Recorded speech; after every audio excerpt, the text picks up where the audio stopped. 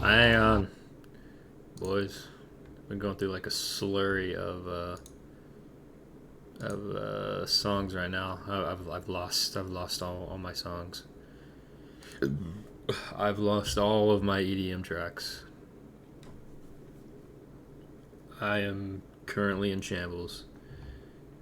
I can't find anything anymore. I know it's not that. Is it this? No. Unless it is. It's not that. Ugh.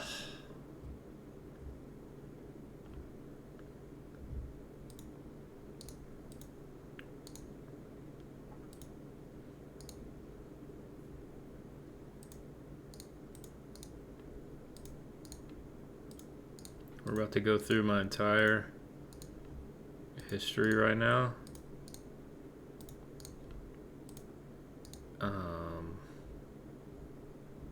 Just to see which one it is.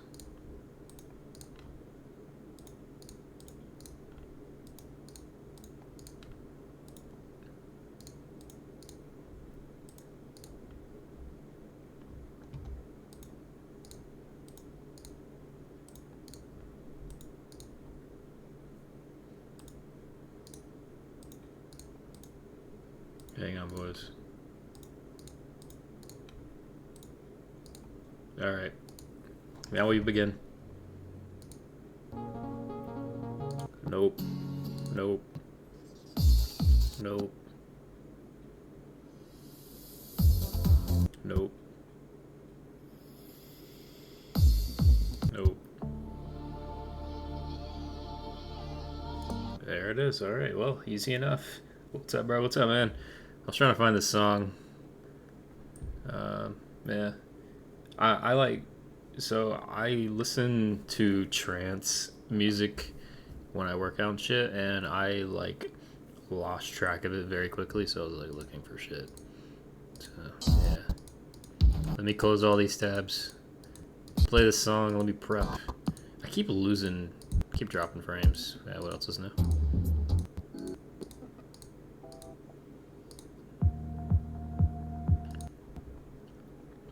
So I will have to make a trance playlist because yeah, I keep losing track of this shit. But anyway, I'll be back. Yeah, still intro. Battery fully charged. Jesus, fuck's sakes, fucking remix. Jesus. Oh my god. All right, boys, prep yourselves. Go piss, stuff like that. It's gonna be pretty good.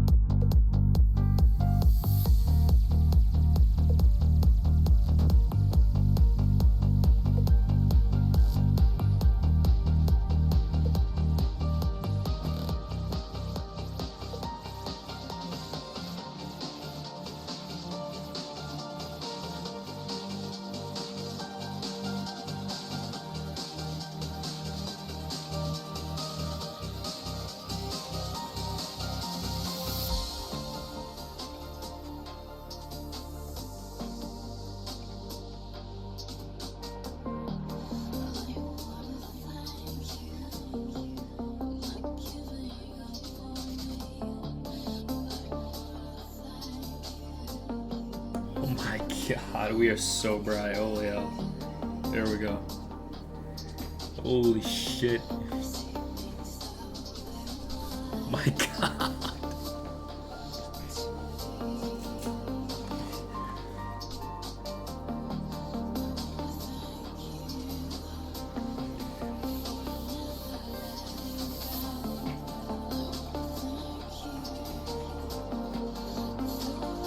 Jesus.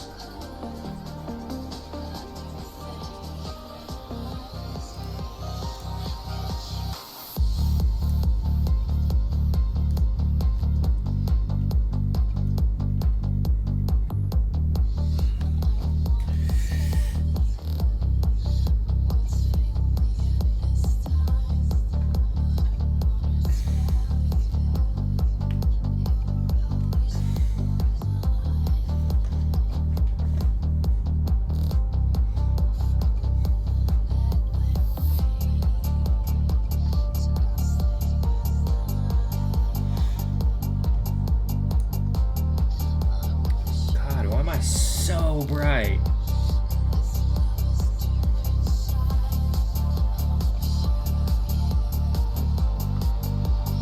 Fuck it. Fuck it, I guess. Jesus Christ.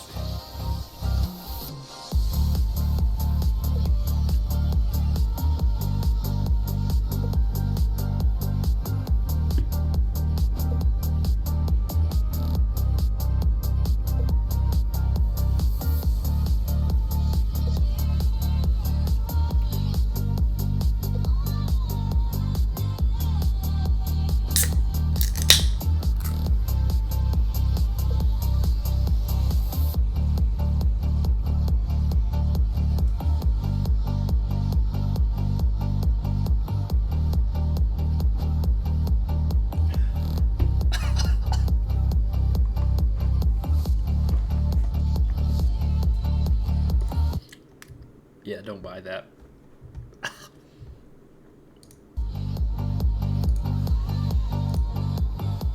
Ugh.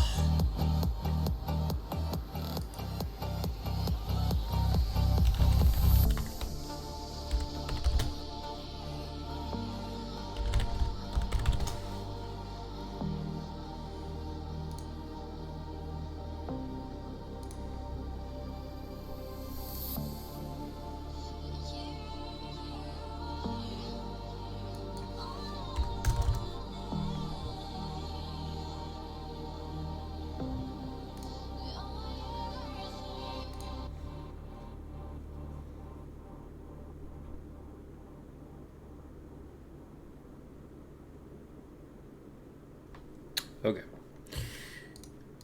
Oh shit! I didn't mean to click that. Boys. I don't know why I'm dropping frames. I'm like, I don't know. Is there a delay? I feel like there is a latency issue going on pretty heavily right now. Holy shit.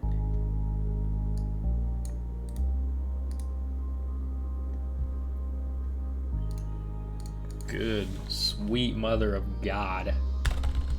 Sweet.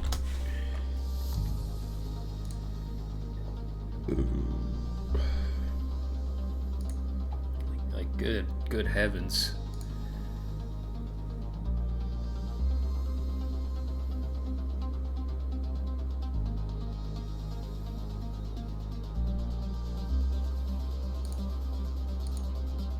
Hang on.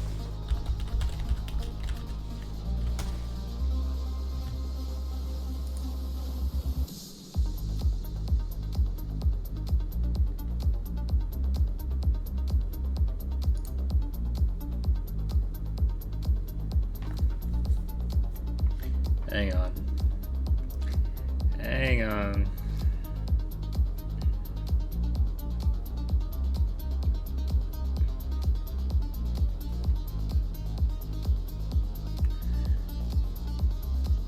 I think I already have this. I do not. Hang on. I want to get this kind of resolved before I get started.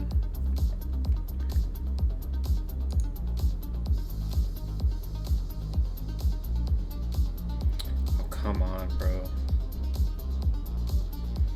Yeah.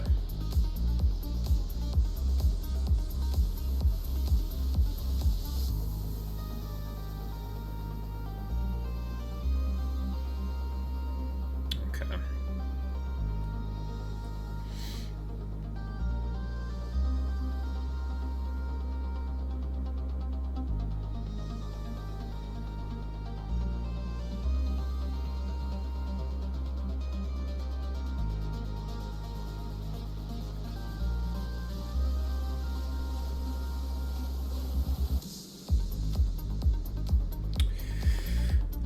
Just double checking something. It's taking forever. It's really annoying. It's like the annoying thing with streaming. Everything's fine until you hit the go live button.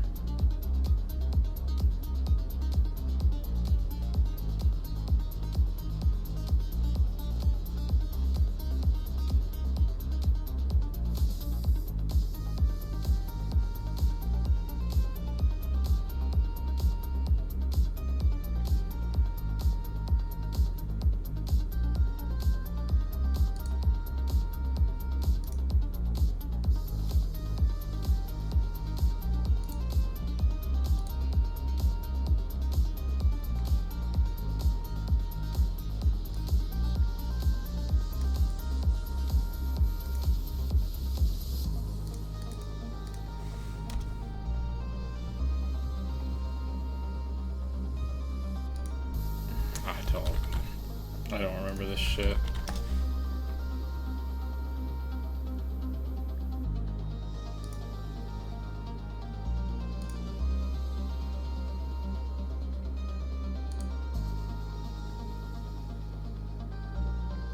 I cannot remotely share my screen right now.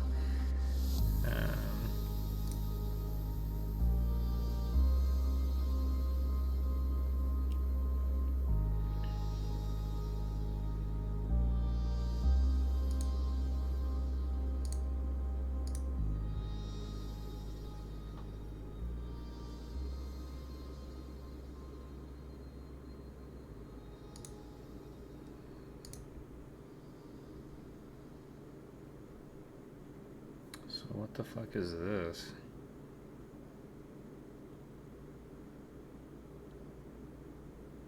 Hang on.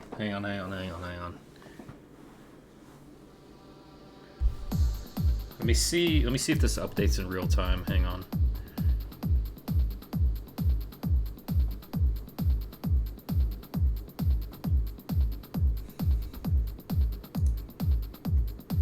It does not.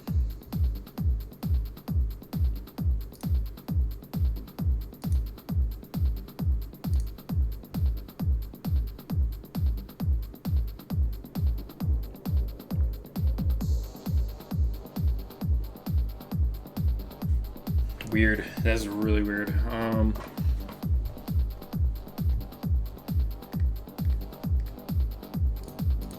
Okay. We will just have to get through it. If anybody is in chat, if you notice like me speaking and the words don't match up, just let me know. I'll try to figure it out. Yeah, it's really annoying. Next on the list is a new Wi-Fi thing. This one, like I said, it's about as old as my old headset was, and it's for a laptop. And like I said, I think last time, I'm on the other side of the freaking apartment, and it's going through a wall, so it's like really struggling. And I can't put the router in there, like right there, because that's an outlet for routers or whatever the fuck, but it's a dead outlet. It doesn't work because, of course, when the cable people hook up shit in apartments, they primarily use the living room. It's really annoying. So there's nothing I can do.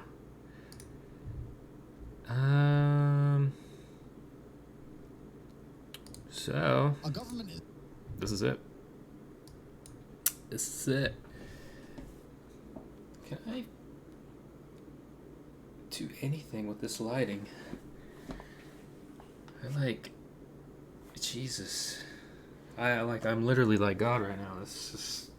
It's like crazy dark in here, but on the webcam, it's like bright as fuck.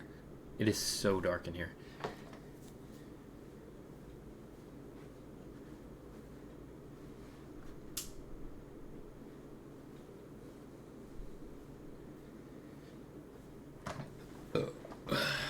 Okay, that works. Weird. Anyway, I don't even remotely want to look at the viewer count right now. I know most of you are probably fucked off by now or have me muted. So, okay, we're just gonna get right into it. Oh god, the internet stuff is so annoying. Oh my god. Jesus. Hang on. Let me check one thing. I know. It's really annoying. Okay, good. I just want to, like, triple check I wasn't going to leak my IP address. So, I had to check something. Anyway, this is it. Andrew Tate, Alex Jones interview on InfoWars. Again, I don't know if he's banned on Twitch. I have no idea. I genuinely, I don't know. So, yeah. A government is nothing other than a bunch of people telling a bunch of other people to enforce their rules. When's it going to get to a point when the law enforcement is going to sit and realize and wake up that the people telling them to do certain things, to enforce these laws or to enforce these registers, are evil? There has to become a point when their enforcers turn around and say, no, we're not going to enforce it. The majority of the sheriffs have said they're not going to do it. They'll just deputize all the citizens. Absolutely. Which, again, is the power of the elected people can elect a sheriff who then decide to arm everybody again over the law because the sheriff's the highest law in the county. Yeah, and that's what you need. There has to come a point when these insane leftists try and pass a law, and the people who actually have to enforce law come along and go, no, this is bad for people, and I refuse to do it. And that's when it's really going to come unstuck. There's going to be a limit. There's going to become a limit.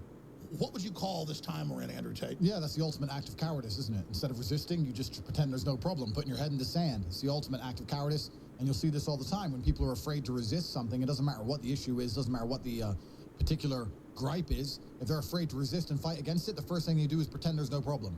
Oh, what problem? Oh, it's fine. It's okay. What censorship? I don't see censorship.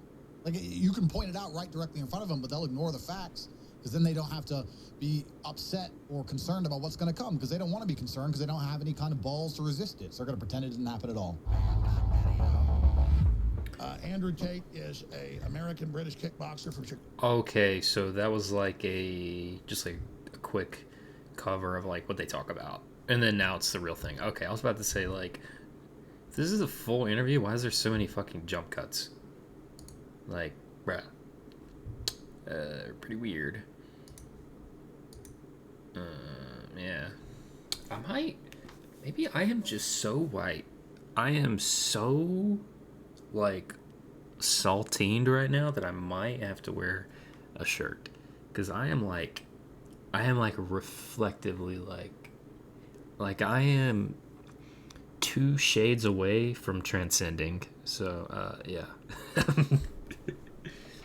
Chicago, Illinois, who competes in the cruiserweight and heavyweight divisions. He is 3-time ISKA kickboxing world champion and Infusion Live champion. He is the son of late chess master Emery Tate. So he's not just tough, smart guy, and also commentator on Real Extreme Fighting, the largest MMA promotion in Romania.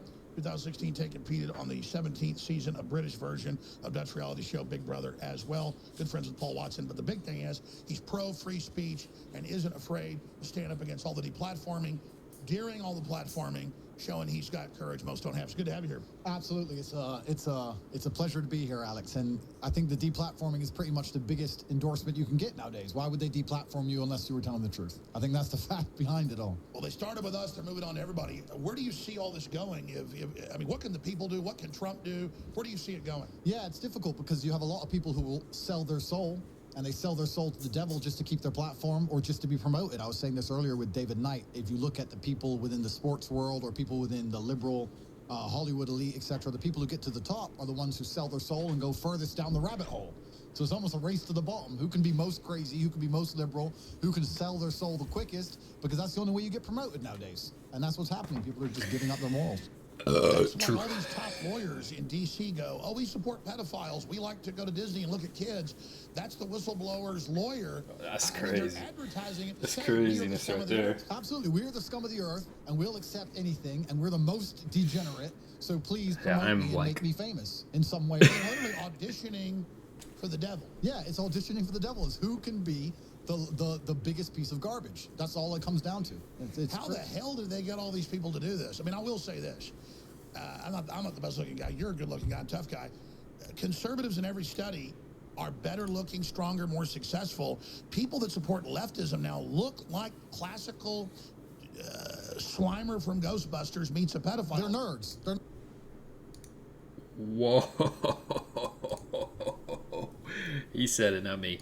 Nerds. Because this is how socialists think, because socialists have groupthink. So if you're a big, strong alpha, you have a degree of individualism. If you're a sheep or you're a small, little individual who feels like he needs safety in numbers, then you're going to be a socialist. That's what it comes down to, is safety in numbers, isn't it? It's like... But they're never even getting anything from the globalism. It's like a reflected power. Yep. And it's crazy. Yeah, crazy is absolutely the word, but they just feel safer if they think, well, you know, if we all band in together... You know, hopefully we're in a big enough group, someone else will die and I won't die. They don't want to protect themselves. They're like schools of fish. Absolutely. And of course, there's little guys and guys that aren't physically tough that have moral courage who are amazing. It's not just a physicality, but they have that light in their eyes. People that support this evil are literally look like they're dead. They can hardly talk. Statistically, they're dying. They have diseases. They're committing suicide. I mean, the wages of sin are death. Something's happening. People are getting stronger or they're getting weaker. It seems like there's an acceleration of that. Yeah, and that's going to be the lines that are drawn, I think, in the end. I mean, I always say this as an example. If you were to get 100 liberals and 100 conservatives and have a Royal Rumble, who are you betting on? I always say it. Yeah, it's clear to everybody to see. And these liberals are just pushing their agenda of absolute degeneratism, so... Well, also, there's a subconscious thing with scumbags and psychopaths is they want to get caught, and at a subconscious level. So they're just begging for us to crush them, and really, it's us putting up with this crap that's allowed. Putting up with it, yeah, and that's an amazing point about getting caught. And I think also another thing they're very, very desperate to do is to try and spread the poison. You see this all the time. Weak people, all they talk about is how unimportant it is to be strong. They want weak people around them. They feel so bad Mediocrity. inside. They feel so bad inside. They're desperate to spread that poison. And they get upset if somebody's doing well instead of feeling good about the species. They want everybody to sink. Yep. Misery loves company. Yep. Well, guess what? We ain't going with you. All right, now we're going to nothing but calls. Baldy, finish your point. Andrew Tate's here with us, world champion kickboxer. Go ahead. Yeah, sure. Thank you. And thanks for the offer of the T-shirt, but it's okay. I actually purchased so many of your items. Instead of listing them, it'd be easier to play a game I invented called InfoWars Store Roulette. Thank you. I would call it InfoWars Store's Russian Roulette, but I wouldn't want to give them that to the end of the game, Yeah. of course. Well, let me tell you, we're Probably not a barely good keeping idea. on air, so thank you, brother. Keep it up. For sure. And Baldy is the name that I use when I troll the local radio stations. I've been doing it for about a decade now. I use the name Baldy as kind of a reverse psychology because they think, heck, anyone that would call themselves Baldy can't be that harmful. But believe me, I planted the brush fire in many a young men out there. But as far as the Horowitz report, yeah, again, you know, I think you can look at the guy. He didn't ask for any of this. You know, he just wants his pension. He doesn't want to go out to dinner and be harassed by a bunch of maniac liberals screaming him down. But he put in all the damaging stuff that needs to go forward. And now Durham. No, you're right. Now that I had time to read the report, it is damaging. He did a good job in Congress. And you're right. I mean, they will terrorize anybody that doesn't submit to them. So, you know, and I expect Barr and what Durham have said. What do you think, Andrew? I think it's just an obvious attack on democracy. I mean, that's why I'm looking at it from the outside. And to give you another perspective where I live from outside America, everybody now, since this impeachment hearing, everybody outside of America watching it from the outside in is just saying that the American political system's a joke. And they're saying, how can you have a president and then nobody wants to allow him to be president or get anything done and constantly try and kick him out with no reason? So this is being backfired overseas? Oh, yeah, it's being mocked internationally. Everyone's saying the American democratic process is a joke. That's what everyone's talking about. They're saying, I don't understand how the politics... Because you're not allowed to talk to a foreign leader? Yeah, exactly. You're not allowed to talk to a foreign leader. And then it's not even just that. They're saying, but he won the presidency. Like, everyone's just like, but he won. So what's the problem now? And you try and explain to him that there is no problem. It'd be one thing at the end of the football game if the other team whined and bitched. It'd be a big scandal. Those players would get kicked off the team. They're bitching 3.5 years later. The bottom line of democracy, the underpinning is that someone's going to lose and you have to accept the result. This is the bottom line of democracy. Otherwise, you're not going to have a democratic nation. This is the bottom underpinning. So when you have the current situation where the people who lose cannot accept it, then you don't have a democratic society any further. Well, these people are authoritarians. Great points. Thank you, Baldy. All right, who's up next? We got Jose, David, Reggie. Who's been home the longest here? That would be Arthur. Yeah, let's go ahead and go to Arthur in Florida. Arthur, thank you. You're on the air. Oh, Merry Christmas, Alex. You too, brother. America's back. Yes, sir. Oh, this is great. Christmas, bro. Why am I so white? No way it's this headset, right? Maybe I have to.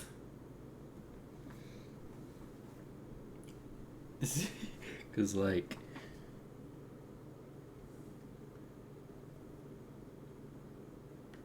interesting. See, I wanted the black one, but it was $50 more, and they didn't have it, so I went with the white one. And the white one is more appealing, whatever, you know, blah, blah, blah. I also need to get a new hat. This thing is, as you can tell, has been through hell and back.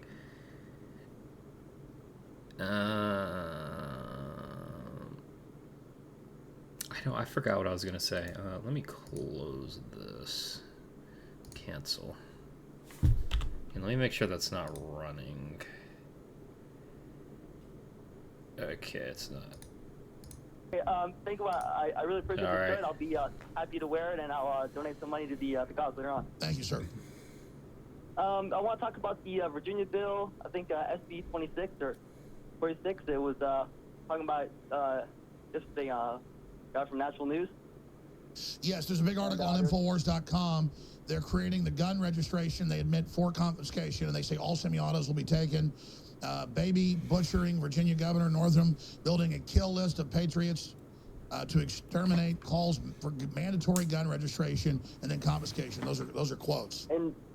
And also, like I guess they're redefining any kind of Yeah, I'm gonna have to change my saturation or clearly the white balance because I wear darker clothes, my hair's black, my glasses are black, my hat's black, and then the headset is like white. Yeah. Yeah. So if I'm a boxer, and if I were to even take a class to teach somebody, then I can go to jail for that. Oh, yeah, Andrew, did you hear about this? They said any physical training where you could hurt somebody is now a felony in Virginia if this bill passes. That is absolute insanity. That's crazy. That's crazy. And I want to, when all these things happen, I always wonder, a government is nothing other than a bunch of people telling a bunch of other people to enforce their rules. When's it going to get to a point when the law enforcement is going to sit and realize and wake up that the people telling them to do certain things, to enforce these laws or to enforce these registers, are evil? There has to become a point when their enforcers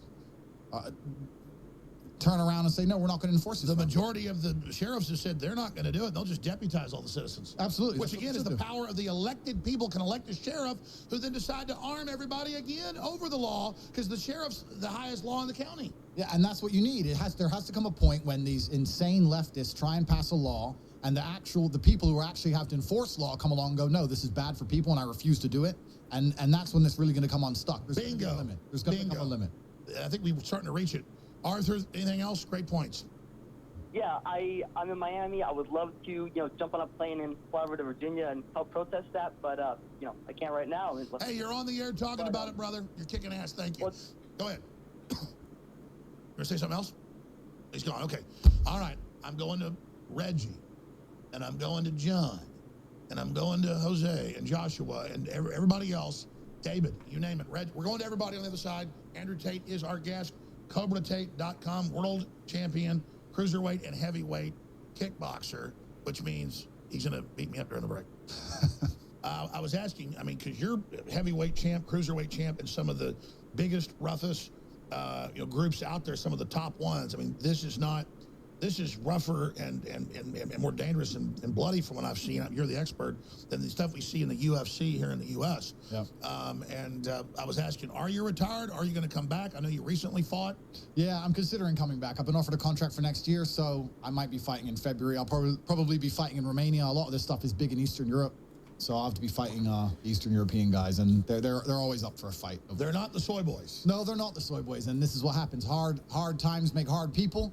They live a harsh reality, so they've lived through socialism up until 1992, the Romanians, so they understand the horrors of socialism, and it created a very hard reality for them which created very hard people. I've seen some of your fights. It's brutal stuff. Yeah, well, you have to be. You have to survive. It's them or me, so that's how you have to be. What's your favorite fight you ever had? My favorite fight I ever had, I think I fought against a German champion, actually. You can see it on YouTube. Or on my website, CobraTake.com. I fought against a German champion. I accepted the fight on 3 days' notice. I didn't even train. I was drinking on holiday, and I turned up, and I just thought, fuck it. And I knocked him out. So there you go. So I finished him in the second round and broke his jaw and left him he had to have one of those head brace things, to correct all his face, and that made me happy. So that's the thing. Can you overtrain and overthink it, or some just go in there with animal force? Yeah, sometimes you can certainly overtrain and you can definitely overthink it. Sometimes you can just get in there and just be in the mood for a fight. It's kind of weird the way fighting works. And you saw with Anthony Joshua, he won the last one, but the one before that, he just wasn't in the mood to fight. Sometimes you just don't feel like fighting, as crazy as that sounds, because it's not an emotional thing, is it? It's a pre-designated time and date. So you may not be in a particular violent mood. You might be in a pretty happy mood, and you got to go in there against some psychos. That's how it goes. But isn't it once they start trying to take you down, something clicks, even if you're not in the mood? Yeah, I think so, yeah. Most of the time. But does it ever get where things slow down, but you're even faster, but the fight seems slow? I think with me, most of the time, I don't remember a lot of my fights. It's kind of like you watch them back afterwards. There's so much adrenaline. Yeah, keep rolling that when he knocks and breaks his jaw. Keep rolling that. Keep going. Yeah, you don't remember a lot of them. This is a different fight. This is a French champion there. And if you go to, Jesus, I think this is on YouTube. There's if you go, you look on there, you'll find it against the German champ. But yeah, you don't remember a lot of it because adrenaline's so crazy, you don't really remember it. So it's just how it goes sometimes. You just have to get in there and see what happens. Well, tomorrow you can get some of your highlights. We'll play those. Or just randomly going into these. Yep. But again, okay. People get intimidated by masculinity, and then they try to dumb it down, act like dumb guys are strong. I've actually found a lot of times stronger men are actually also have a better intellect. I'm not putting people down that aren't physically strong. It's just, there's a lot of guys a lot stronger than I am by magnitudes of 10. But there's this hatred of strength, like you said, and this pushing of mediocrity that is killing the species right now. Absolutely, and it's done in every single possible way. If you watch every single movie now, there's women beating men up, which we all know is completely unrealistic. If you watch anything on TV, they always have the dad as some big bumbling idiot, and the woman is the smart, intelligent one who leads the family. The man doesn't know anything. Yeah, this is me beating a French champion up. This was a hard fight. This is a Dutch guy. I've fought them all. I've been all around the world. I've fought everybody. I want to see you break the German's jaw. I think it's a little bit earlier on in this video. I think it's a little bit earlier on. It's probably about 3 minutes earlier in this video, and you'll see it. And I'll show you the exact punch. Yeah, they'll see it. He has Germany shorts on, and I have America shorts on. Because you're American and British. I'm American and British, and I always fought in the American colors. I liked walking in, USA. So I always fought in the American colors. So I like that. Yeah, they'll be able to see. So what made you choose the USA colors over the British? I think England's completely fallen. England's a fallen country. America, at least we still have freedom of speech. At least you still have the Second You hear that? Amendment. You have some things left that preserve your democracy. England as a whole is completely fallen. The European Union controls every nation. That's a shame because people used to really respect those colors. England was the greatest empire on earth. They conquered the world. You couldn't mess with England. And then they said get rid of masculinity. Yeah, and then that's it now. And now we have a situation where even it doesn't matter who the president is. It doesn't matter who the prime minister is. It doesn't matter who you vote for because European Union law supersedes British law anyway. So it's just how it works. So there's no this was a long hard fight. This was me against an Armenian. But yeah, there's no masculinity left in Western Europe as a whole. So England's a fallen country. So I always fought in American colors. What's your view on all the estrogen mimickers, the chemicals? Because even people that were masculine, they're just being bombarded. Yeah, testosterone is the very basis of masculinity in every single form. And I think if you look at some of the cultures which people are least easy to control, these are high testosterone males. If you have a whole bunch of low testosterone males, you have slaves. Eunuchs. That's what they do. They just want a bunch of eunuchs. The ancients used to chop your huevos off, and now they call it transgenderism. We're like, hey, it's cool. Let's chop all our babies' balls off. Yay! Anything. Again, I don't condone what this guy says. I'm just here to react. Well, if you call it that, I'm trying not to interject into what's being said because there's no dead air. It's just constant back and forth, back and forth, back and forth. So, yeah. Also, I'm not necessarily scared to have an opinion on anything. It's just, it's InfoWars. Crazy things are going to be said, and I don't want to be clipped out of context in some weird way. And there's some weird narrative push that I'm like, well, whatever the hell. I'm just here. I'm watching this for the first time. I'm taking it in. This is really crazy. I had no idea this even happened. So, yeah. To be popular, anything to like I said, sell their souls to the devil. I saw something on Twitter the other day. Some guy was bragging about the fact that he was the one who brought the drag queens to the children's story hour and how proud he is of himself. And you could tell, although there was a huge backlash, he just enjoyed the attention. This is a no. Also, yeah, again, this is nasty as fuck. Don't buy this. It's really gross. Buddy, who's a weak little man who's never achieved anything in his life. He's got major governments behind him. That's right. So now he's damaging children with his insanity, and he knows deep down what he's doing is wrong. But for the first time in his life, he's getting attention, whether good or bad. And now he feels important. He's going to continue to spread the liberal insanity just to have a purpose. Yeah, we talk about the Chinese social credit score and how... Well, let's say. Yep. Looks like I'm good.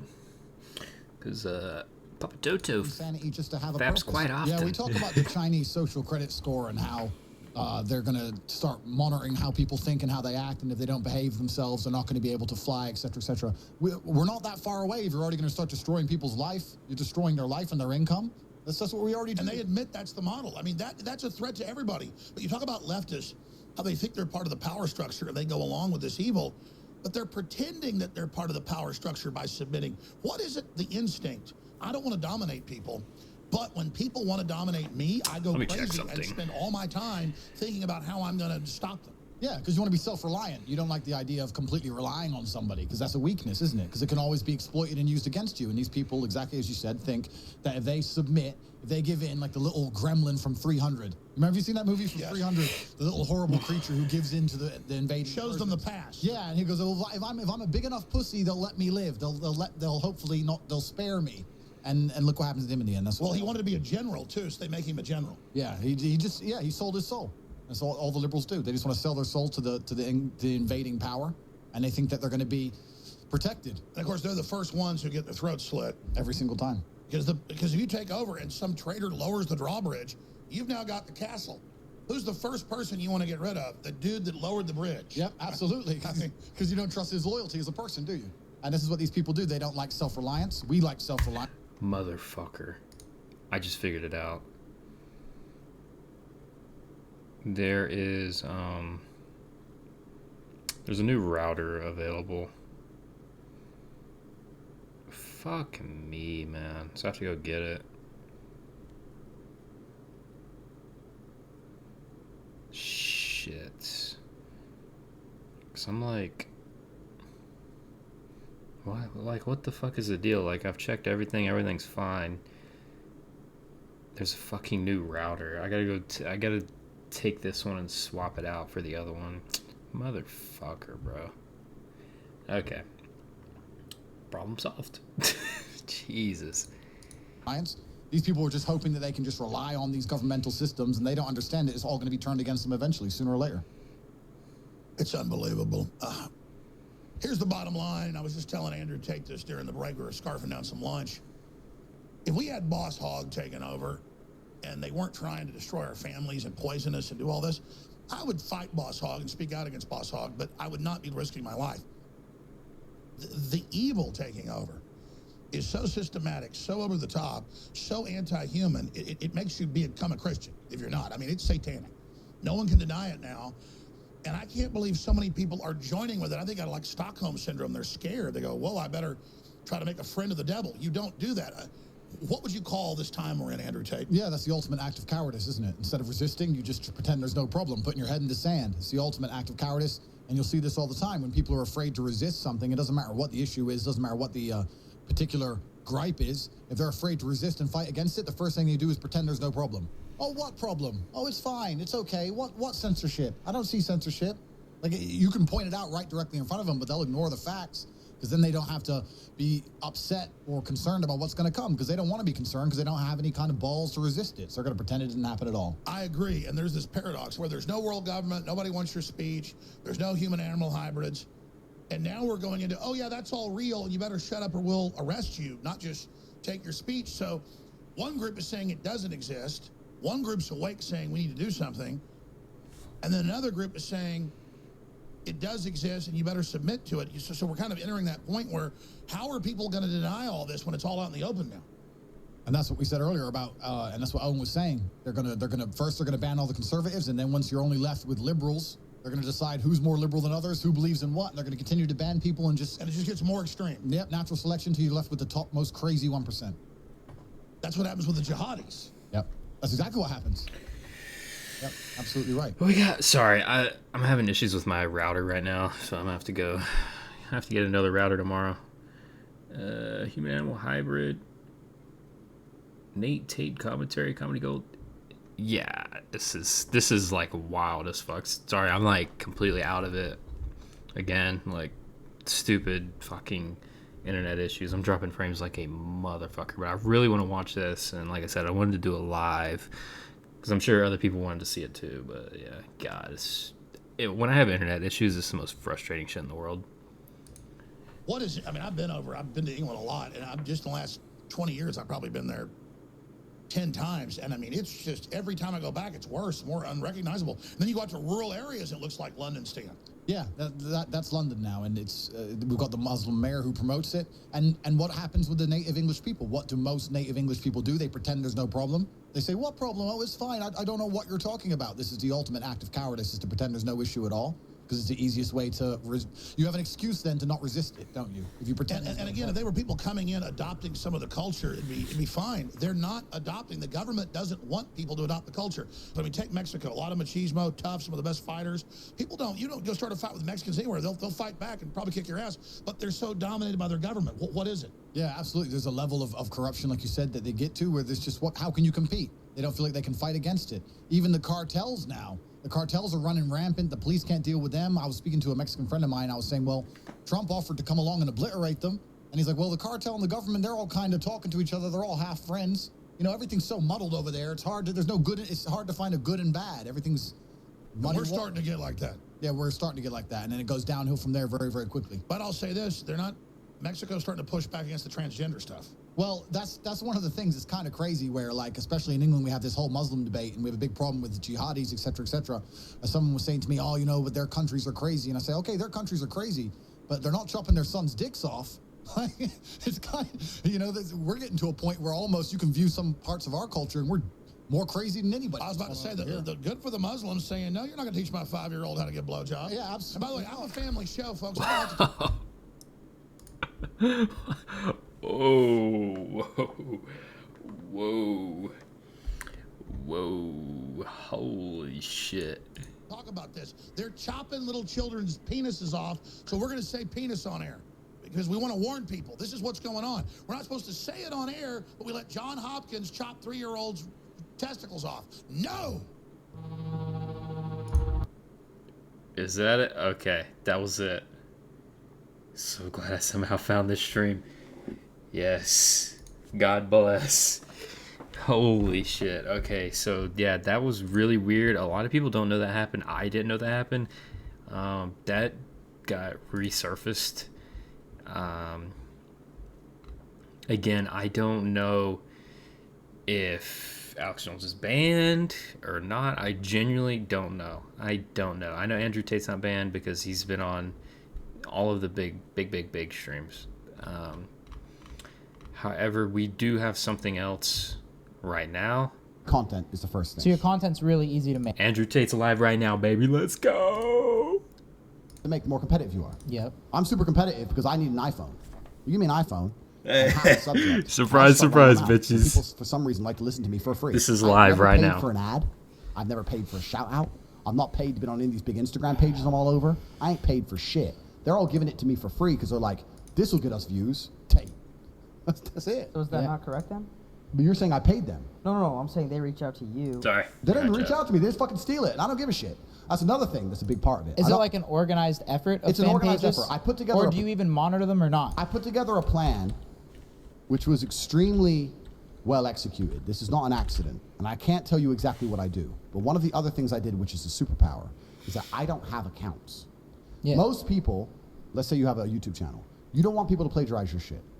You want the views. You want your money. You don't want people to rip your video, use it, da-da-da-da. I don't have an account. Everyone can steal my shit.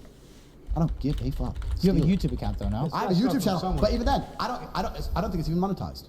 I don't take a single penny from it. Ours is, we've never made money off YouTube. Yeah, that's what I mean. So right, so I don't need money, right? So if someone were to come along and decide to take my video and chop it up and use it for something, I don't care. Someone were to come along and make a video. True, he is. Da-da-da, I ain't gonna try and copyright strike. Don't care. Do it. Everyone can do whatever the fuck they want with my shit. So I'm free game, right? So it's entertaining and it's accessible.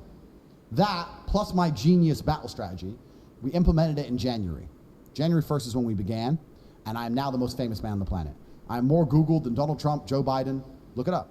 I'm the most Googled man on the fucking planet. Really? Yeah. That's Yeah, fact. Look saw up Donald that. Trump, Joe Biden versus They did Andrew on Tate a- in they- Google's. someone exposed that on the podcast and verified that's correct. Yeah. So I'm the most Googled man on the That's planet. crazy. I've conquered the world. And So then is it mostly a TikTok strategy or social media as a everything. whole? I own all of it. Does it bother you don't make money from this shit? Well, you make money through your ventures, right? Right. So yeah, I already have. What ventures do you have right now? Yeah, I can't tell everybody everything I do, but I have enough money forever. Like I'm at the Forever. point of money now where it really truly has no value. Everything in the world to me is free. And I grew up very, very poor, so I can still remember being poor. I grew up with nothing, truly. My family, my mother and father, they got divorced when we were in Indiana. My mother moved back to England. My father stayed in America. My father unfortunately died. My mother and my brother and my sister, we grew up in the free houses that the government give you, so the projects of England, in the town called Luton, which was voted the worst town in England with the highest crime rate, blah, blah, blah. Lived in a shit area, grew up with nothing. And I've done all of this completely myself. No financial help, never got a loan from a bank, a friend, nothing. Did all of it completely by myself. So I remember being broke. And I really, really am thankful for those poor days, because if it wasn't for the days being poor, being rich would suck. 100%. Bro, it's fucking, it really ain't that cool. It's only cool because you can do shit and say, do you remember when we couldn't afford to do this? Yeah. Otherwise it's boring, right? So I'm at the point now where absolutely everything in the world is free. If a new car is launched and I see it, let's say it's a brand new Lamborghini, right? In fact, I did this yesterday. They're replacing the Aventador. There's a new Lamborghini. It's a it's hybrid. It's 1,000 horsepower. That's Not what even on Type I 10. saw an advert, a YouTube video on YouTube in the Explore page.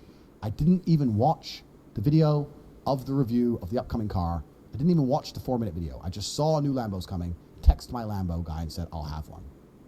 I don't know how much it costs. I don't need to choose options because I tick every box. Every option, give me one. It'll come out the bank and I won't notice. Jeez. It'll turn up. Everything's free. Based. Ivano jet's free. Give me yachts free. Besides mega yachts and mega mansions, literally everything on the planet is free. What's your main public venture that you're doing right now that you could say? Right, so I do a few things online. So I own some casinos. I saw your website too, yeah. So I own some casinos in Romania. That's one of the first things I do. Really? But I don't want to talk about that in too much depth. But I own some casinos in Romania. I also have some more traditional wealth income methods. I've got a property portfolio across about 6 or 7 countries. I'm also an extremely capable individual. In fact, I wish I had my business card on me to give it to you.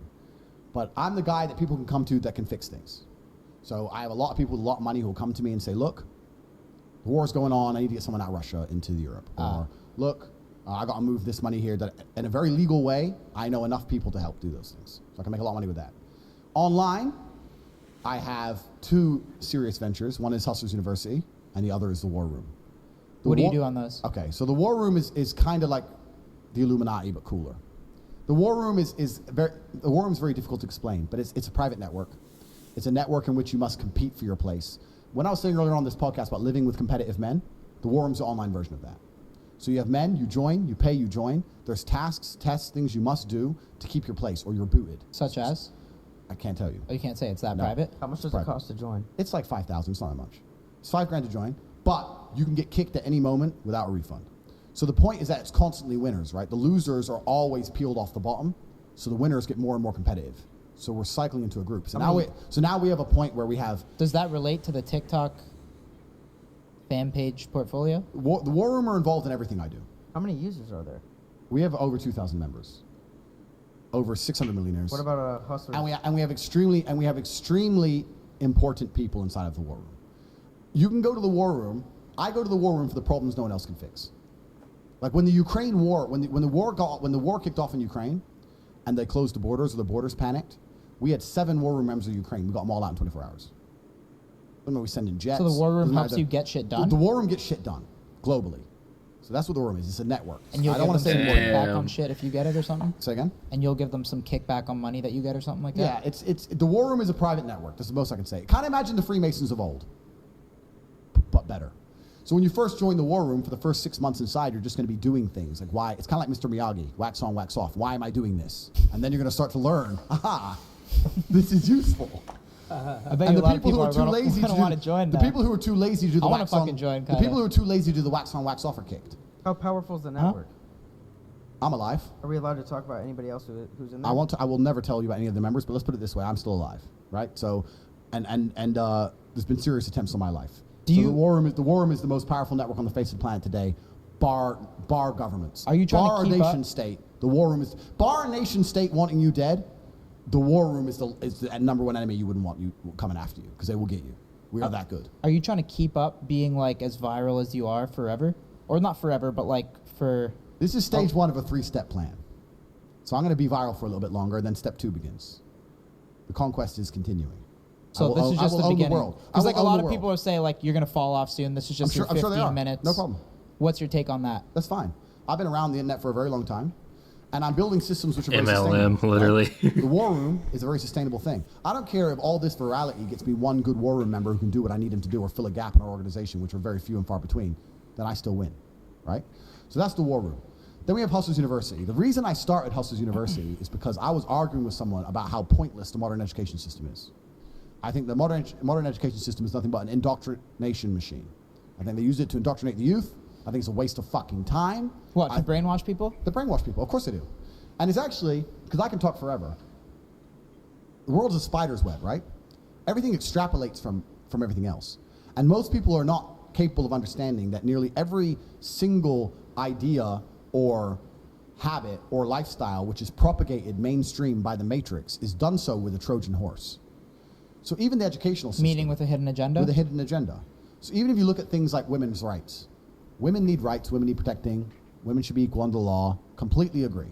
They said they wanted women to work so people could pay more taxes, no? They want people to work so they can pay more taxes, double the tax base. But do you know what else they wanted them to work for? Get the kids out of the... To get the kids out of the influence of the parents, right?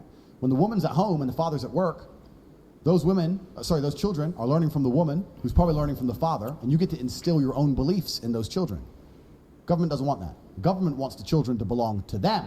So they get the woman out of the house and they send you to school for as long as possible to reprogram you. This is why you will see YouTube videos of children arguing with their parents, and their parents will say that's not true, and the children will say, I learned in school that a man can be a zebra, or whatever they learned, and they start arguing with their own children. You don't own your own children's minds anymore, because your children's mind is owned by YouTube and the school, right? And the school will say to you, if your parents ever yell at you or get aggressive to you, you come to me, and we'll tell the police. Don't worry about that. So they're doing it to brainwash the children, right? Because this is how you control the future. So the whole educational system in and of itself is a scam. They use feminism and the whole women's rights bullshit to get everyone's children into the indoctrination machine. They keep you there as long as possible. They want you to finish in debt because then you got to get a fucking job and become a good slave. But they don't teach you anything of value. Nobody learns anything of value in school. And everybody intrinsically knows this. Even the people who disagree with me, I said, if you see me pull up in my Bugatti in a gas station, do you look at me and think, wow, he went to school?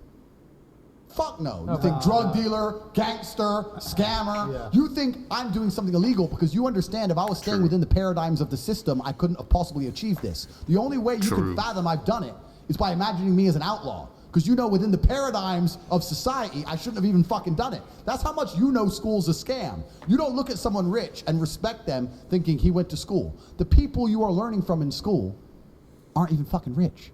Your business professors never had a business. They're brokies. They're fucking broke. So school's a scam. And it's the biggest scam on earth. And the reason it's a scam, before I get into the meta point, the reason it's a scam is because it operates in a vacuum. It operates in a vacuum because it cannot be fairly compared to any other service. So you can get a loan for school, but you can't use that money for anything else. Because if they were to open it up and put the school, the education system, into the fair market of capitalism, it would fail. If I were to give you 100 grand and say you can get a degree, or you can buy a crypto, or you can start your own business, or you can do anything you want with it, who's going to choose a degree? No one, probably. Nobody! So they say you can only get the money if you use it for education, which allows it to operate inside of a vacuum. Because it operates inside of a vacuum, it is one of the few things on the planet which is allowed to be non-competitive. It's not competitive against any other investment. Everyone knows that. But you can only get the money for that. So you can't get the money to invest in anything else. So you end up doing it, learning something that is outdated, slow to learn. There's more, it doubly inflates. There's more degrees every single year, meaning the value of a degree decreases. And the price goes up every single year. So it's worth less each year. It costs more year on year. There's no other industry where you can even get away with that. You get wrecked, except for the educational system. So I was explaining why it's all a fucking scam. And people say to me, well, what else am I supposed to do? I don't know what else to do. I said, I'll tell you what, I'll start a school, and my school will teach you how to make money. Because what do you want to work for? Oh, I want to work for my passion. Da-da. If you want to work for your passion, fuck off. What do you want to work for? I want to work for money. You're the guy I need. You want to work for money. Because there's people who really don't want to do what they enjoy. That's fine. You're never going to be rich that way. Go be a vet. A vet, you might be rich. Go work in the zoo and clean up pig shit because you get to be near an elephant. That's your thing. Go do it. Your passion has nothing to do with getting paid. So the people who are serious, the people who are smart enough to go, I only work because I want money. I don't care what I do. I just want money. Cool. Then you can come to my school. Now, my school is competitive. My school does not operate inside of a vacuum. It's $49 a month for Hustlers University, and we teach 18 modern wealth creation methods. We teach 18 different ways to make money. In the modern world, which is very different from the old world, which is a key point, because people always say, well, my parents told me, your parents lived in a different fucking world. Your parents bought a house for $60,000 and now it's worth $500,000. So of course they're telling you to save up, buy a house. How are you gonna buy a house for $500,000? You're working at Starbucks, G. It ain't gonna happen, right? So all your parents' advice is outdated and it's bullshit. So all the old advice is bullshit. Saving money is bullshit. Inflation's like 10%. Save. You gotta get rid of your money. Fuck saving. You gotta fucking spend it. So everything they tell you is wrong and old. So it's all modern wealth creation, 18 different modern wealth creation methods. It's $49 a month. And you can spend that $49 on anything you want. You don't have to join my school. You can go buy lunch if you want. So I'm competing against the entire world, right? You can invest that in anything. And people are still choosing my school. That shows it has a genuine value. At the point of this podcast, where I checked this morning, we have 108,000 students. 108,000 students. 108,000 in Hustlers University? Correct. Whoa. 108,000 isn't impressive that I've amassed. It's impressive that I retain. There are 108,000 people in the world who have joined my school for $49 a month. And they say, I am getting more for my money or more value than I'm investing here. I'm either making more money back or I'm learning more than I would ever possibly learn for $49 anywhere else. So I, unlike traditional education, genuinely compete in the world. And I'm the only educational platform in the world that does this. There's no competition at all. And I do it because the people who join my school and listen actually make money. Now, I've been accused of a bunch of shit. There is an affiliate system. You can make money with affiliates. That is a system that does exist inside. That's one of the 18 ways. You don't have to just affiliate for HU. You can affiliate for Amazon products. We teach how to affiliate for fucking anything. So you can affiliate for a bunch of shit. But there's 17 other ways to make money, all inside of the school itself. So we are the #1 educational platform on the planet. And I will say this now. Anybody who's serious about making money should be inside. Because $49 is not going to help you in any other way in your life. There's no crypto you're going to buy for $50 that's going to blow up. There's nothing else. For $50, you have fucking nothing to lose. I'm not saying it's going to be easy. I'm not saying it's going to be quick. But we'll teach you how to make money if you're ready to sit there and learn. So that's what HU is. So I've got HU and the War, the two biggest things online. So between those, I'm doing okay. When you say like they want to get the kids out of the schools, who do you think is like, that's like some heavy, like that's some heavy string pulling. Like who do you think is behind that? Like I know people just say it's the government, but you know what I mean though, to be that smart to say, all right, we're going to separate kids from their parents so we can take over the minds of the youth.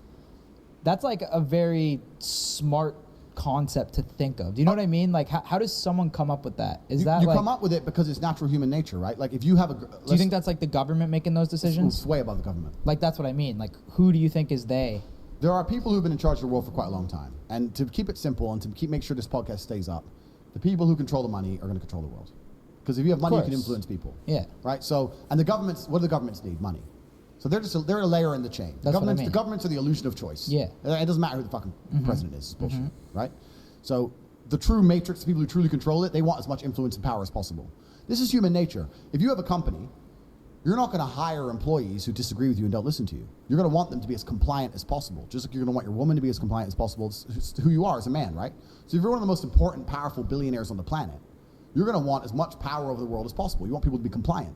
So you're going to look for that outside support structures and attempt to attack them. If you had a girlfriend and she's 100% and she listens to you, except she has this one friend who's always in her ear talking shit, you're going to say, don't be friends with her anymore. True. If you're trying to teach the children X, but their parents are trying to teach them Y, you're going to say that we need them to spend less time around their parents. So how do we do that? We need the parents to be more busy, and we need them to go somewhere. That's just like some crazy control shit, though, is what I'm saying. Yeah. But that's what they've done. Yeah. It's on purpose. Like, it's very, very purposeful. It's all done on purpose. These people are not fucking stupid. The average person doesn't understand that, like, that statement means that, like, there's people above us that are just trying to control us, right? Oh, completely. There's people in charge above us trying to control us all. I mean, if the last 3 years haven't proved that, I don't know what's going to prove it to you. Like, there's definitely people who want to control us because all of us, every man on earth, has an innate instinct for power and control. We're all human. We're not pure creatures. The reason you guys love doing this podcast is because you love being big and getting more followers and getting more. True, Taco. What you said was 1,000% true. What I want. It's what everyone wants. If you get to a certain level in life, that's what you want.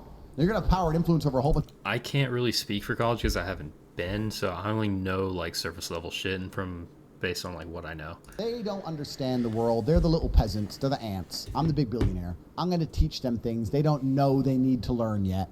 Their mother is outdated. She's in their ear. We're gonna separate them so I can help the kids. They may think they're doing it for a good reason, but what they're really doing is trying to propagate their own personal Waste of worldviews time. Hey, on other you people. learned something. As You we all learned do. that it was a As waste you of do, time. As I do, etc. They just managed to have a lot more influence and more power to do it, right? So, you talk about governments. The fuck is a government? Governments are bought and sold. That's all bullshit, right? But there's people in charge of the world who want us to listen when they talk, and they're going to do their very, very best to stop anybody or stop any kind of power or support structure which is going to prevent that. It's done on purpose. For the lurkers, again, I don't look at my viewer count ever. I think it's silly and stupid. For lurkers, this is live. This isn't, as you can see in the bottom. This is live, so yeah. Fucking day. When there are two sides of the same coin. And the people in charge of all of it are laughing.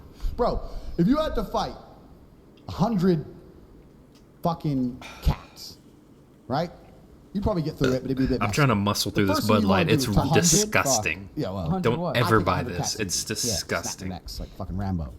Point is, you'd want to turn all the white cats against the fucking yellow cats. First. Start a civil war first. Let's get them uneasy. We don't working together on It it is now. disgusting. Do not buy it. Do not Democrats, buy you're it. Republican. You're black, you're white, you're brown. You're gay, you're straight. You're a man, you're a woman. You're this, you're that, you're this, you're that. And everyone's going to sit there and fucking argue all day. And they're going to sit at the top laughing. There's more of us than there is of them. Yeah, it's so, But they it's don't care. nasty as They're fuck. very, very smart. So, It's divisive. Bud Light How do they Platinum get that smart? Seltzer. It's because it's age old, bro. This shit's been around for So a it's very long just time. families that have Bud Light learned Platinum along It's the not way. just families. It's just age It's old. If you disgusting. look at how- Again, But that's like really It's smart shit. garbage. Look at how England. Look at how England conquered India. I don't like it. England conquered India with less than 100,000 troops. There was millions of Indians, and the supply line is 9 months long. How do you do it? You turn up. You turn one team against another team. Yo, holy one family against another family. one Holy tribe shit, against are we another tribe. good? I just hit rock bottom. Listen, guys. Today's gonna be the last laggy ass stream. I'm gonna get the new router and modem tomorrow. Don't worry. This is the last laggy day. That's how you do it, right? It's how America does most of its foreign policy today. It's how the world functions. You cannot have people divide and united. conquer. You can't have people united. If you have all the people inside your country united, they're not going to stand up for shit. I'm sorry, they're not going to stand for shit. They're going to stand up for shit. Secretly, though, we are a lot aligned, but the media just thinks that we're not. No, the media doesn't think. The media makes us think. convinces. They convince it people wants that you we're to divided, feel like yeah. you're not. So they know. They know Like Don it's- Lemon and the media is the machine. The media is the weapon crazy. that they use to It's propagate. sad. Yeah, it's sad. So all of this is very, very purposeful. The people in charge of the world do it on purpose. Of course, it's done on purpose. But you're saying like, why did they come up with these ideas, or how is it done? Because they wouldn't be able No, to I know exist- why. It's just the how is like, they're just geniuses. It's almost Yeah, scary. it's like you Like to think come of- up for people to sit in a room and say, all right, now we're going to target the youth and we're going to implement the system to take away the youth from their parents. Yeah. Is like some scary Bro, smart they're, shit. bro, they're doing like, scarier shit than that. I know. Bro, that's nothing. They're doing much scarier shit than that. Like, and it's just the beginning. So, but if this wasn't a public podcast, I'd love to talk about this in far more detail. But it's a public podcast, and the war room's good. But Well, I think we did nation-states good. are Why don't we worse, go and- yeah, smoke another cigar out there, maybe crank a beer and fucking. I wanna know and more I about think this it was shit. good. yeah. We'll talk about it a bit You're more. a fucking legend, bro. We appreciate you. That What's was amazing. some closing statements? Closing statements. Wait, can I ask you one more thing though? Sure, Back- man. I'll talk forever. Let's Back, go. real Fucking- quick, back to the lines. If like you're in the club, and there's Lines. a chick. It's not lines. It's No, a the- number, G. Okay, body count. And there's a I'm gonna chick go that back. has 10, and then there's one that has 1. Who are you going for that you know you have a better chance of sleeping with? I would have a better chance of. That's the thing, dude. Look, that's the thing. Honestly, Okay, well then I'll answer that question. Yeah, Because- just answer that because. Yeah, answer All right, I'll answer that question because it's a bit of a trick question. yeah. I can't be tricked because I'm a professional. Because when the question was originally asked, it was who would you prefer? Yeah. And you said you would prefer the one with more. Okay. Right? So Okay. we would still prefer the one with 1. Yeah. Okay. Now, because there's a higher probability of sleeping with the hoe, that's true. Doesn't mean she's preferred. Doesn't mean that's the preference. And the true answer is you would try with the girl with 1, and if you failed, towards the end of the night, you'd end up around the girl with 10. That's what would happen. Okay. That's a great answer. That's what would actually Did I happen. really say preferred earlier? You said preferred, yes. Okay, that's my fault. I fucked that up. Yeah, you'd prefer. But who's doing anal? What the hell? All right, we're good. I mean, like, no, but this is another thing. I don't know, man. Maybe I'm getting old. This is my closing statement. Maybe I'm getting old. I'm 35, right? I've seen the world change in real time. True. I remember the world before the internet, and I've seen the rise of the internet, and I would say now I'm big on the internet and stuff. And I just think the world, I understand, when I was young and I used to like something, and old people would say, turn that off, it's degenerate. I'd be like, it's just a video game, or it's just a song. I'm becoming that guy. Yeah. I'm becoming that guy now where I hear things or I see shit. The world's just so degenerate now. Oh, 100%. I see like these girls like twerking and guys on a too. boat, or dudes just popping pills. I don't know. It's just all so degenerate. And now that degeneracy angers me, it's made me almost, it's changed me to a degree. Because even you're just talking about banging chicks, whatever. I really have no interest in just tearing through chicks. I just think it's degenerate. I think guys are degenerate too. Yeah, no, of course men are and women are. I just think it's a degenerate attitude. Like, I could sleep with thousands of women. I just think maybe I'm just bored of it. I don't know, but I'm just kind of like, I'd rather have 1 or 2 or 5. Give me 5 girls and I'll settle down. 5 wives, that's enough.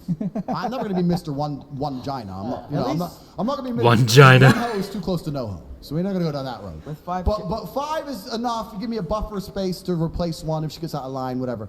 Give me 5 chicks, I'll settle down right now. But to actually be running out there and just really tearing through it, I just think maybe I'm just bored of the game. Maybe it got too easy. But I don't know. Even sex in and of itself, I just think, is it that good? You don't think one woman could please you, like fully? I don't think one woman is capable Okay, of good, yeah, because a man's life. Absolutely. this no. seltzer I is think you need really a wife. bad. Sexually, But I think You need a wife and you need hoes. yeah. You need both. I don't think it's There's times and a place. I agree, because I mean, there are times where there are times where you What's do funny? want I just love it, bro. You're so funny, bro. It's true. I think with 5 wives, things around the house, things in general, will just be more efficient. You know the best thing about having multiple women? I'll tell you from my webcam days. Do they interact with each other, or do you separate Oh, no, they them? super interacted. Because I only told like 20%. Do they of get that story. jealous, though? Yeah, but they got jealous, but it's hard to get jealous. This is about the social paradigm. It's hard. Of course they got jealous, and I would reassure them and tell them everything's okay, but they would never disrespect me openly because no one else did. You don't want to be the only disrespectful bitch. Then you get kicked out. Yeah, it's not the societal norm. This is why in America everyone's fat, because it's normal. You go to Russia or Ukraine, there's very few fat people, because you don't want to be seen fat, because no one's fat, so everyone's going to be like, what the fuck you obese for? Do you understand what I'm saying? Sure. It's societal norm. If every chick is coming up to me and treating me like God, you don't want to be the only chick with an attitude, because you feel embarrassed. You ever had Plus, yeah, of course I had that. Plus you get kicked out. Yeah. What I used to do. I get your strategy now. Girls would get kicked out, and then when they got kicked out, they'd fail because they're naturally lazy. So then, when a girl got kicked out, we'd have a party. Every time I fired a bitch, we'd have a party. So we'd have a party, and not make fun of her, but just say like, one less hoe, last one standing, gets the sun. We used to make a joke and all this shit. So we kick the girl out, we'd have a party, and girls would instantly, not like turn on her, but girls are tribal, right? She's no longer part of the tribe. She's stupid, and we'd all kind of think. And the part of the party is we'd monitor her on camera. So every day after she left, we'd check on how well she was doing. How? You can see them online, how many hours they do, their ranking on the website, how much money they're making, all that kind of stuff. Oh. And they go from way up here, making millions, to just slowly declining. Because they're lazy. They're lazy. They fall off and end up down to nothing and then beg for their job back. So now girls are like, if I leave, he's going to have a party, he's going to make fun of me, and I ain't going to make any money, and I'm going to be another one of the ones they mock, and da-da-da. So now girls don't want to lose their job, right? So girls didn't really disrespect me, but when you're talking about them being jealous, yeah. But I was about to say, one of the best things about living with multiple women, this is actually the best thing about it. The best thing about living with multiple women is that all the girl shit, they do together. So your girl, if she, right now, Yeah, I don't. She has a group this of is friends. weird. All of those friends are your enemy. Every single thing they say to her is bad about you. He doesn't let you go out. Why is he asking where you are? Why is he calling you? It's only a boat party. Let's go here. They're all negative. You don't want your woman talking to them. That's true. Now, if you're fucking the same 4 girls, It's true. if you're fucking the same 4 girls, then her friendship circle are all behaving and all you're positive towards you now. So you don't have that negative influence, which means you get to send her away with her friends all the time. If you have a girlfriend, you don't want to send her away with her friends because they're up to bad shit. I love sending my girls away. Oh, you want your nails done? Go. Boom. Oh, you want to go see that shit movie? Go to security. Oh, you want to go? Go. Leave me the fuck alone. Go. You want to go IKEA? We need towels? Cool. Go to IKEA. I didn't have to do none of the dumb shit men have to do. I see men doing all this dumb shit with their chick because they don't want her to do it with their friends. Man, I haven't been IKEA in a long time. IKEA is the most depressing place on the planet. What if you go to IKEA sucks. Wait, you're wrong. What What about if you go to IKEA with 5 wives? Even worse. How? I'll tell you, because I can send them 5 bitches by themselves. I went to IKEA about 3 years ago, and I genuinely think it was one of the most depressing experiences of my life. Yeah, that place fucking I saw sucks. full-grown men. It's so busy and shit too. Oh, and it's a maze. I saw full-grown men on a Sunday morning walking around. How about the IKEA hot dogs though? They're all right. They're pretty good. But the sadness in the eyes of the full-grown man on a Sunday morning walking around, and his wife is like picking up a towel. You want this towel or this towel? And you can see he doesn't give a solitary fuck. It's his only day off. It's his only day off. It's He's been sad. working for 6 days. And she's like, we need to go IKEA, Steve. And he's like, oh, can't we not go? We need towels, Steve. He's like, oh, maybe I might get laid next month if I go IKEA. And he's standing there and she's like, which towel, Steve? And he's like carrying the baby. Oh, I don't know. Which one do you like, babe? I'm like, oh, this whole place is just depressing me. I can't get out. Nah, It's a maze. and IKEA's everyone's good. fucking sexless and depressed. It's fucking horrible. He's talking like the extreme narrative. They can fuck around all day in IKEA. Don't give a fuck. And you know what? Oh, I can I'm dead. trust them because they're all vying for position with me. If one of them even looked at a dude, the other 3 would go, we were in IKEA and this guy walked past and she looked at this guy. They'll all rat. They'll all rat to me. I'm the big boss. Really? Oh, no, 100%. Oh, they're friends, all right, but they're all fucking reporting to me. And on the sly, I'm like, look, you're the only one I trust. If anyone says anything, tell me. All 4, boom, boom, boom. They're all coming to me going, yeah, I think she loves you, but, you know, I don't know, we were in IKEA and she didn't talk about you the whole time. They're all just fucking ratting. So I can trust all of them because they're all fucking spying on each other. It was great. I didn't have to do no shit. If you're with one bitch, she's like, I want to go see this movie. You're like, fucking no. And you got to, like, it's just long. You need multiple women so they can fuck off and do women shit. It's important. You don't ever do like It's important. wait, you don't ever go on a date with like all 5? God. You've never been like, yo, I'm gonna treat all 5 of you tonight and go somewhere So nice? I used to go to the club with all of them. Actually, this is one of the big things about Romania. When I first moved to Romania, me and my brother went to the club, and we walked in there, and we saw like dudes, like 2 gypsy dudes or 2 old dudes, and they'd have like fucking 30 women on their table, right? So you go to a club in Romania, it's like 20 dudes, 100 girls, but the girls aren't accessible. You can't go there as a tourist and pick them up because they all belong to people, right? So when me and Tristan first went there by ourselves, What happens if you do? you're gonna get in big trouble, fast. You Like, beat up? serious? Really? Death? Yeah. Like, It's no, not death. It's just like they're gonna to be. It wouldn't be that fast. Like they tell you. They'll to warn you first. They tell you to fuck off. Yeah. And if you really push it, then you're dead. Yeah, you get in trouble. But Wow. But me and Tristan went there. We understood the vibe. Did it. So when we went to the club, because we saw, well, we ain't getting shit here. We're by ourselves. We left after 20 minutes. We went to the club ourselves next week, but we had the cam business. So we went ourselves with 20 girls. So to the Romanian, like the big boys, the bosses, they were like, whoa, these are Westerners. Not many Western dudes have 20 bitches on tap to just pull out hotties. And we walked in there. In Romania? In Romania, yeah. We had all these chicks there. We had chicks everywhere, all around the world, whatever. We had different studios. But, yes, you're saying, did I ever take my girls on dates? Girls are fantastic for status. There's times where if you want status, you need women. Women are status. Women are the true currency of ballers. Fuck money. It's women. If I go to the Bugatti dinner, everyone there's rich. Everyone's got Bugatti. Everyone's got Rolex. Everyone's got a nice house. Everyone's got a boat. Who cares? But who has the bitches? But who's sitting there with 2 wives? Yeah, facts. Me.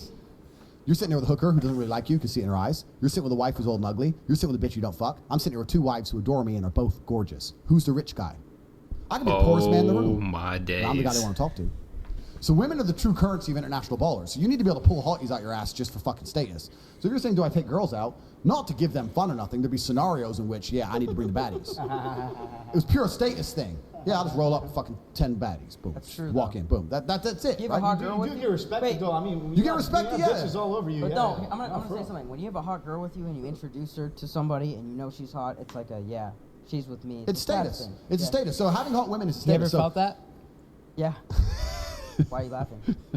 Because he was, I don't know. I have felt that I- before. he was just being, he's just. No, I was just funny. asking. No, have you but ever, I have have you felt ever dealt with before. that? Or? Yeah, I have. Oh, okay. My Wait, dad so- and his friends are fucking 75. So Andrew, you've never had a girl like kind of like intimidate you in a way where you're like, fuck, I'm kind of nervous around this chick. No, I'll tell you why. Yeah, have you ever had that? No, because I live in a very, very. Let me be very correct in my language. I live in a world which is, I like to think I'm very true to the base instincts of humanity. Should I shut up? Or should I No, keep it's going? good. I love it. Cool. This is our longest episode, I think, probably. Bro, I got 10 more hours. All right. I like to think I like to think I live very true to the base instincts of reality. And the base instinct of reality always has been, to a degree, violence. I'm not a violent person. I'm a very peaceful person.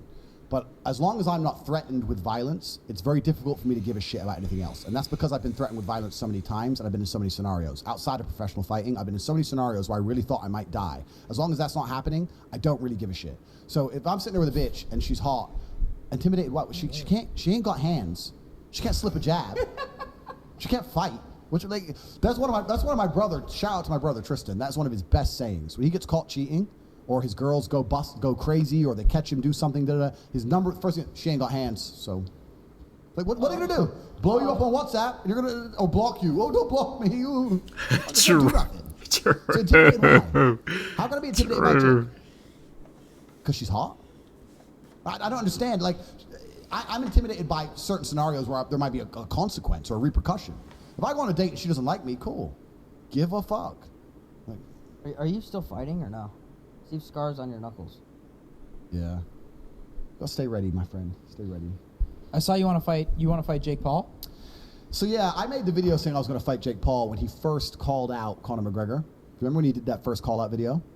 The first one was savage. It was savage. I gotta be honest, it seems beneath you though.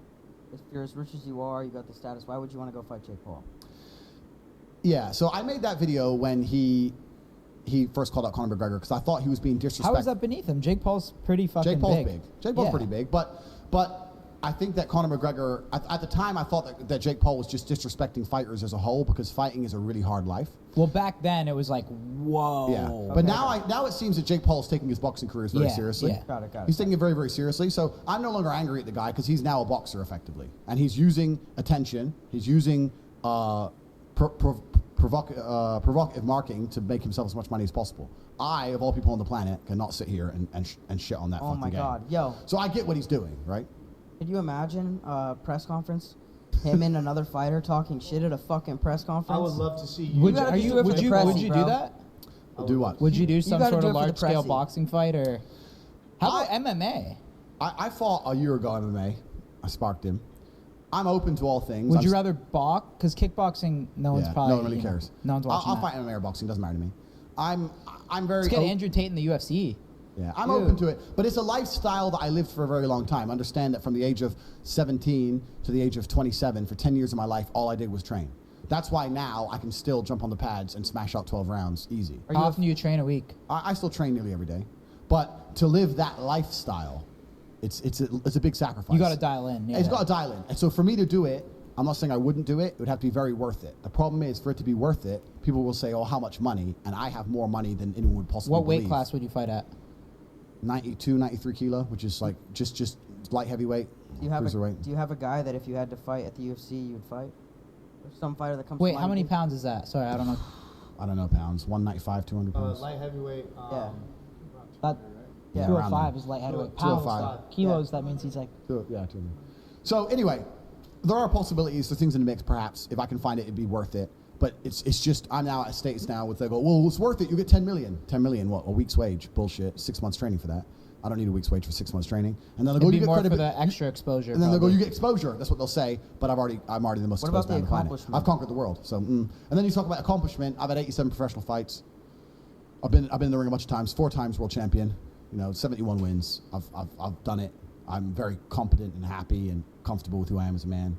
I know that 99.9% of the men on the planet are a one-punch issue, and I'm fine. So it's kind of like, do I really want to do it? There are people who I would fight. I'm not going to say their names on this podcast, but there are scenarios and there are things in the Famous works where people? I might Give fight. us one. Give us one. No, man, no, we're working on it. We're working on some things for everyone to see. I know everyone wants to see me fuck someone up. That's what they want to see. They want to see me smash someone up, which is fine. What So- is the percentage of people that actually know how to fight in the world?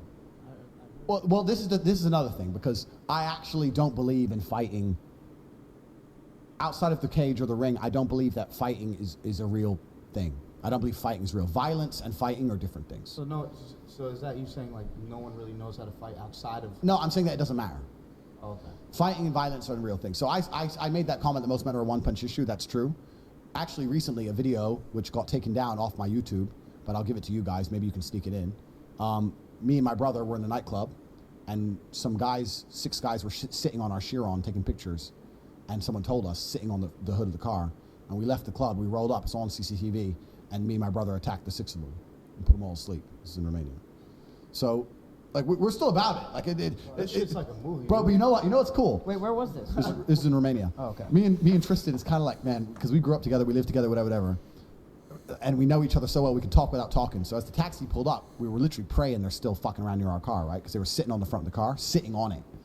And as the taxi pulled up, we're both in the back seat, and we both just turned to each other and went, go out and start fucking smashing them up. No words, no get off the car. It's all on CCTV. You'll see. I'll give you the video. Just start fucking knocking them all asleep.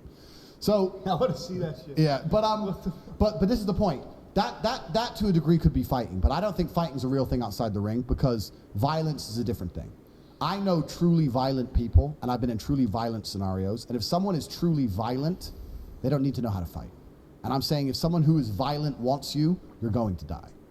Violence is 10 men with machetes. Violence is spray the attic. Violence is run him over with a car. Violence isn't, hey bro, that's the olden days. Let's go outside, have a fucking. That's all gone now. If you're caught in altercations on the street, no matter how big of a tough guy you are, the best thing you can do is leave. There are too many people who are ready to fucking go to jail or die with nothing to fucking lose. I have a full security team with me everywhere I go. How many you roll with? I'm strapped. I have like 4 or 5 guys usually. I'm strapped everywhere I go where possible. Like I really don't like the idea of having to hit people unless I really have to hit people because. You're talking about fighting and violence. How many people can't fight? You can get a guy who can't fight in an SUV who sees you on the sidewalk and just thinks, fuck this guy. Bro, it's a dangerous world. And even now, especially like in London, I know boys who've been pack stabbed. When 4 dudes roll up with blades and jump you, man, you're dying, man. You're dying. It only takes 1 fucking wound. Oh, I know Krav Maga. You don't know shit. You ain't Steven Seagal. You are dying. It doesn't matter you know to kickbox, box. Amir Khan got robbed for his watch. Fucking ex-world champion. They fucking ran up on him, took his watch off him 2 weeks ago. What they do? They pull a fucking sword. 4 of them. Give me it. What the fuck are you gonna do? That'd be the worst What are you feeling. gonna do? Slip? Huh? That'd be the worst feeling. Getting your watch robbed. Yeah, Oh, it bro. happens. That shit happens a lot. Bro, Happens in London's so- crazy. No, it happens in London- Miami. Whoa. Happens in Miami a lot. I know Really? people. London's nuts now, man. And in London's London, a shithole now or what? Bro, shithole. Google, anyone here sitting here, Google London stabbing and click on the news tab. I saw that every day. Stab every day. And they stab first. They don't come up and say, give me the watch. They come up and stab you. And you're like, what the fuck? You start bleeding out. And then they take off your corpse. They don't give a fuck, bro. It is crazy in London. London, I have a full security. I do not walk the streets in London. I do not wear a watch. I have a full security team, everything. London's getting bad. And it's not just, even the nice areas. You can go to the Knightsbridge, Mayfair. They'll get your ass just the same. There's people in London who just don't give a fuck anymore. And that's just, it's getting crazy. And the Americans say, well, this is why we need guns to defend ourselves. Well, not really, because then they'd have guns. So now what? Like, it's a mentality thing. The mentality of people is dangerous. It's a hard heart that kills. You have to be really about it. This is what most people don't understand. People who play gangster and play tough guy don't understand that you don't really want to play that game because you're going to play a game with people who aren't playing. Yeah. A true hard heart is different. There are people, if they want someone dead, he's going to fucking die.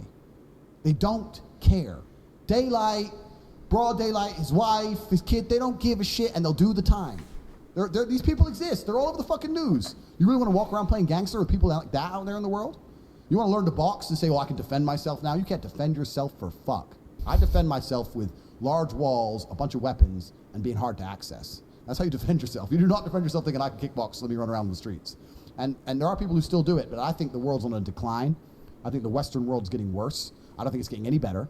I think that all the problems we're seeing now are going to be 10x, 20x, 30x as people get fucking hungry across the next 10, 20 years. And I think if you don't have a plan to defend yourself or at least move to a place where you don't need to defend yourself in real time, people are going to start getting fucked up bad. What do you think's about to happen? Just complete anarchy? I don't think it's going to be complete anarchy, but there's going to be a lot of crime. There's going to be a massive polarization. The polarization already exists, right? In Western nations, there's already a polarization because there's no longer any morality which is built into the populace. I live in a poor country. I live in Romania, which is technically poor. It's one of the poorest countries in Europe. It's very, very poor. The average wage is like $400 a month. The police drive Dacia Logans. The police drive cars that can't even go above 70 miles an hour. I've never seen a police chase. When the police stop me, I say, why don't people run? We just outrun you. He goes, oh, well, you know, why run when you can just get ticket? It's very much people. The police force isn't heavily armed, like none of this shit, but it's safe in general, unless you piss off a big guy. The crime is very organized. There's no random crime. It's very organized crime. Organized crime keeps society functioning. Organized crime is very, very functional. I would rather live in a country with organized crime than unorganized crime. Unorganized crime like London, no, but unorganized crime like London is wrong place, wrong time, get stabbed, take your watch. Organized crime is you have to go and make an enemy. You have to piss someone off, and you usually get a warning. So unless you're a fucking jackass, you'll be fine. It's only if you want to go into industries which are competing with them, or if you want to like do something they don't like. Where are you getting this from? That's the $1 million question, baby. Keep the drugs out. It's from the Full Send podcast. They're the ones who died. So there's no drugs on the streets because they don't like drugs because their children go to school.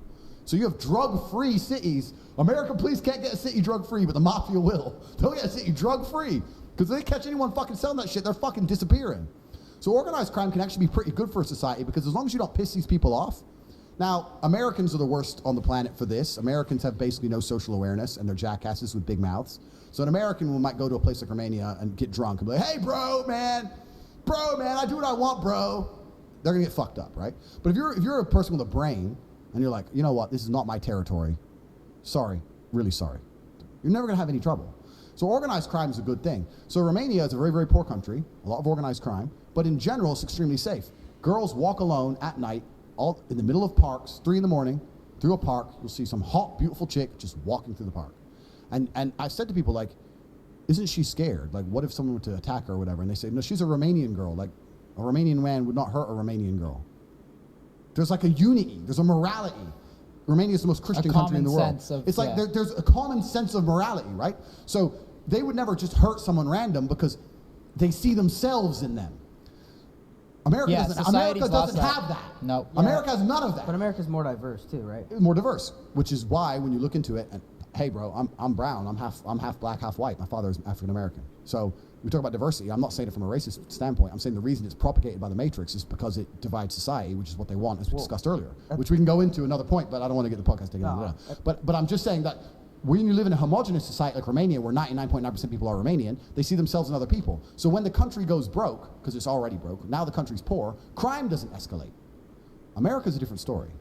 As soon as America starts running out of money and people start getting broke in America, it's a free-for-all. As soon as people start, I can't eat. Look at the looting. I've never seen looting in Romania. No one's ever looted a store. None of this shit. In the riots, Romania had huge political protests because one of their presidents got caught stealing billions. Massive protests. You can Google it up like you've never seen. Bigger than BLM. Huge. Yeah, true. Not a single store looted. Not one. His message is good, but his delivery is always like really There's strong. morality left. That looting shit was fucking Bro, there's no morality. So and it rubs a lot of people the wrong way. Without morality, the only thing that keeps people in line is fear of the law. The second that's gone, but we're on the same page. we get on a jet, G. It's gonna be a fucking shit show. I think some crazy shit's about to go down in our lifetime. If shit does go down, can we bunk up with you or? I have got food for 10 years in my house. You got guards too. I've got food for 10 years and bullets for a long firefight. So and 4 wives. More than that, G. Come on, I haven't settled down yet. But yeah, I think yeah, and it's interesting. Like people, we can talk about a whole bunch of shit, but when you're talking about wealth and money and stuff, the rich truly understand this. The wealthy of the world are starting to understand this. Americans are actually a very unique type of people because I am American as well. So when I say these things, I'm not hating on Americans because I'm American, right? But Americans are unique because like when Americans make a bunch of money, it doesn't really cross their mind to leave America. The PSYOP, the most free country, we're the freest. Free to do what, G? What are you more free to do? Like, how about this? I'll go drive 200 miles an hour in my Lambo in Romania, and you drive 200 miles per hour in your Lambo in America. Let's see who gets in more trouble. What are you free? You can't drive fast. Well, probably freer than China or something. Freer than China? Who's not freer than China? Yeah. Well, I mean, like, but I'm saying that there's most places you can go to Portugal and do whatever the fuck you want. You said it yourself. Like, so, but I'm saying Yeah, the true, it PSYOP does is so make people large on the upset. American populace that a lot of the money still stays inside of America. But in other countries, people are more open and agile. But I think as the internet comes, as people start to realize, wait, I'm an American. I'm earning X amount of money. I want to move to Miami and da-da-da. Or I can move to Croatia. I think there's a lot of good people in America, though, Of course too. there is. But there's a lot of idiots, too. Completely. I'm not hating on Americans. I'm saying that when the wealth of America starts realizing that their money will get them further, they will be safer and they'll have a better quality of life outside of the USA. That's the problem for the USA. I'm not hating on the people. Yeah. I'm saying that the American mindset is still America, America, America. Everywhere else is dangerous and poor. Yeah. But Americans haven't traveled much per percent of the population. Da-da-da. But once they realize there's other options, a lot of Americans will be like, wait, instead of 10 grand a month in Miami, I can spend $1,000 a month in Croatia. Hotter women, zero crime, better, like the weather's Hotter just as chicks good. in Croatia? Yeah, Croatia's badass, man. I mean, Hotter than Miami? Miami has a lot of hot girls, but okay, let me change it from hard. Let me change it to better quality. Okay. Here they go to church, they're innocent. You can show them the world. You Here ain't, they show, have you ain't like, showing a bitch here in they have Miami like nothing. one body. Yeah, So well, that's for us three. 50's like for stay in you. Miami, G. Yeah. But that's my point. So Miami likes you're talking about what's both. going to happen. I think that as wealth starts to flee the West, there's going to be serious issues. That's scary shit. Yeah, shit, bro. But I might be wrong. Who knows? I'm some No, crazy idiot. I agree. Oh, I yeah. think I just feel some crazy shit's coming. Like people are just getting more and more And divided. polarized. The government's market's getting crazier and fucked, crypto's crazier. fucked, everything's fucked. But they polarize us on purpose. Like I'm not gonna. I think it's going to come to a complete crash, and it's going to take a total reset for humanity to ever get back to. True, but How the long problem do you is think so? the total reset. I have no idea. The total. I think in our lifetime. But this is the problem. So whoever is powerful enough to construct a total reset will construct it in a way that we have even less freedom than we've ever had. True. That's what the reset's for. They're trying to destroy it all for the reset, so they can come along and say the only Oh way my we can God. keep you safe, the only way you are safe is if you are Oh, right. yeah, Let me give you Greek guys God some X, examples. yeah, true. Bro, that's Yeah, he's banned Let me right give you some now. Examples, right? Because once the only thing that's preventing a huge reset right now is the human Yeah, element. The he's human banned. element is the one thing that they're combating against. So we were talking earlier about What do you mean by the human element? Right, we're talking about kids going to school and the mother involved and the human ideas, the human element. So let's give an example. The last 3 years, That's funny. there was a pandemic, blah, blah, blah. They made all these crazy rules. The rules only exist if the police enforce them. During the pandemic, I traveled the entire world. I never stayed still for a second. I managed to get in and out of every country I wanted to. I did whatever the fuck I wanted. So Sweden never locked down. They don't want to talk about that. They don't talk about the fact that in Stockholm, What does in he normally nightclubs, stream? it was full of Greek God chicks and it was X? completely fucking normal I think without masks. recently The whole just, entire fucking time. So I'm in IRL. Stockholm for 3 months, right? So you can go to Stockholm, go from country to country, whatever. The country where the police forces just walking are around like more Greece and stuff like that. professional, more inside of the matrix, had stricter COVID rules than the countries where the police are more corrupt and more lazy because you can't enforce it. So if I was in Serbia and didn't wear a mask and a police officer comes with a mask, I said, bro, this is stupid, I'm not wearing a mask. Okay.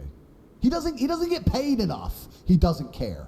American cop, you better put it on, bro, put on the mask. Like, so the police force, the more matrix minded they are, the more strict the society is going to be. And I'm saying the human element because there are certain laws that they'd love to make, but they can't make because they're too far for the police, even in completely controlled countries, Western countries, to enforce. If they were to say to the American police, kill everyone with the long hair, the police wouldn't do it, right? Oh, But the yeah, human yeah, element's fair being enough. removed. Yeah, This is I what I'm get trying you. to say.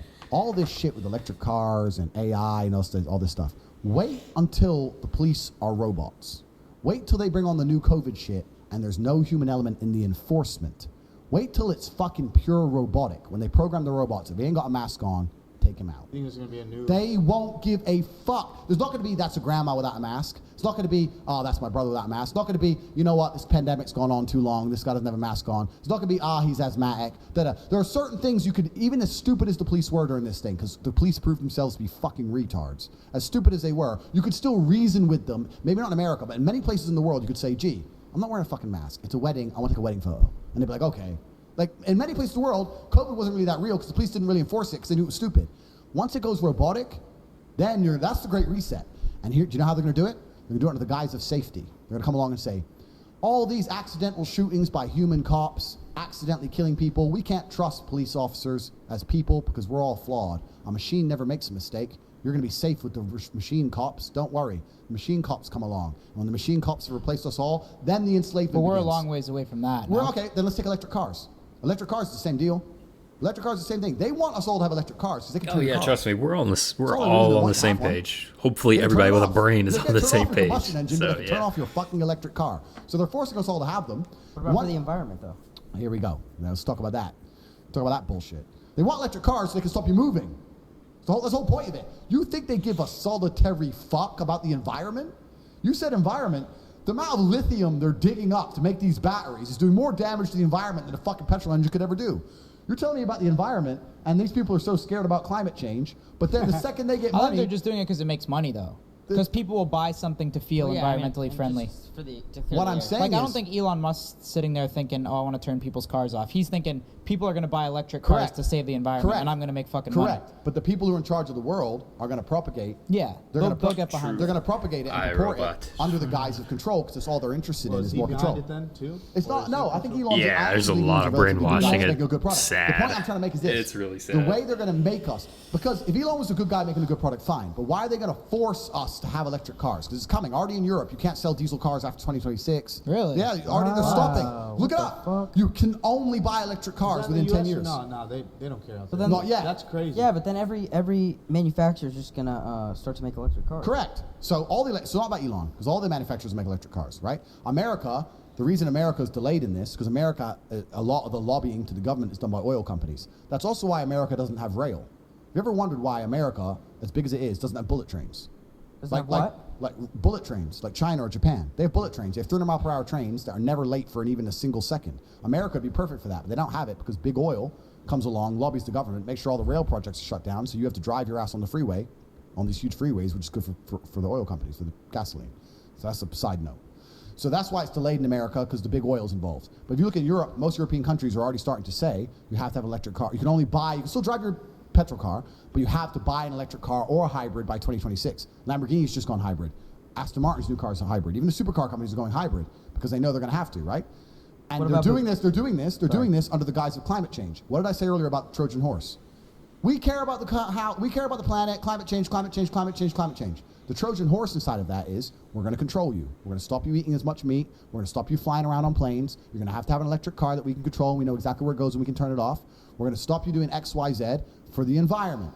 But the people who are in charge of the world who purport this shit, are they flying on economy planes or are they flying on jets? Jets. They're flying on jets. When they get rich and they're so scared about sea levels, they buy a nice big mansion on the water. You ever notice that? Do they give, oh, I thought the sea was coming, but you want a fucking mansion on the beach. You're not very scared of it now, are you? And they'll also have armed guards and say that people can't have Can't guns. have guns. So this is what I'm saying. All of these things that the Matrix purports, it's all fucking bullshit because the people who are actually fucking involved in purporting it are not concerned by it on any level. And they're going to come along to you and say, for the environment, don't eat meat, drive your electric car on Tuesdays, the only day it's going to turn on. Fuck you, you're a peasant, you're a slave, you're a peon. That's what you are and that's what you'll be. If you try and go to the protest about being a slave, we will shut your electric car off. Fuck you. Fuck yeah. Slavery's coming. And if you resist too much, the kill bots are going to turn up to your house, fucking drag you to Gulag Center number 7. That's the future of humanity. We're living in one of the last free times. Sounds I believe. fucking lit. Yeah, Yeah. it's All coming. right. It's coming. Mind fucking. Yeah. Well, should we wrap? Andrew Tate, you're the fucking man, bro. Yeah, you're the man. Thanks. Thanks This for is hanging great. out. This was by Episode. far, how long was this, boys? Like 2.5 hours. 2.5 You're the hours. fucking man, bro. We usually go for like 1:15, right? Yeah. This was great, though. This was amazing. This is awesome. You're the man. I'm warmed up now, so we can do another one sometime. Yeah, let's Yeah. do it. So Thank what's you. good? What's good for the rest of the week? Is there anything we should do? Like, I want to fucking... Well, can we kick it for a little bit? We'll smoke a cigar out there and talk about it? Yeah, Yeah. we can sit a cigar. We can sit with a cigar. Let's chill. I'll get you guys. I'll speak to some of my friends in Croatia and get you guys a list of cool shit to do. Is that for real? Because I'll be on the boat, but Yeah. I'll give you a list. You're of hosting this? places Yeah, to go, yeah, that yeah, kind of for sure, for sure. All right, man. Anything All Andrew right, Tate Andrew related? Tate? Anything That new was he lit. does? Yeah, that was Crazy fucking shit. lit. I'm, Thank you. trust me, I'm here to watch Thank it. you. All right, that pod was fucking hilarious. Andrew Tate. With the sub, you are a legend. Sorry, I'm like super white today. My internet's terrible. I'm getting a new router tomorrow. Today's just a shit show. Go to fullsend.com. Thank you guys for. Okay, promote. Yeah, anything. Jesus, why am I so white? I have to fix my camera settings again. Thank you for the sub. I appreciate it, like a motherfucker. Anything new that he does, I mean, you can check my VODs. Like I don't bullshit. Like anything new he does, I'm there, 100%. Do. Like a lot of people didn't even know about this. And another thing, I think my camera's lagging. I'm pretty, like, it's like way fucking out. Oh, it's a mess of a day. Oh my god. Like, God. It was just issue after issue. Like, fuck me, man.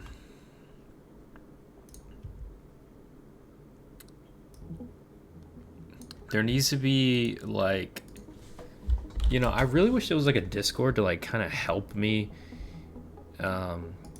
track what he does, because it's not the easiest thing in the world to kind of track where he's at, what he's doing. It's really hard. Because I mean, even if you go on his Instagram, he's like still in Croatia, or not Croatia, Romania.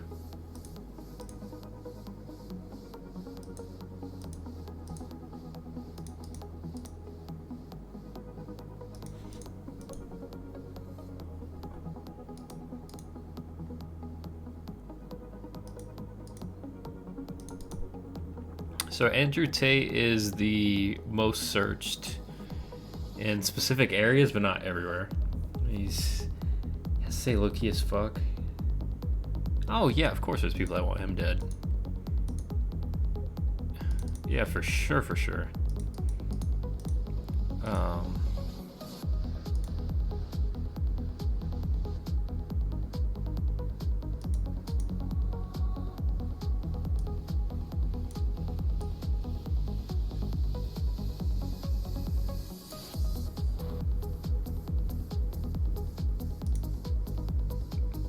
My biggest issue is like his like $50 a month thing. I'm like skeptical about that. I don't, I don't know much about that. I'm sure, in coming times, hang on, let me turn this down actually.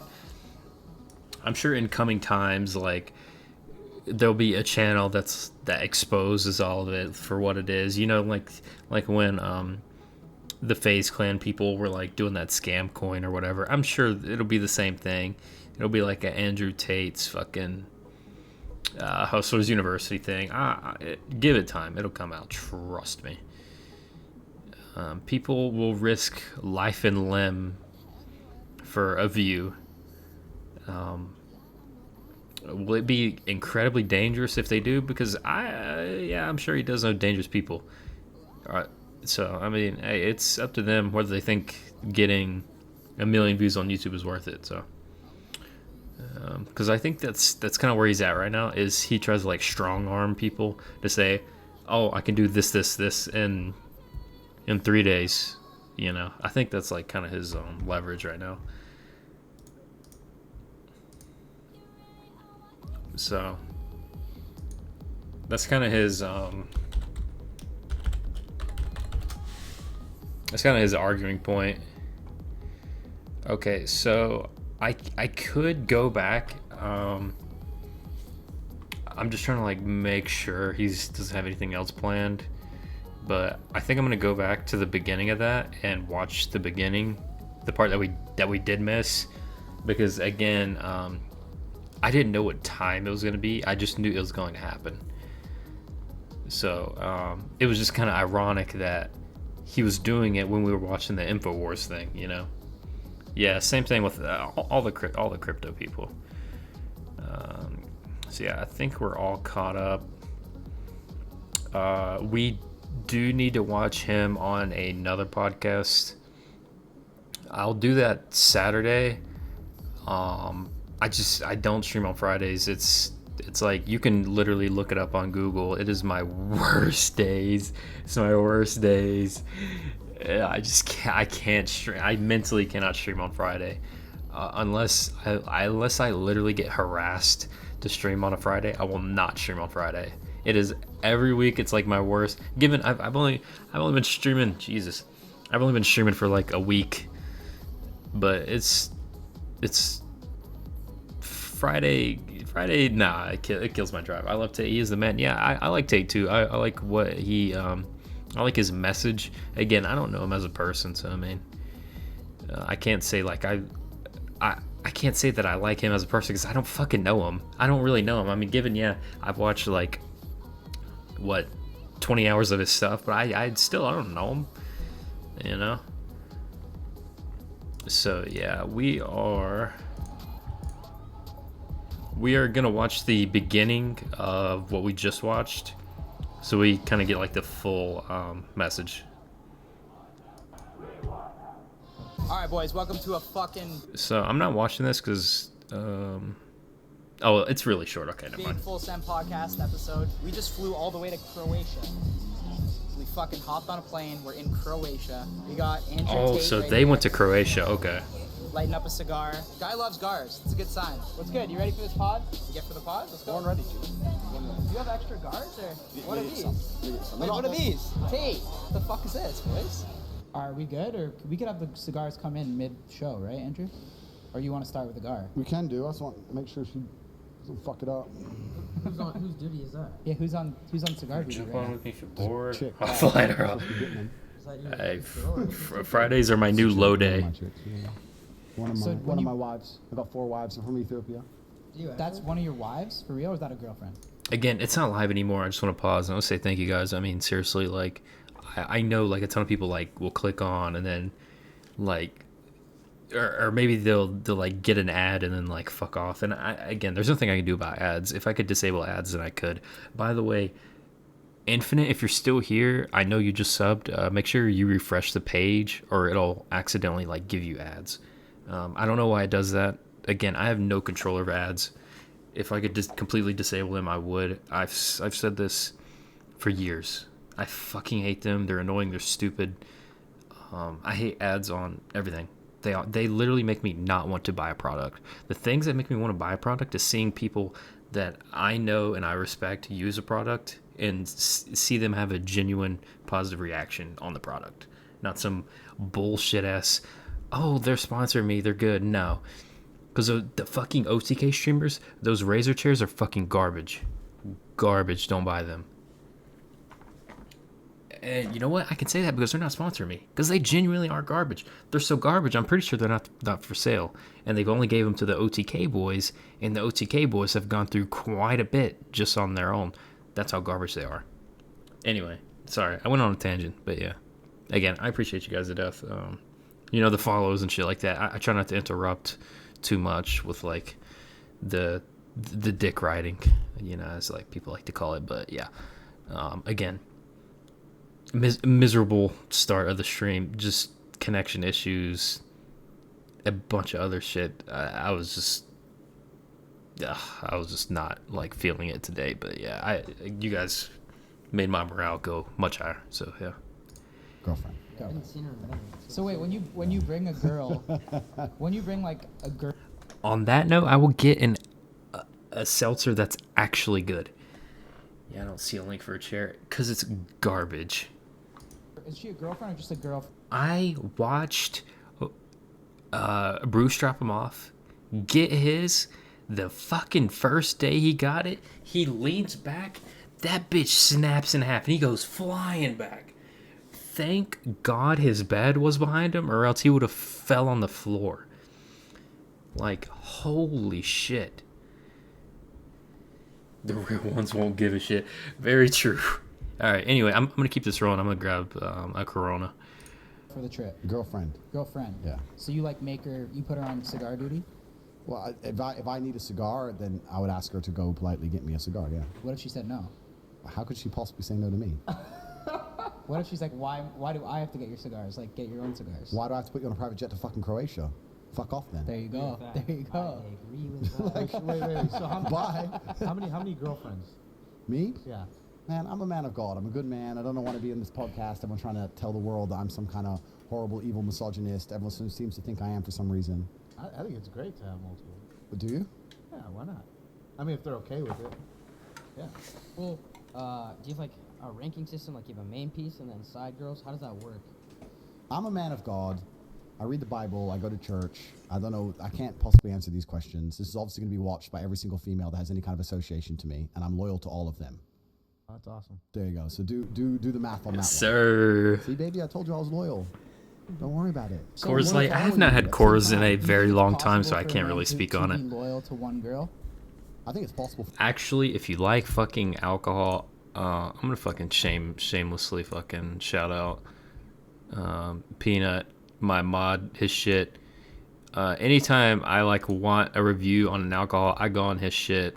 He's done a review on every alcohol you could possibly think of. So you can just type in Justin Hallman and then the alcohol, like the one I just had, Justin Hallman. What was it? Bud Light Seltzer. I feel like did I spell that wrong? Sorry, I'm an idiot. Bud Light Seltzer. And see, there it is. See, he's done a review on every fucking alcohol known demand. Every single fucking alcohol. Where do you watch Andrew Tate's podcast? It is on the Full Sin podcast. We was just watching it live. I'm rewatching the beginning of it because, we fucking missed it. We was watching him on InfoWars because he was on InfoWars too. So, he's been doing the rounds, I guess. Such a genius idea for making money on YouTube. I'll give him a follow. Yeah. Like, seriously, like, I don't say this just because, he's my mod or whatever. But he, like, I seriously, I do go on his channel because he does give an honest opinion. And of course, I was on there 12 days ago. So if you're like super crazy bored and like I was really drunk on here, by the way. So kind of keep in mind.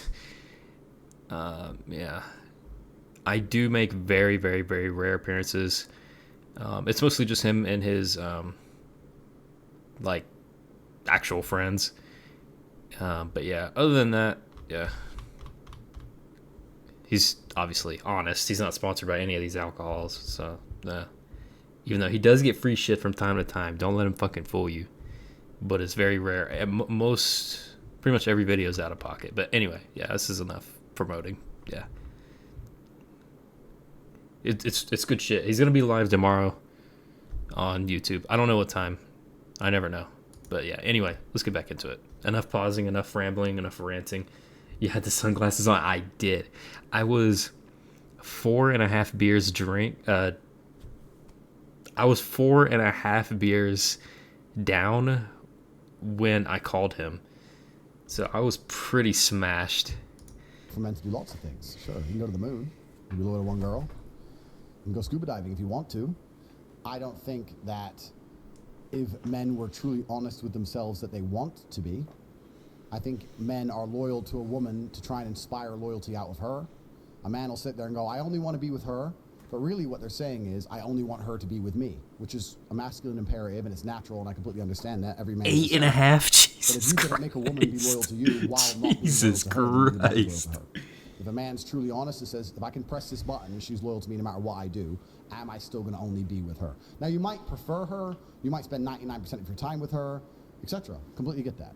But on a long enough time frame for the rest of your human life, if she's going to be loyal to you regardless, are you telling me that without any kind of backlash from her, without the chance of her cheating, without any bullshit, you're going to tell me for the next 50 years you're not going to fuck anything ever once? If she let you, why not? Like, you know what I mean? Yeah, I mean, I feel like everyone would agree to that. Everyone would agree to it, right? So it's different for men and women. It's completely different for men and women, and it's also different because a lot of people misunderstand what I say. It's different for men of a certain status, right? If you're a man who has his shit together at a certain level of status, you can say to a woman, look, I love you with all my heart. I want to be with you. I'm going to take care of you, but you're not going to tell me what to do. I'm in charge because this is my life. You're on the Tate train, and we're headed to Success Station. I'm the one driving it, and if you're going to be on my train, certain things are going to happen. If you're unhappy, you can get off. No problem. I feel like you've been experiencing that as like a high-value male. Me and Salim kind of just started. I'm hoping Steiny gets there one day, but once you get there, it'll be it'll be dope. When you get into the high-value area, it's like it's pretty fire. Well, if you're hard to replace, then you're going to accept more things than you would accept from someone who's easy to replace, right? This is basic human psychology. We can take it away from dating and apply it to basically anything. You will accept your Lamborghini breaking down because it's hard to replace it. You will not accept your Toyota breaking down because you can just go get a Nissan. So it's the same kind of game, right? If you look at a guy and go, he is amazing at everything. I truly feel, I feel happy with this man. I can't find another man on his level who could possibly replace him or fill the hole in my life he would leave. Sometimes he fucks that bitch. Oh, fine. You're more likely to accept it. That's human nature, right? It's not even about intersexual dynamics and all the things I talk about, even though I could use those examples to apply all of my beautiful, completely correct, logical, affirmations. The reason I don't do that is because everyone comes back and goes, misogynist. So fine, cool. Stop them all crying. Let's talk about human nature. People are not going to be quick to replace something or attempt to replace something which is basically irreplaceable. So if you're a high enough status individual, then you get away with more. That's basic human psychology, isn't it, as a whole? And I think that I'm with guys here. I don't have to be polite. I don't have to say I think. I can say I know. I know. I don't think there's any girls in the room. Is there? Is there? No. Is Alyssa even in it? You're good, bro. Oh, Act shit. like there's not. Cool. I know that women as a whole are quite understanding of their status. Women are very, very intelligent. I know people say I'm misogynistic and people say I say bad things about women. Women are very, very intelligent in certain key areas, and one of the things they are most intelligent at or best at is reading their own status and understanding what they can and can't get away with. Women are experts at that. 100%. You get the same chick who will act X way with one guy and get with a new guy and act completely differently. Because do you think that's subconsciously though? I think it's subconscious, but I also think they spend a lot of time on Instagram, a lot of time looking at their competition, a lot of time looking in the mirror, a lot of time trying to look good. A lot of time, they spend a lot of time on themselves and within themselves, and they're pretty good at understanding their value and what they can get away with when it's compared against the value that's sitting opposite them, right? So they'll sit opposite one guy and be a dickhead, and sit opposite the next guy and be a sweetheart. They're quite smart at that, right? That's facts. It's true. So I think that most women actually, they get with a guy who they really know has his shit together. They're not going to sit there with that guy and say, listen, you better not, because I'm like, if I talk to him that way, he's definitely going to do it. Yeah. So they're going to come at a different angle. It would really hurt me if you, and then once they say it would really hurt me if you, then you can apply counters to that in different ways. You can just simply ask, why would that hurt you? Well, if you're fucking all these bitches, how do I know I'm special? So the only reason you know you're special is because I'm sexually exclusive. So if you knew you were special with something else, perhaps you did. Okay, so here's my thing with him. I'm not a dick rider, okay? I want to say he means well. In his mind, he has again, so I don't get clipped out of context. In his mind, he has a positive message for men, and it's just to like have us not be like in a rut or whatever, or like feel good about ourselves or whatever. And that's fine. But the way he says it, the way he delivers it, and you gotta add on to the fact he's got 9 figures in his bank account, so obviously he's gonna have a fucking ego. He walks outside, he sees 20 Lamborghinis, Bugatti, XYZ. Obviously he's got a big ego, so he talks like he has the biggest cock on the planet. So his message gets inflated to this like unrealistic standard, and plus it doesn't look good when he has like this like kind of sketchy like multi-level marketing thing kind of going on, because it's kind of what it's looking like. I mean, no offense. I mean, I've been on there. I've been around the internet for quite a while. I think a lot of you guys have too. We've seen this a million times with the Lamborghini in the garage guy. He did the same shit. He didn't make money from being smart. He made money from pretending that he was smart and selling you a dream. That's how that guy made money.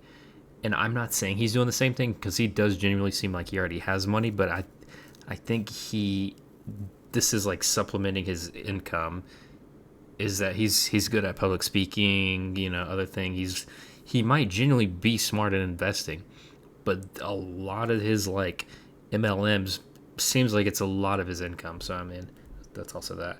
Don't ship for clouds on the courses 100% yes, literally. Yeah, and it's like I said earlier, I think we'll see like his true like demeanor and like motive, because there will be a channel that's gonna show everything that's in the program, all these behind the scenes conversations and all that shit. Yeah, I mean, obviously he's not a dumbass by any means. He knows what he's doing. He's very smart. Obviously, he's very rich. I don't really know really stupid, really rich people. I mean, I could say names, but yeah, there's, and it's like there's a lot of evil people that none of us are gonna like, but they're obviously really intelligent, because that's how they got to where they are in their power. I mean, that's how it is. But yeah, again, let's just wait. Let's wait until a YouTube channel comes out and exposes everything that's going on, just like they did with the crypto shit. The course is the best way to make money is to make an affiliate account on it. Go to sign up. I feel like there's more to it, especially with the war room he keeps talking about, because we watched him on InfoWars, and I noticed it was $1,200, and then now it's $5,000. So I think what's going on in the war room is like leagues above what's going on in the silly little affiliate program, because you have to realize, like, any of us can kind of like get inside the affiliate program. It's $50, whatever. But getting inside the war room is $5,000. I can't justify spending $5,000 on a dream, So it's like, and especially not a $5,000 that's non-refundable. You're liable to get kicked out. It's just weird. So we'll have to wait for, like, again, obviously it's the $50 affiliate thing. Anybody can make a video on it. I get that. I get what you're saying. But the war room, when there's like a secret spy in the war room and he's like recording what's going on and shit like that, and then he comes back, because I have a good feeling one of these, like, YouTubers with a ton of money is already doing that right now as we speak. It's barrier entry, ensuring only high level. But yeah, exactly. That's why, like, you may think like, oh, the scam is the $50 one. Yeah, $50 does add up. But when the Warzone barrier to entry is $5,000, that's where I'm more focused at. I don't really care about the $50 bullshit.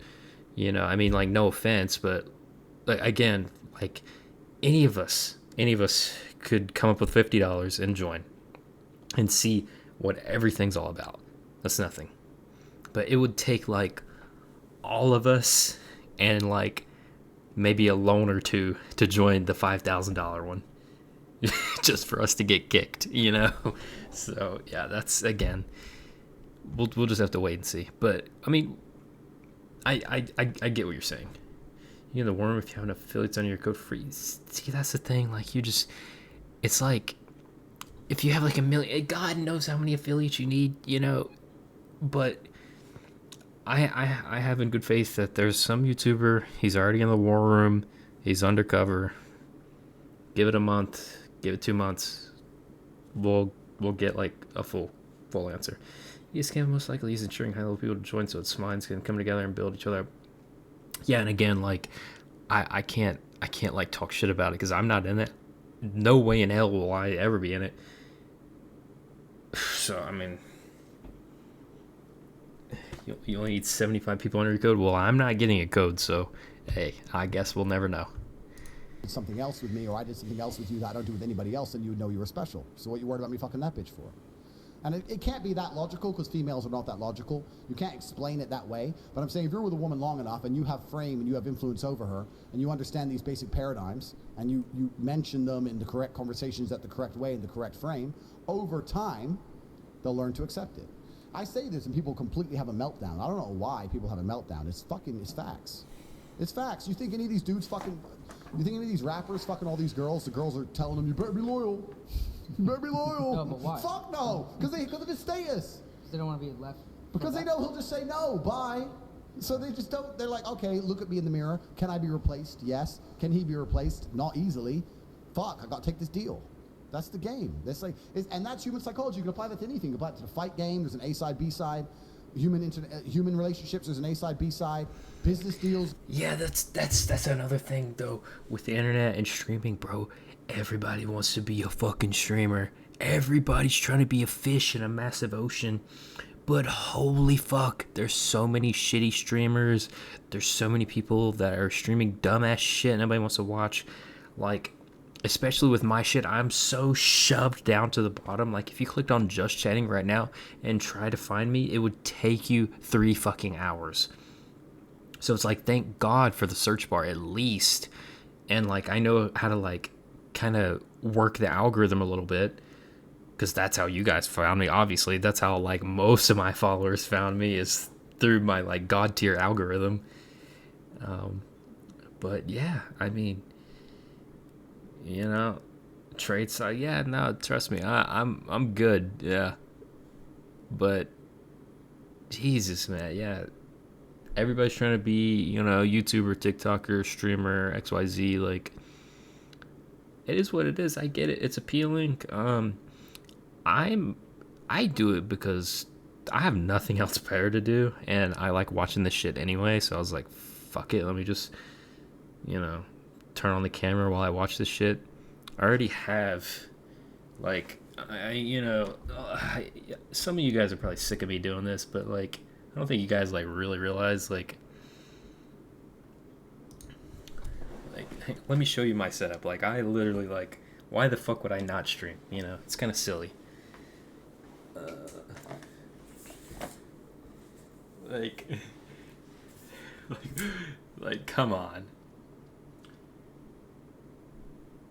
Like, dude. It would be silly for me to not stream. You know what I'm saying? So, this is why I'm here.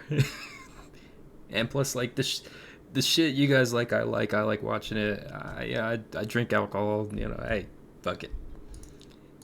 There's an A side, B side. Someone's got to fucking take the B side. So the way you're saying, Someone's got to lose. Yeah. To a degree. To a degree. But this is the thing about relationships, because we can talk about relationships as a whole. Everyone says what I say is crazy. All I say is that love is real. Men and women should be in love.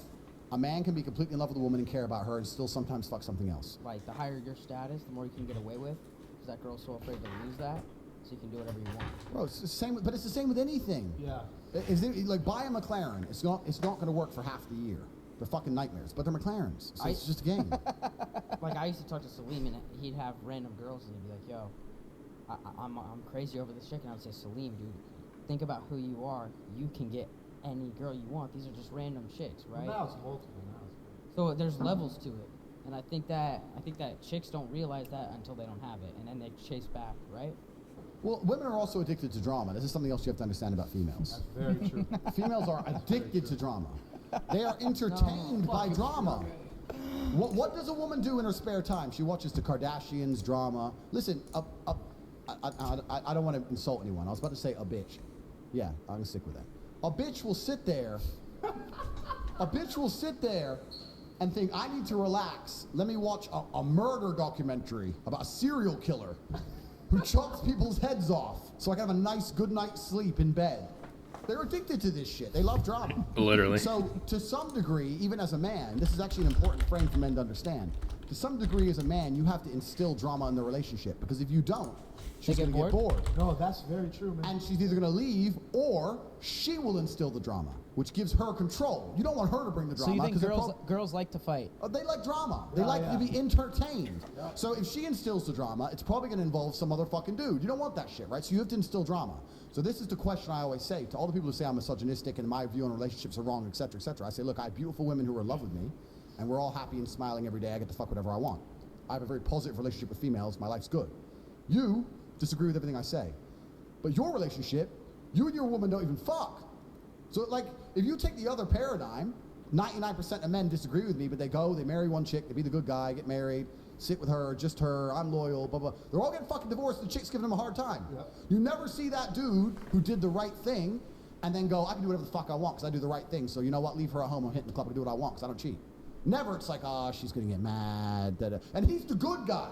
I'm the bad guy, and I get to say, see you next week. So what is the cheating code in Andrew Tate's books? Like, how do you morally cheat if you have a girl? You're honest with her, you're upfront with her?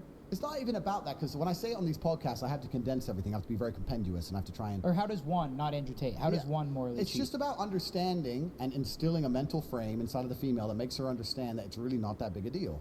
That, coupled with your status and the fact that you're hard to replace, will make you be able to get away with it. And when I say get away with, I don't even mean get away with. It can be a very honest and open thing. I'm telling you, man, like, most men would be surprised by how deviant women are. If you have a woman and you're truly cool, and you're truly together, and she truly loves you, you come home, have you been out, you fucked that bitch? I did fuck that bitch. You know what? I fucked her, but her tits are not as good as yours. Come here. Oh my God, imagine. Imagine. She'll love it. She doesn't give a shit. What if she had a better rack, though? Well, then she's in trouble, right?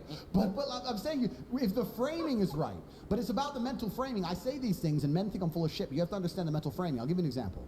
If a man so that's your line when you come home and you just dog? No, just compliment the girl's rack and then you're good? It's an example. That's good. No, that's a good line. But I'm talking about the mental framing. If a woman gets with a man and his frame is correct, that woman over a long enough period of time has the same political views, likes the same music, likes the same movies, has the same friends as him, watches the same things on YouTube, the same Netflix shows. If you see a woman who loves that man, doesn't she do everything the man does?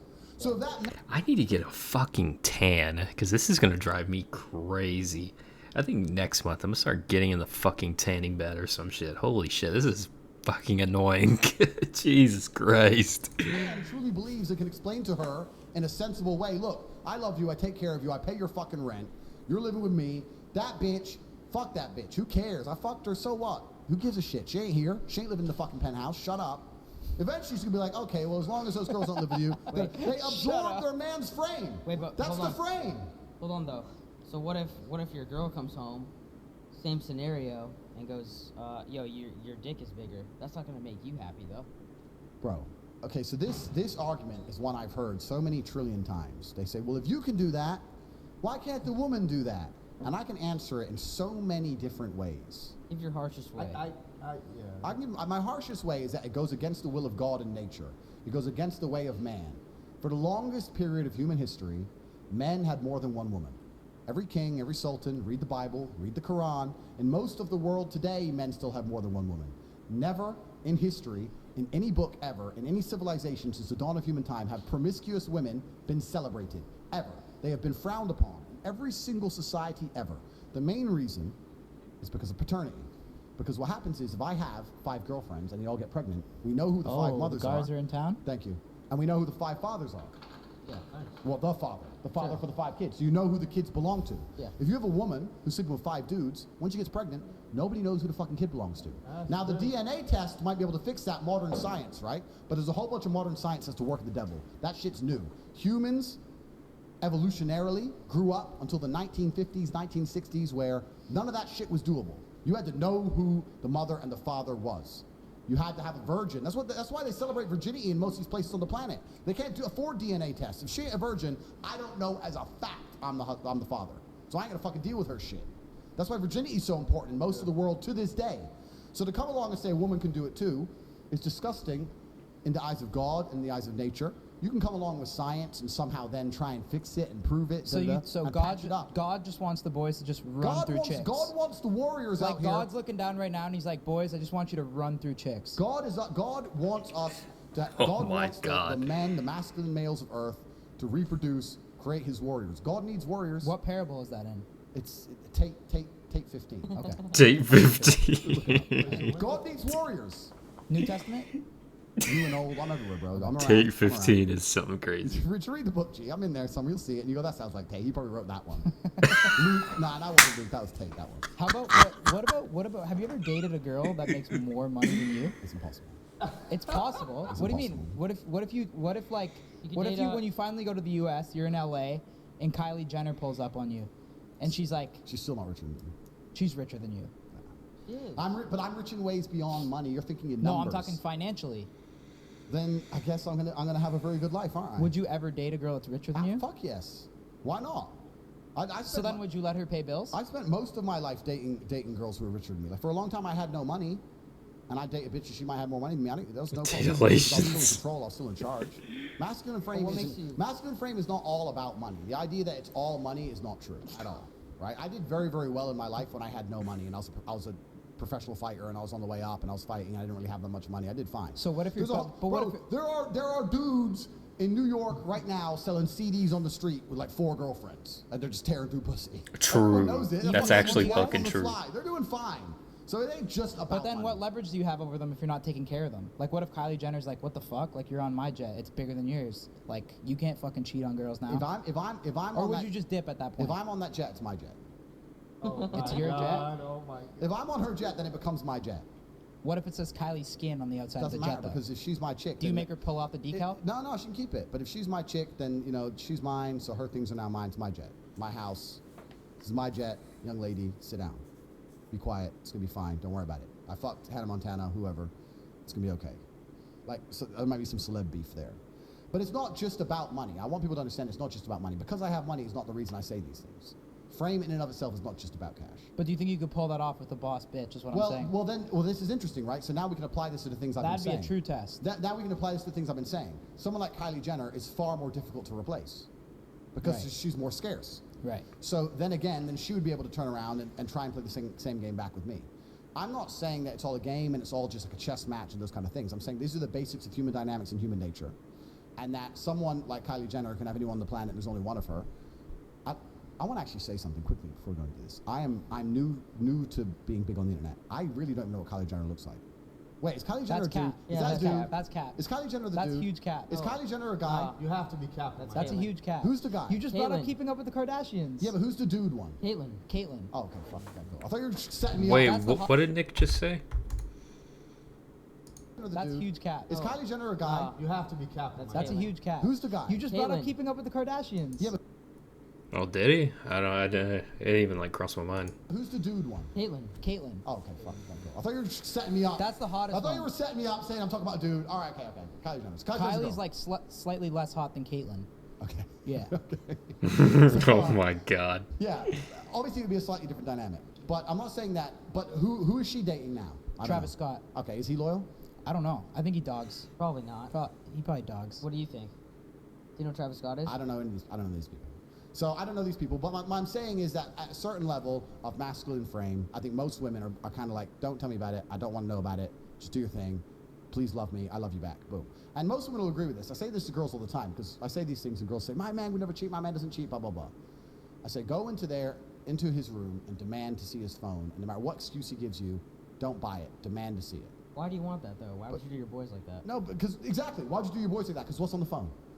Huh? What's on his phone? Probably some shit that Some she doesn't want to see. some bitch. Yeah. So every man's doing it anyway. So every woman knows it, and the reason she doesn't demand to see his phone because she'll want to have her illusions shattered. Do you think that that's fair for her to want to see the phone and True. get to see it? Fuck no, tell her to fuck off. But I'm just saying that women know truthfully because if they truly want to find out, they could, and they don't want to find out. They want to just pretend. Can I ask you something about the body count thing? About having chicks have their body counts on their foreheads? No, you have to explain it first. Explain it Well, be a professional, young I man. will, sorry. Be a professional. We're on one of the biggest podcasts in the world, so please explain He's new to the podcast. He's new to the pod too. By the Oh, way, I'm not so- new. Explain to the podcast You're still what on I trial said. a bit. Wow, yeah, probably with this guy. Yeah. You said you had to have girls had to have lines for each body that they've had That's on not, their that's not forehead. even what I said. No, you said it would, if girls would have the number of body count or whatever they have on their head, it'd make everything way easier. How so? But how would it be displayed? I That's didn't where know I'm exactly. confused. what you Hang on, said let after me that, try but something. I know. I'm here on this podcast, you guys. You don't even understand what I said. I'm upset. 'Cause we want the audience to know, so we need you to dive into it. I said that a lot of the world's problems could be fixed if women walked around with their body Yeah. counts on their foreheads. I didn't say lines. Sorry. What It's would be fine. fixed? Like world hunger? Everything would be fixed, bro. I'm But talking why? about society at large could benefit from that scenario. What How does so? What does that fix? Because you have to extrapolate it. You have to extrapolate it and look at it the meta point. If women can't just sleep with anybody and everybody because they're going to be known for it and shamed for it, they're going to be very, very selective with who they sleep with. If they're very, very selective. I need something. I something like, bro. I don't know. Look at this. This is the entrance to heaven in this motherfucker right now. I need to fuck with this camera. Tomorrow. It's not even, bro. I swear to God. It's not even. These are regular bulbs. Bro. Look.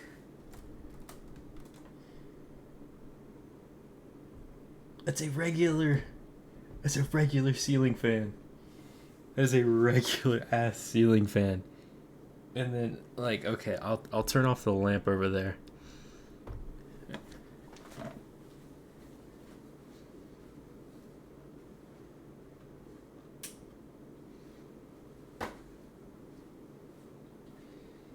It didn't do a motherfucking thing. Bro, that's just the ceiling light. It is like, I mean, it's a little better now, but of course, you know. With, you know, me being me, things might change. I don't know. We'll see. See, look. How do you not have cords behind your TV? Or a strip on it? I am a wiring genius. The only cord, the cord that you see right there is, it's for the Nintendo Switch. That's the only cord that you see. Which still that bothers the shit out of me, so I might fix that tomorrow. So tomorrow you might not even see that. Just literally like do this.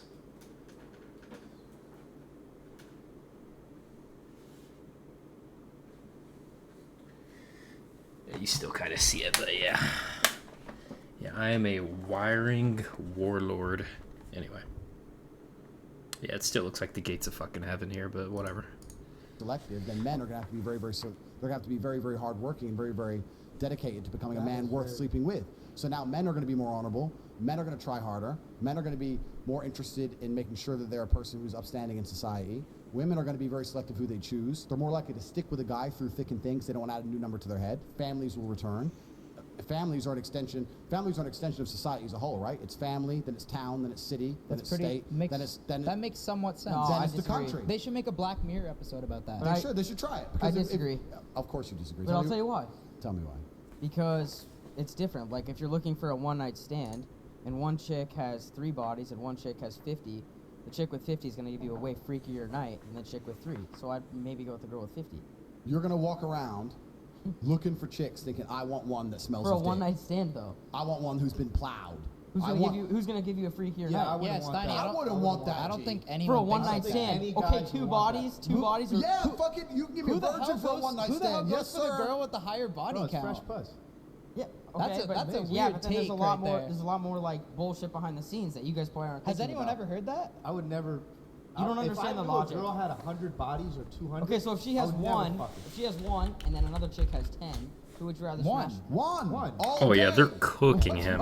You guys just don't get freaky, I guess, honestly. Well, I mean, But it's not about. I don't think freaky. It's about I mean, if you want chicks who smell a dick, that's your thing. But that ain't my thing. And I don't think it's most men's thing. Men That are was a wild take. Men are interested in men are interested in innocence. It's Yeah. innocence that men find appealing. This is what most 100%. people don't understand. Yeah. Women don't even know what men find attractive. What actually amazes me is that women go through the world and they're so concerned with how they look, but they have no understanding on a basic level of what men find attractive in women. And I know that for a fact because every single time I sit with a chick and talk to her, especially for the first time or on a date or something, she's saying always completely the wrong thing.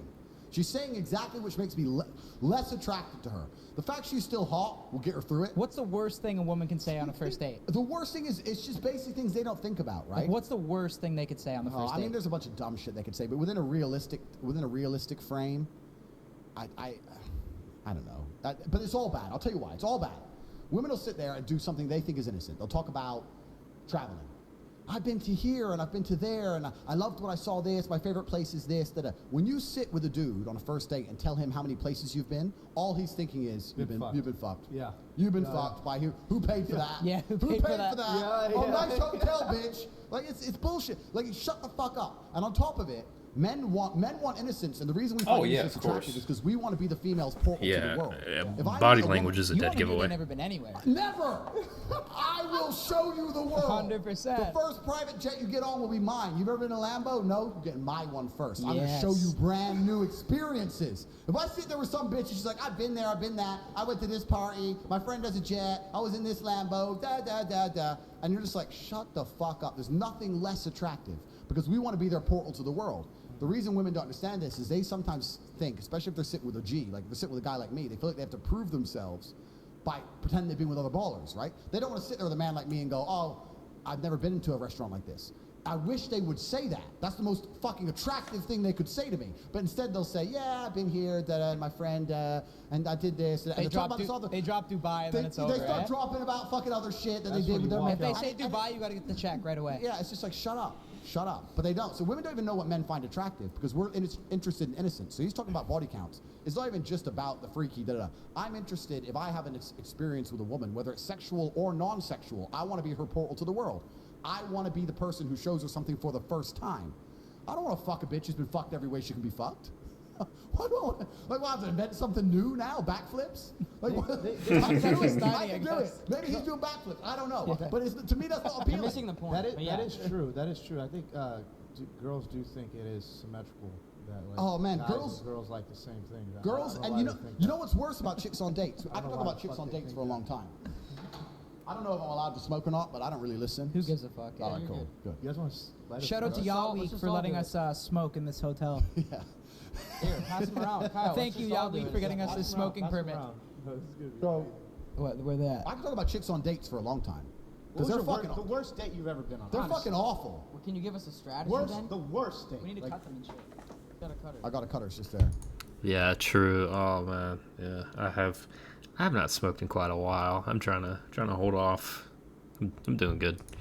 You give us a strategy on how to have a But successful first, let me come Andrew Tate does not help, though. I'll tell you that. First, let me complain about all the things women do. So first, they talk about traveling, which they need to not do because men don't want to hear that. Another thing women do. You know what? Another thing men hate. This is for all the chicks watching this. You know another thing men hate. We hate those social bitches. You know what I'm saying? You meet a girl for the first time, right? First time. Here's a test where you meet a bitch for the first time. Say, what are you doing next week? Correct answer. Oh, nothing, just home. Attractive. That's what I want to hear. You ain't been nowhere. You don't go nowhere. Just home.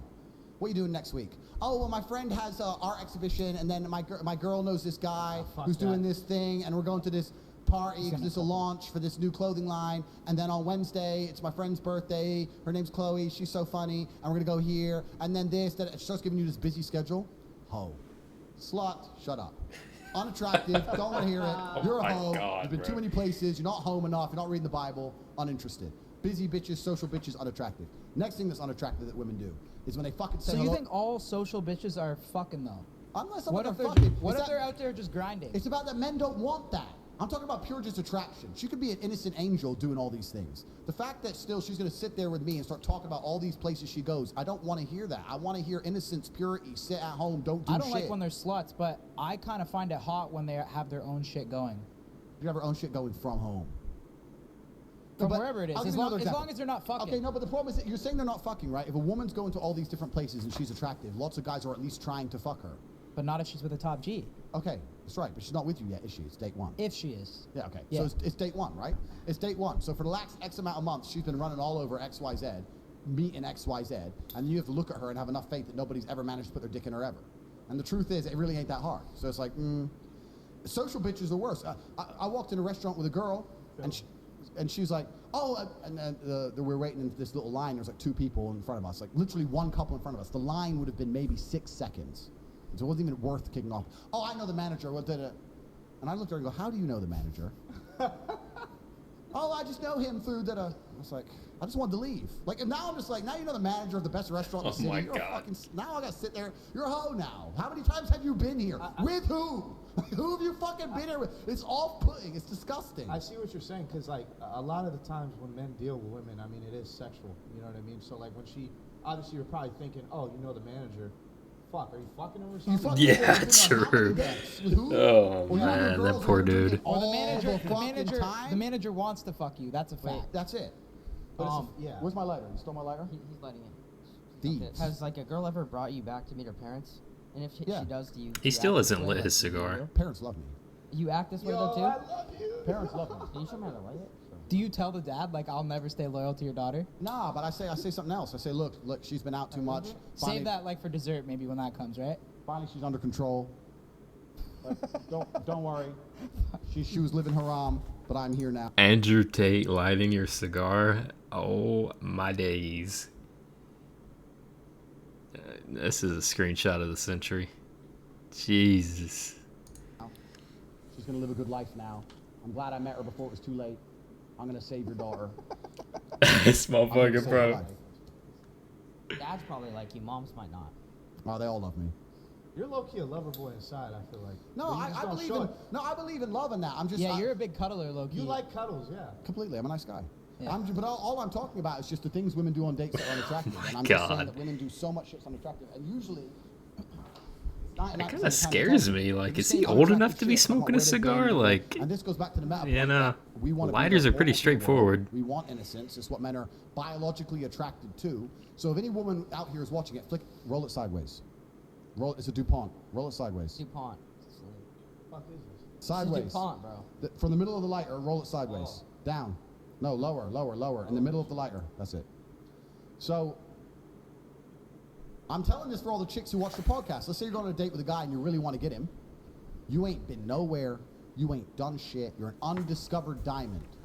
They're using it like it's a Zippo. Andrew Tate does not use a Zippo lighter. Who do you think this is? I don't know. I've never been to a place like that. Oh, how do I open the car door? I don't know how Lambo car doors work. Oh, I've never done this. I've never been there. I've never been on holiday. That's what a man wants to hear. He does not want to hear the story. Oh, yeah. Yeah, professionals like me and your mom know how to use those, because you literally, instead of going down with it, you go to the left with it. I swear to God, I think she was the first one to show me one of those. I'm pretty sure. I went there once, and me and my friends, all 4 of us went there because it was her party, and shut the fuck up. It's unattractive. But wait, how do you... And women don't know this. Women don't know this because they'll say all this shit, and the man will still bang them, so they think they did good on the date. Oh, he banged me. Well, no, he was going to bang you anyway, no matter what you said. But if you want them to love you, you need to learn to shut the fuck up.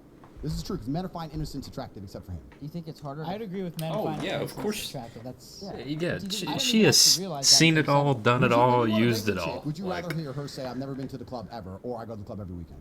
obviously never been to the But do you club. think it's harder to find hot girls in that situation? Oh, it's certainly harder to find innocent hot girls, because hot girls are absolutely and utterly corrupted because they're corrupt, because they're an asset that men try and corrupt. Men True. try and find hot chicks and show them the world. Yeah. So you have to be there first, right? It's not easy to do. I'm not saying that it's easy. I'm How saying do you it's get what there we- first, though? It's how do you get there first? Just go be a G about it. There are the G. odd ones. You can find the odd one who's a bit older, who hasn't had too much experience in life, or sat around with some dork for a while, or whatever. But in general, this is also one of the reasons men find youth attractive. You want to blow up the internet? I'll blow up the internet right fucking now. The reason 18 and 19-year-olds are more attractive than 25-year-olds is because they've been through less dick. I'll say this right here on the fucking internet. I don't give a shit. People will sit there and go, oh, you can't say that. Yes, I can. A 19-year-old is more attractive than a 26-year-old woman, and I'll tell you why. Because that 26-year-old has talked to more guys, been to the club more times, been more places, been fucked and dumped more times, more arguments, more heartbreak, more bullshit, more mess for me to clean up. Whereas a 19-year-old might have had one guy from high school, just broke up, she's fresh, and I can fucking put my imprint on her and make her a good person, and without her having to go through all that detriment to learn about life. So what's your key age range? 19 to... It's not just about the age range. Just the It's- example. No, I know, it's- but what's it's your just- what's your preference? I mean, hot girls are hot girls, Yeah. right? I don't know, hot girls are hot girls. But my point is that older women, the reason they're less attractive to men, even if men don't instinctually understand it, is because they've been through a whole bunch more shit. And we're not interested in dealing with someone else's problems. If you get with a girl who's 26, 27, she's gonna be sitting there going, I know men like you. I've seen what men like you do. You ain't going out today. Yeah, I don't like that. Yeah, I know what- I yeah, ain't yeah. dealing. So you're telling me, wait, you're telling me you were innocent and sweet for this dude. You were nice to him, he fucked you and messed you up, and now I deal with the attitude problem you've developed because he got your pussy? I didn't even want him to fuck you in the first place. You should have been a virgin when you met me. Now I'm dealing with your shit? Get fucked. Goodbye. Don't you think though trying to find purity out of women, it kind of is like a low possibility? I mean, it's kind of like when a woman says, "I want a guy that's like 6 feet tall," whatever the case may be, right? There's less of them, and like it's like, dude, you can't really find a virgin. The best things in the world are low probability. It doesn't mean it's not what we desire. We're talking about what we desire. And what I'm saying is that one of the best things about status is that you can now get what you desire. So at status, most men have this dream of sleeping with endless women. I could, if I decided, could sleep with a new woman every single day for the next 10 years. All I would have to do is reply to my Instagram inbox. It would not be difficult. I could do it. It's not interesting to me. I am more interested in using my status to find something extremely rare, like a woman of innocence. That's what I'm talking about here. I'd rather find 1, 2, 3, 4, maybe 5 women of innocence and keep them, as opposed to just sleeping with endless women, because sex really ain't all that interesting to me. I think it gets boring after a while. Yo, what up, what up? That's the point we're making. Yeah, it's hard to find, but just because it's hard to find doesn't mean it's not what every man intrinsically really wants. It's what men really, truly want. Where am I getting the stream from? It is from the Full Send podcast. It just ended recently. I watched the first half earlier, and we're just rewatching the beginning because Andrew Tate was also on InfoWars, and I was watching that, so I missed the first half of this. So yeah, that's where it is.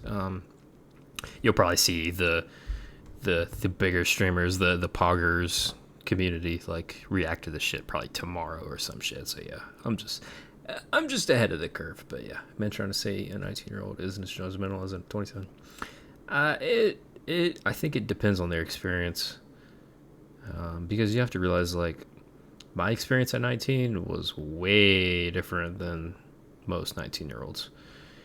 He's saying most younger women have more open-minded than older women, which is true regardless of gender. Yeah. They're a lot less. Actually, they're a lot more carefree. They're more willing to try new things. Obviously, they're developing. Yeah, I could go on forever about that, but I mean, you guys know the answer to that. I'm way more close down than I was 8 years ago when I was 19. Yeah, exactly. Like, same here. I mean, you know, us as men, I mean, we're good, but I mean, with women, it depends on like their upbringing, their life experiences, and it's the same way with men. Like, there's a lot of men that's not like us. They're not mature. They're fucking dickheads. You know, they don't really understand what Andrew Tate is saying. You know, but yeah. Anyway. And what's actually interesting about it all is, no matter how innocent the female, she still wants the man to have had experience. If you were to ask a virgin woman, do you want a virgin boyfriend? She'd say no. No. Or if she slept with one man and she had lived a good life, do you want a man who lived a good life and been with one woman? No, maybe she would have slept with a few more. They want you to have been X, Y, Z, right? So you could have been a playboy and slept with 1,000 girls and get with a virgin. She wants you to be that way, and you want her to be that way. It's fine. That's how it's supposed to work. The reason it's all fucked up now is you got women out here who slept with 100 dudes, sleeping with a guy who fucked like 15 chicks, and he wonders why he can't keep her under control. Of course fucking not. How are you gonna pull that off? It's hard for guys. It's hard for dudes, man, because these chicks are just running through dick. It's hard, and if they run through enough dick, they're eventually gonna end up on some a real G's dick. We talk about. I get called a lot on the internet one of these red pill guys, and it annoys me because I'm not. What's that mean? Oh, this whole red pill manosphere. What does red pill mean? Oh, something about girls and dating and all this shit. I'm not one of them. But Bro, you were on. He was on Infowars. We fucking watched it earlier. Infowars is about as red pill as it fucking gets. I mean, you know, I'm not here to like say one thing or another, but dude, you were on Infowars. We just watched it. You know, being a man, as we enter our prime in our 30s, we enter their prime at 18, and by 30 they're out of it. I think, what is it? By 35, that's like their cap. So some of the things they say is true. That's like their primordial cap is 35. Ours is like 50. The point I'm trying to make is that if you get with a woman who slept with enough dudes, eventually some of those dudes are going to leave an imprint on her you can't fill. I'd be honest with you, I feel sorry for any man who's with any of my exes. You're going to come along, you ain't me, I could whoop your ass, she knows I could whoop your ass, you can't give her what I give her, you can't do what I can do, and now you're sitting there going, oh, I still love you, and in the deepest, darkest night, she's laying there next to you going, you ain't Andrew. You just tried your very best. That's a good feeling, You man. just tried your very best, and that didn't feel like it when Tate did it. And that's it. So like it's like they're widowed in their mind, and you can't truly attach to them because part of them still belongs to someone else. This is what happens at true status. If I run through 10 chicks, I get to know I've ruined 10 wives, guaranteed 10 divorces, guaranteed, because whoever she marries, she will not be happy with because she will dream of me for the rest of her fucking human existence, guaranteed. That's how it gets. You get to that point at a certain status of man. How do you get to that point? You got to get your shit together. How many push-ups you done today? None. The fuck, Dave? Why ask me stupid questions? How many have you done? Bro, I do I'm ready. I live ready. I do push-ups in my sleep. How many push-ups do you do a day? I don't really train the gym too often. I do like 500, 1,000 push-ups a day. If I'm ever on the computer, I set myself little targets. So if I'm on the computer and I'll set a time, or I'll say when this song ends or whatever mentally, and then I'll just drop and do as many as I can. You try to do a 500 to 1,000? 500 to 1,000 a day, yeah. I can do How many can 500 you a day. bang out in one set? 100, 150. Wow. So What else is your like lifting schedule? that's like? it, man. I just do a bunch of push-ups. Just push-ups. Bunch of push-ups. If I'm in the gym, I'll train, but Yeah. I live on the road, so I don't often get access to a gym. You guys don't just go to the gym on like. Welcome to heaven, my children. Ah. Oh my god. Oh my god. Yeah. 1K a day. You do 150. That's all you do. That I don't know. I'm not too sure of. I feel like I have to turn my hat around. It's so bright. I have to turn my hat around to catch some shade.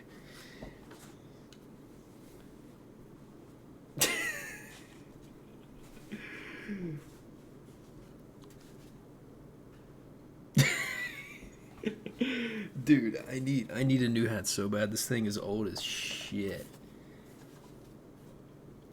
This thing is old as balls, bro. Like it's not like I've watched it so much. It's like not even like black anymore. It's like it's got that like washed, like it's like the acid washed color or whatever. It's pretty gone. He got the physique for it. I just maybe he has the genetics for it too. I don't know about that one, man. Well, if I stay in a nice hotel, there'll be gyms, but I do lots of like car rallies and shit. I'm on the car, or I'm about to be on a boat for a week, and this kind of shit's hard, right? But you can easily So what, find you must time. diet really good then, no? Not really. You eat whatever the fuck you want? I eat basically whatever I want, drink a lot, smoke a lot. Damn. Yeah, but look, 1,000 push-ups a day is enough if you actually just a drop.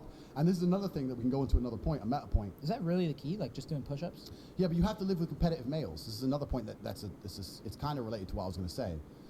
One of the reasons my life's so fantastic and I'm such a high-performing human being is because I live with other competitive men. You are the sum of the 5 people you spend the most time with. If I'm in a group of 5 men and all of them are dropping doing push-ups all the time, am I going to be the only one who doesn't do it? That's so funny. I'm asking. It's No, a genuine it's question. true. I'm If probably everyone starts probably busting out gonna push-ups, drop. am I going to be the only guy who goes, oh, my arms are tired, like a bitch? If I hung with you for 5 days and you boys are just ripping push-ups You're all going the to start time, doing them, right? Yeah. Now, if we're doing more than you, you're going to try and beat us. Yeah. So you're going to do as many as you can. No, of course. You Of are course. who you are who you're you're around in every situation. That's right. in So life. if I'm rolling with people and we're all in constant competition, then you're going to stay a competitive male. So the reason it's easy for me to do push-ups is because my I think healthy competition is the key to everything. It's in the life. health. It's the key to masculinity. Men, for the longest human period of time, were in gangs or armies. This is how we've always been. So if my brother, who's bigger than me, drops and starts doing it, well, I'm gonna sit there and go, ooh, I don't feel like it, dude. So you have to be competitive. There's another thing that actually ties into things we're talking about, where it's actually detrimental when women and men live together completely and exclusively. Women always say this. When women get a real G, they try to attach themselves to you. Don't live with your boys anymore. Live with just me. Come on, we'll be a real couple, blah, blah. And I understand why they want that, because they want to remove you from all the bullshit they're afraid of, right? The girls, the parties, the fun. They want you to completely rely on them so they have power and control over you. But if you live exclusively just with a chick, you are not going to be as competitive as a man. So it's not smart. It's not, well, it's going to make her happy. That's fine. But I'm talking about purely emotion out of it, logically. You're not going to be as competitive as a man as if you live with your boys who are competitive. If you're training for a fight, you don't live with just your chick, you live with a bunch of men. Trainers, da-da-da. It's done on purpose, right? If you're with your boys and you're all competitive, and it doesn't just have to be physical, you can be competitive with anything. If you live with 5 millionaires, and they're telling you every day how much money they're making, you're going to be really pissed off being broke. You're going to be furious. In 50 seconds. If you're living with your chick, and you're broke, but, you know, she cooks for you, she sucks dick good, you watch Netflix, you can get very, very comfortable very, very quickly with very, very little living with a chick.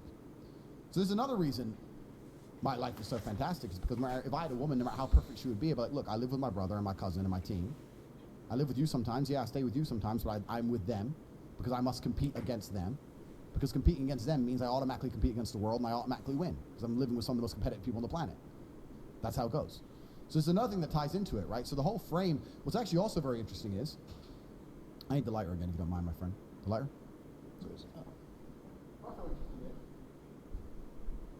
We're talking about status and how women love status, but are you going to be a high status man if you're not competitive? No. So you'll get a chick, you'll fall in love with her, you go, this is a really good one, let me move in with her, let me do the right thing. You're going to live with her, and you're slowly, over a matter of time, years, months, whatever, going to fall off. 9 years is crazy. Who are hungry. Hey, bro, and then you're going to wonder why everyone's getting divorced. I'll tell you why, because you moved in with that bitch and got a belly, sitting around eating lasagna. That's why. I will say that's true. I mean, and like I had a girlfriend once, and I felt like I wasn't doing as much. But once it was over, it was game over. I was going nuts. Oh, Croatia. All right, bro. All right, boys, we had to pause the pod for a sec. I'm watching this with you boys right now, too. This shit's fucking hilarious. We are dropping on fullsend.com. It's lame-o. Hang live on. right now. They can't smoke inside, so there's like a break. I find that very true. The falling off thing, because when you get too comfortable, 5 miles you feel good. As if, like, you're content with life, like, especially with just another girl. It's gonna be hard. I mean, Well, women want to make your life comfortable. A good woman. 109 and 60 seconds. A Jesus, good woman man. will do what she's supposed to do, which is make your life comfortable, right? She'll cook for you, chill, blah blah blah, which is fine. That's what she's supposed to do. She's a good chick. but it's going to make you comfortable. It's going to make you lazy. Maybe if I do you are going to this. lose your competitive edge. We'll say that, yeah. So if you're most No, competitive it's whatever. when you're a man. In fact, this actually can be translated into a bunch of things at large. You can translate this to society as a whole. You can translate this to basic things like fucking crime rates, G. You look at some of these countries in the world now where crime is getting out of control. A lot of it's related to the fact there's military-aged men or young men in gangs who can't get no pussy because women are just chasing clout. And you got these young men who can't get no pussy, and they get angry and aggressive, and they're like, well, what can I do about this? I need to matter. Get rich or die trying. So there's like it's all related. Like women are required to a certain degree to soften men. I understand that. And having no women in your life at all will make you dangerous. It'll take it too far. But you can't go too far the other way and just become fucking soft. Yeah. What's your thought on Islam and everything? Because I know in the Quran and stuff, like you could have up to 4 wives and stuff. So I've seen you talk about it a little bit, but I would like to know like what you think about it. I think it's the last religion on the planet. You think it's the right religion? I think it's the last religion. So if it's the last true religion on the planet, then it has to be the correct one. Because I don't think How is it the last one? It's the last religion because no other religion has boundaries which they enforce. If you will tolerate everything, then you stand for nothing. If your book says X, but you refuse to say the book says this, I'm sticking to what the book says. Doesn't matter what the subject is, right? I don't want to get us banned. I think everyone can work it out. If you're a Christian, 99% of Christians are ignoring every single rule inside the Bible every single Christians day. interpret the Bible, you're saying? Like they pick and choose what they want to stick with, you're saying? They'll try and say, I interpret it differently. I believe in God, but I don't believe in that part.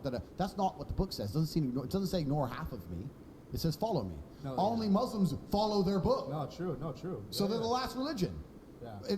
Who gives a shit if Christians come along and say, I'm a Christian, Give a fuck. You ignore the Bible. Well, isn't there a lot of Muslims that don't follow the Quran too, though? I'm sure there's a lot of Muslims who don't completely follow the Quran. But I'm saying that if you were to go out there and try and find Muslims who live true to the Quran completely, you can find them. Yeah. You ain't gonna find a I single. think you can find Christians. No, you won't. Bullshit. Yeah. Bullshit. Muslim I mean, not to even no diss on any religion, but like, dude, you're not gonna find a Muslim slut. Like That's right. Like a woman that's a Muslim that's a Bro, slut. you put me in any fucking church. Give me the hottest church. There's girl. Muslim sluts out there. I'm sure there are, but I'm saying the point he's making is you can find a bunch of women who adhere to Islam who are still virgins to the age of 25 waiting for an arranged marriage. Oh, yeah, You will 100%. not find that under Christianity. 100%. I think you'll find some. Yeah, you could find a couple. But you're right, there's bro. probably more Muslims that follow. Christians, Definitely. There's more devout Muslims than devout Christians. Christianity has no power left. It's a power.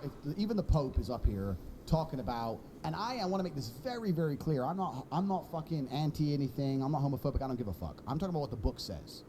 If the book says man and women lay together, and then the Pope is going to stand up now and say that you can be a gay preacher, the book doesn't mean anything now. So the whole religion doesn't mean anything. So the rules don't mean anything. If you're tolerant of everything, you stand for nothing.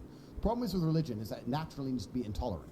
For a religion to be a religion which is respected, it needs to be intolerant of certain things. Yeah, but you can't say we're a religion which tolerates everything. Now you have no belief systems. But when was that book written, It does, yeah, completely. But the world evolves. So. Completely. So Christianity's evolved into nothing. Islam hasn't. This is the point I'm making. The point I'm making is if you're going to throw your own rules away, you can't stand up and say this is a religion, these are our doctrines, but we tolerate everything and we don't punish anyone for anything and none of it really matters. Are you a Christian? Well, who the fuck isn't?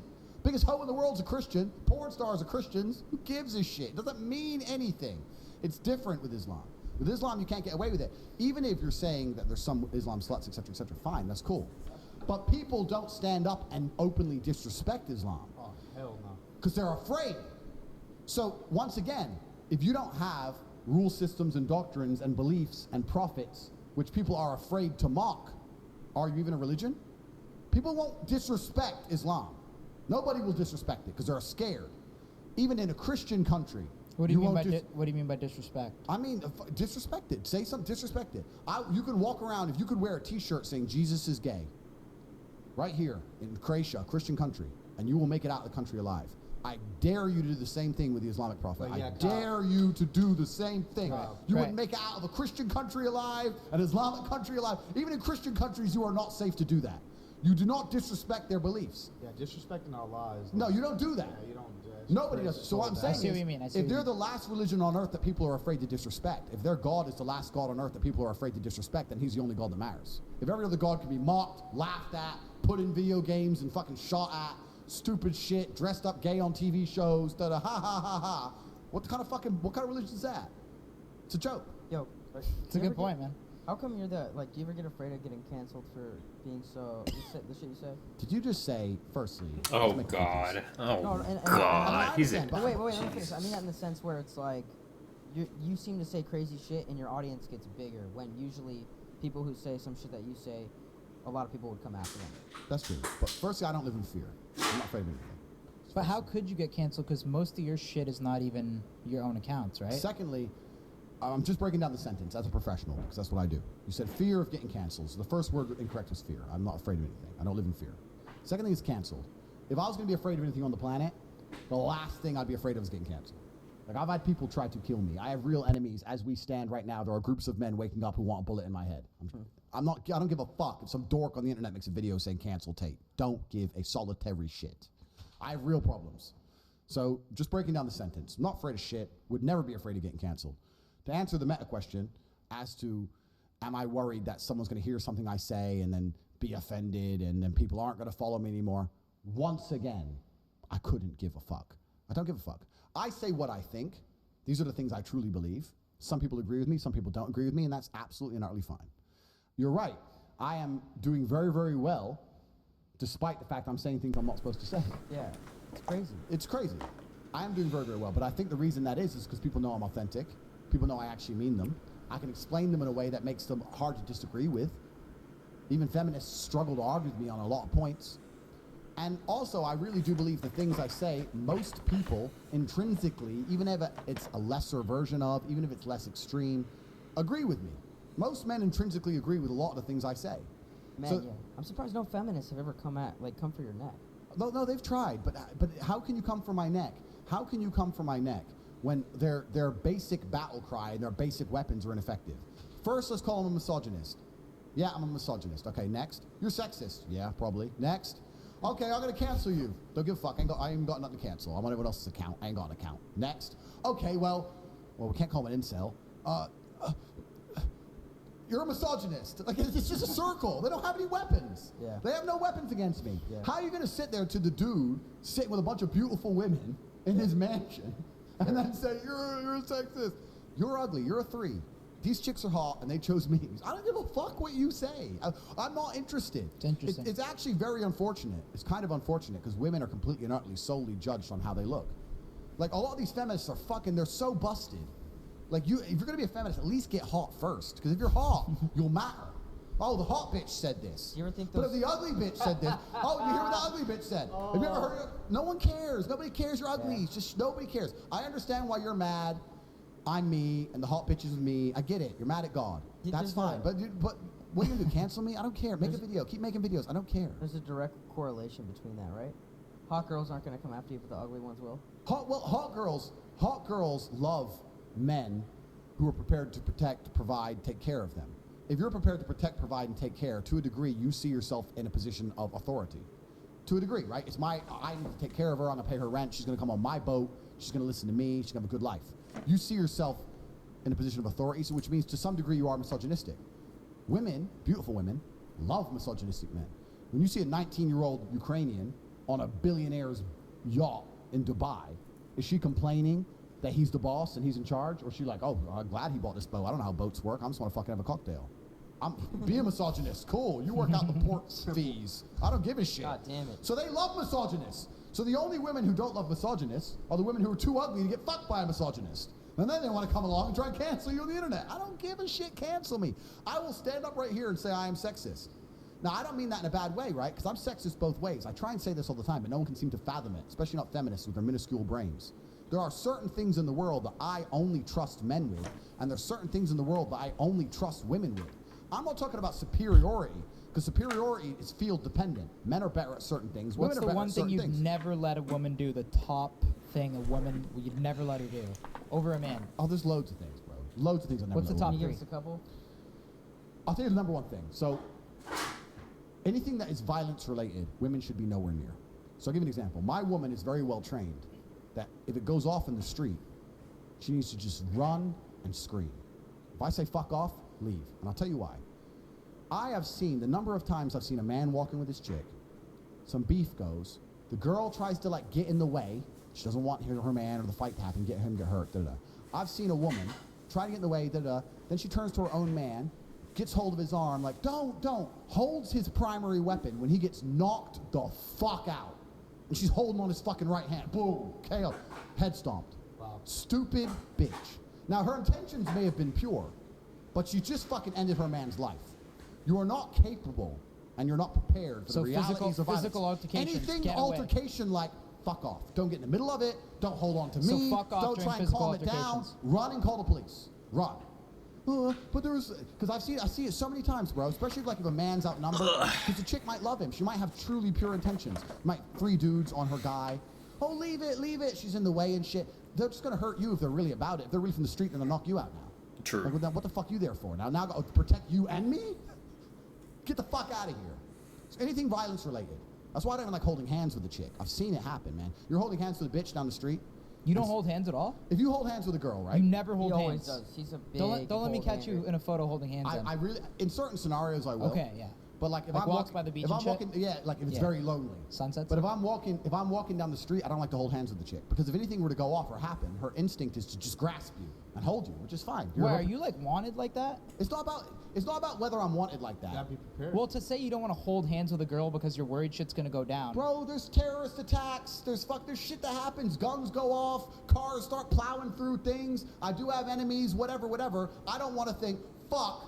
Oh, get the fuck off me. And then I don't have time. I don't have time for it. For what? Hold hands at home. We're walking now. Professionalism. We're walking somewhere. Stand there. If something goes off, leave me to deal with it. And I've seen women in situations where even when their intentions are completely pure, they're not just a neutral, they are a net negative. A woman who does not properly train will get your ass ended. She will get your ass put the fuck asleep. So see it all the time. So that's one thing I don't trust women with. I'll give you a bunch of examples. I don't let women drive me in cars. Everyone loses their mind when I say this. I'll drive. Never. Has the Never. chick ever drove your Bugatti? Fuck, what the fuck? Who is this guy? That's Cat. No! No woman has She ever was hot driven enough any when of you my did? cars, Cat. ever. I You call never Cat. let a girl. Okay, but wait, have you? There's gotten- been a baddie that you've let drive yeah, the that's- Bugatti. Yeah. You got a soft spot, man. Come on. Yeah. I would You bet. got- I Okay, would wait, bet have you money. gotten roadhead in the Bugatti? Gentlemen. I state on my name, I want you to understand this very, very carefully. No woman has driven any of my cars ever. The cheapest car I possibly own, I would not let a female you drive. So wait, if you why? think, Why, though? If you think I'm going to see a chick, and just because she is hot, just because she was born with an innate value, because she was born attractive, I'm going to assume she has the competence to pilot a $5.2 million Bugatti that she's never fucking driven before. And I'm going to allow her to risk that. I'm going to allow myself to risk that asset just to hope she might suck a little bit of dick when I can just fuck someone else. You're out of your fucking minds. Would you Fuck let them no, drive? Never. What Yeah, about the who's lower- this guy? Wait, Fucking wait. Kylie Wait, Jenner. No, wait, Crazy. hold on. No. What about no. one of the lower end ones? Fuck. What no. about Danica Patrick? You just think they're gonna crash it? It's not. I think they're gonna crash it. That's part of it. Two. Why? Have you been in like a bad situation? Because you say your shit's based on life experience. You know Have you what- been in like a bad women driving situation? You know what it is? I'm a chess player, right? Yeah. So it's not just about what did happen or what could happen. It's about understanding the reality of what guaranteed will happen. And the fact that... Yeah, no, I want you to understand yeah, something. that's good. I want you to understand something. The fact that I know what would happen in a hypothetical, even though that hypothetical is extremely unlikely, is enough to prevent me from doing something. So let me give you an example. Let me break this down. Let's say I let the girl drive my Bugatti, but the chance of her Well, crashing... Bugatti I get. Bugatti I get. Okay, let's say I let a girl drive a car. Yes. Let's say I let a girl drive a car, and the chance of her crashing is less than 1%. Very low chance. What's the big deal? But if she did crash, the results of that crash would infuriate me to a new level in which I've never been infuriated.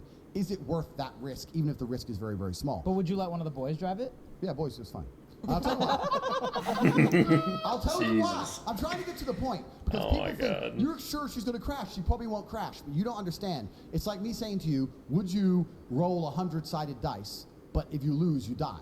You're like, well, no, the odds are low, but the consequences are big. So even though the odds are low, the consequences are big. And I'll tell you why the consequences are big of a female driving your car. Because females have no innate responsibility or honor. So if a bitch crashes your car, if you give your boy a car, right? He crashes it. Bro, I fucked up. I'm going to pay this off. I'm going to get to work. I'll get another job. Man, I'm sorry. Da-da-da-da. bitch crashes your car. Well, it wasn't even my fault. That guy came out of nowhere. I didn't even know. Yo, I didn't even you know. are And, so and you have right. loads of money, and you have loads of cars. Just buy a new one, and I can't afford it. And then if you get too tough to her, look, you better fucking pay. She's just gonna block you and fuck some other guy. That's all that's gonna happen. Some shit like Pretty that. much. Pretty right. No, Okay, he's right on that. Some shit like that happened to me, bro. This girl scratched my car with her nails, and I seen it on my camera car, and she tried to be like, You got money. What you worried about? You got money. Did she end You up are paying right. you? They have no responsibility. I didn't let her. If they were to take responsibility for the issue to the point where, like, look, I fucked up, I'm That's gonna so pay this, true. they won't. So why the fuck am I gonna take the risk when I know they would crash my fucking supercar and not give a shit? But girls don't like confrontation at the end of the day, though. I mean, Girls don't know. Wrong. Well, Girls in a don't way like. where it's Girls don't like responsibility for shit. Has the Girls don't like responsibility. They want another man to be responsible for fucking everything. They want to come along and say we're equal, da da da, until it comes to responsibility. Then, oh shit, someone's got to pay the bill. Well, you're a man. Oh shit, that's not our responsibility. Oh, that's not my responsibility. And that's fine, right? Because it's our duty to protect and provide. I'm Yeah, sexist. I agree with It's that. our duty, right? So agree with I that. accept that. I don't want a woman who sees herself on my level in terms of responsibility because I find that unattractive. But the point I'm trying to make is I will not let a woman drive my car because I know what would happen if she crashed it. We'd end up breaking up because she would not be sorry enough. I'd resent her ass and dislike her for it. She'd start giving me attitude, and I'm gonna lose the bitch and a car. What's the point? you did say that girls are not good with like their instincts, or not instincts, but they're not quick thinkers. They're not quick You were thinkers. talking about the pilot. I remember you talking about the woman pilot who walked out. Yeah, I don't like. Yeah, on my private jets can't be woman pilot. No, sir. Got to be a man. And once again, so, yeah, I'm sexist, right? But no, I'm sexist. I'm sexist. It's cool. I recommend any man out here do this. Get a ball, get a foam ball. Won't hurt nobody. Say to your boy, think fast. Throw it at him. 5, not maybe 4 times out of 10, he'll catch you. Do it to a chick. Just do it. Think fast. Whoa, boom, straight in her mouth. They ain't catching the ball. True. They ain't doing shit. They're getting hit. Now, this makes me sexist. That's fine. But let me just explain something. There are scenarios where I'll make fun of men the same way, saying that women are a million times better in said scenario. So I'm not talking like I hate women. I'm talking about that in my life experiences, there are certain scenarios where if I want pure competence and I'm looking for the most competent individual, their gender is related to that competence. And it goes the other way also. There are scenarios where I would only trust a woman over a man. And most women, when women first hear what I say, they get annoyed. But if they have a brain, they sit there and go, you know what? He's right. I wouldn't want to drive a Bugatti that fast. He's right. I wouldn't want to be responsible for the shipping fees of a yacht. He's right. I probably can't catch a fucking ball flying at my face randomly. But, you know, he loves me and takes care of me, and I'm going to do my part, and he's going to do his part. It's All fine. right, what are those things that you would trust a woman with in life? So, women are absolutely and utterly fiercely loyal if she loves you. The reason people get confused because people say hoes ain't loyal and stuff and women ain't loyal. Women are not loyal if they don't love you because women are loyal to their own emotion only. So if they love you and then they stop loving you, they don't give a shit if you fucking live or die. That's just females as a whole, right? But if a woman's truly in love with you, women can be more loyal than anybody. Like I have a very loyal team and I have loyal boys completely. But if you have a woman who's truly about it and truly in love with you, man, haven't you seen all these fucking serial killers and their wives help them hide the body and shit? Like, you could get women who are loyal. They're down. They're like, okay, let's hide it. Like, you can get women who are truly loyal. So in certain scenarios, we need absolute loyalty. You need to use a female. If I were to have kids and I were to drop them off at a play school, would you ever drop your kids to an all-male play school? All men watching the kids? No. It's weird. Isn't that weird? It is weird. It's fucking weird. You'd only drop to all women, right? You trust them to be more nurturing. You trust them to be more patient. I wouldn't want to drop my 2-year-old. If I had a 2-year-old. Maybe a couple gay males mixed in. Maybe, but if I had a 2-year-old, yeah, okay, yeah. But it's primarily a feminine environment because there's a patience that's there. If I had a 2-year-old, I wouldn't want to drop it to an all-male environment because I think, well, what if she starts screaming and the men get pissed off and like the men might lose their temper? It's weird. It's just fucking odd. No, So yeah. there are certain things that are just set for females. Certain things are just set for males. Women are very, very good at certain things. If I was sick, I wouldn't call my boys. You want a chick to nurse you when you're sick. And a woman who truly loves you will sit with you in bed while you're sick, risk getting sick herself, and hug you all night. Women are amazing at a bunch of shit. 100%. But I'm not going to sit here and say that chick can drive a fucking car as well as I can, because she fucking can. She can. And I'm not afraid to sit and tell the truth. If it's dark, at night, raining heavy, in the middle of the mountains in Romania, where there's bears and fucking potholes and cows and shit, in a fucking Lambo at 3 in the morning, she doesn't even want to drive. Any woman who sits there and goes, I could drive this home as well as you, is a dislikable person because you're lying. 2, you're not going to risk our lives to prove some point. wreck my car, then be unaccountable for it. Well, you're rich anyway. Get another one. Da-da. Why are you being rude to me? I'm going on a girl's holiday. Bye. And I'm left with a busted Lambo. So the answer is simple. You do not drive my fucking cars. The patience part, yeah. It's bullshit. It's bullshit. And everyone knows I'm right. And any man who thinks I'm wrong, give a chick a car and wait for her to crash it and see how accountable she is. See if she will get a second job to pay that off. She won't. Fuck no, she will. She doesn't give a shit. Right. The fuck? I appreciate that. Can we switch up and talk a little bit more about your businesses? Like the web. We talk about half of them. Some of them, yes. What about the webcam business?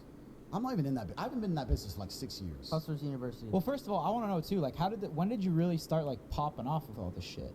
Like, you're right now on the internet, you're fucking everywhere. Like, you're like a fucking viral sensation. I'm a virus. I can't be escaped. Yeah, pretty much, right? Like, you're everywhere. So, like, when did you start like really popping off? I've been on the internet a while, man. But, doing what? Like, what did you start first ever doing on the internet content-wise? All right, so I've had a YouTube and shit, but it was small for a while. My first money I made on the internet was the webcam thing. I've talked about it in a lot of podcasts at length, but I can explain again how it all happened. This is a long time ago. This is maybe 6, 7 years ago. So it's before OnlyFans. It's before making money on the internet was such a big thing. Like now, everyone you meet, every 19-year-old you meet does some drop shipping, does da-da-da-da. But back like 7, 8 years ago, meeting a guy who made money purely on the internet was quite unusual. Mm-hmm. Everyone had like real jobs and shit. The world's moved on fast. So making money online was not what it was today. And it's a really long story, but fuck it. Fuck it. We're on one of the biggest podcasts in the world, I'll tell it. So I owed some money to some dangerous people. We won't tell that story. But I needed money fast. And I had 70 grand, I needed 100 to stay alive.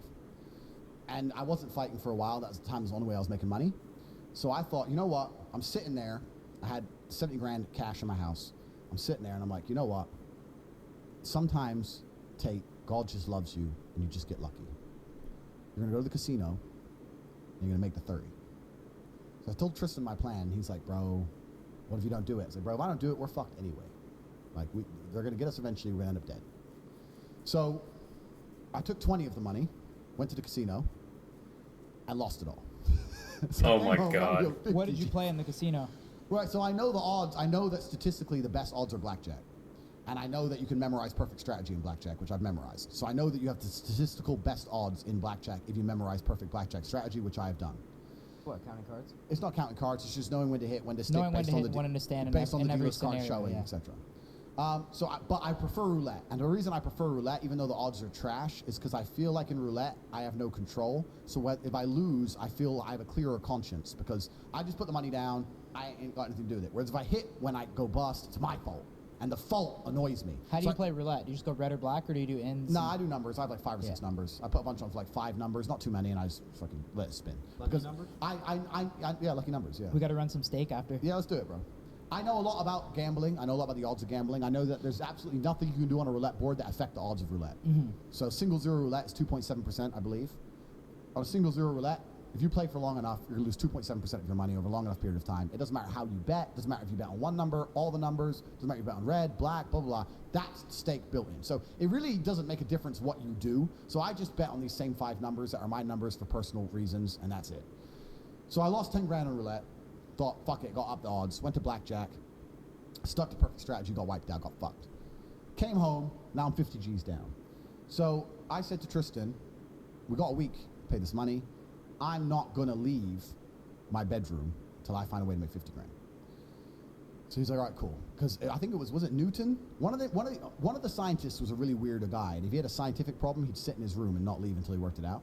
So I decided to become Newton. Maybe it was him, maybe it wasn't him. So I'm sitting in my room. So I started thinking, okay, let me approach this logically. I'm a very intelligent man. Let's do this. What do I need? Let's start at the very beginning. What do I want? Money. What is money? So I started researching what is money. What is money? How does it work? Federal Reserve, fractional reserve banking, interest, inflation, da-da. And by the time I got to the end of about a day and a half's research on money, I was really pissed off because I realized that money's bullshit. It's not even fucking real, and I don't have any. So now I'm double mad because I'm like, this is fucking imaginary trash linked to nothing, and I ain't got none. So I was really pissed. So I'm watching all these fucking videos and doing all this research on like assets, liabilities, blah, blah, blah. And then I got a piece of pen and paper. I've been taking notes the whole time. And I got to the point where I was trying to write down my assets. So I got a BMW, what's that worth? 22 grand something. I had a rented apartment, I'm big and strong, but I'm already fighting. I'm smart, but I'm already using it trying to make money. I'm just writing down everything I have. And I had like these 5 girlfriends from fighting all around the world, right? So I'd fly to Paris, I'd knock someone out, I'd fuck a ring girl, and then she'd be like, oh, you're the champ, you're the champ. I'm like, yeah, I love you too, baby. And I'd leave. And they'd think like I was this big baller in London. I mean, I had an apartment and a nice car. My life was fine. But I also had some problems from previous life, which I can't talk about on the internet. And they were still in love with me. So I was texting all these bitches, whatever. So I had these 5 girlfriends in these 5 different cities all around the world. So I thought, well, are the girls an asset? Well, they have beauty. Beauty's valuable. So I guess they're an asset. Maybe they can like lend me the money or get jobs and pay me the money or some shit. Because I need to pay this money. I'll pay them back, but I need to pay this money. So I wrote them down. Anyway, as I was thinking this again, can these chicks help me in any way? One of the girls offered to lend me like 5 G's or something. It didn't really help. And I'm sitting there thinking, can these chicks help me in any way? And I'm not a ruthless person. I'm really not an evil person that they try and paint me on the internet. I am not the guy who's going to put a bitch on the track. I'm not the guy who's going to hard pimp a bitch, make her fuck dudes. I'm not that guy. I don't like those kind of things. I don't want anyone to touch my chick. Strip club, maybe, but then to open a strip club, you need money, right? How the fuck you open a strip club with no money? You need to build a strip club. It takes money.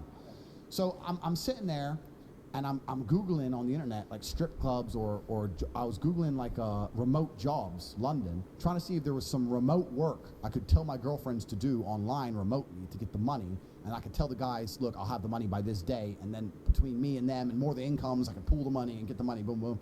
And while I'm looking up remote jobs, in the corner, one of them little videos comes up, talk to live girls now. You know those fucking things are on the porn sites. I've never been a porn guy. I still am, not to this day. I don't see the attraction in porn. I've never really been a porn watcher. I can really state, under God, I've watched less than an hour of porn in my life. I don't find it interesting.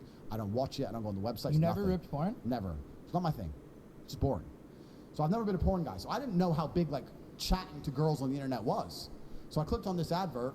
There's some chick sitting there talking to dudes, putting money on one of these websites.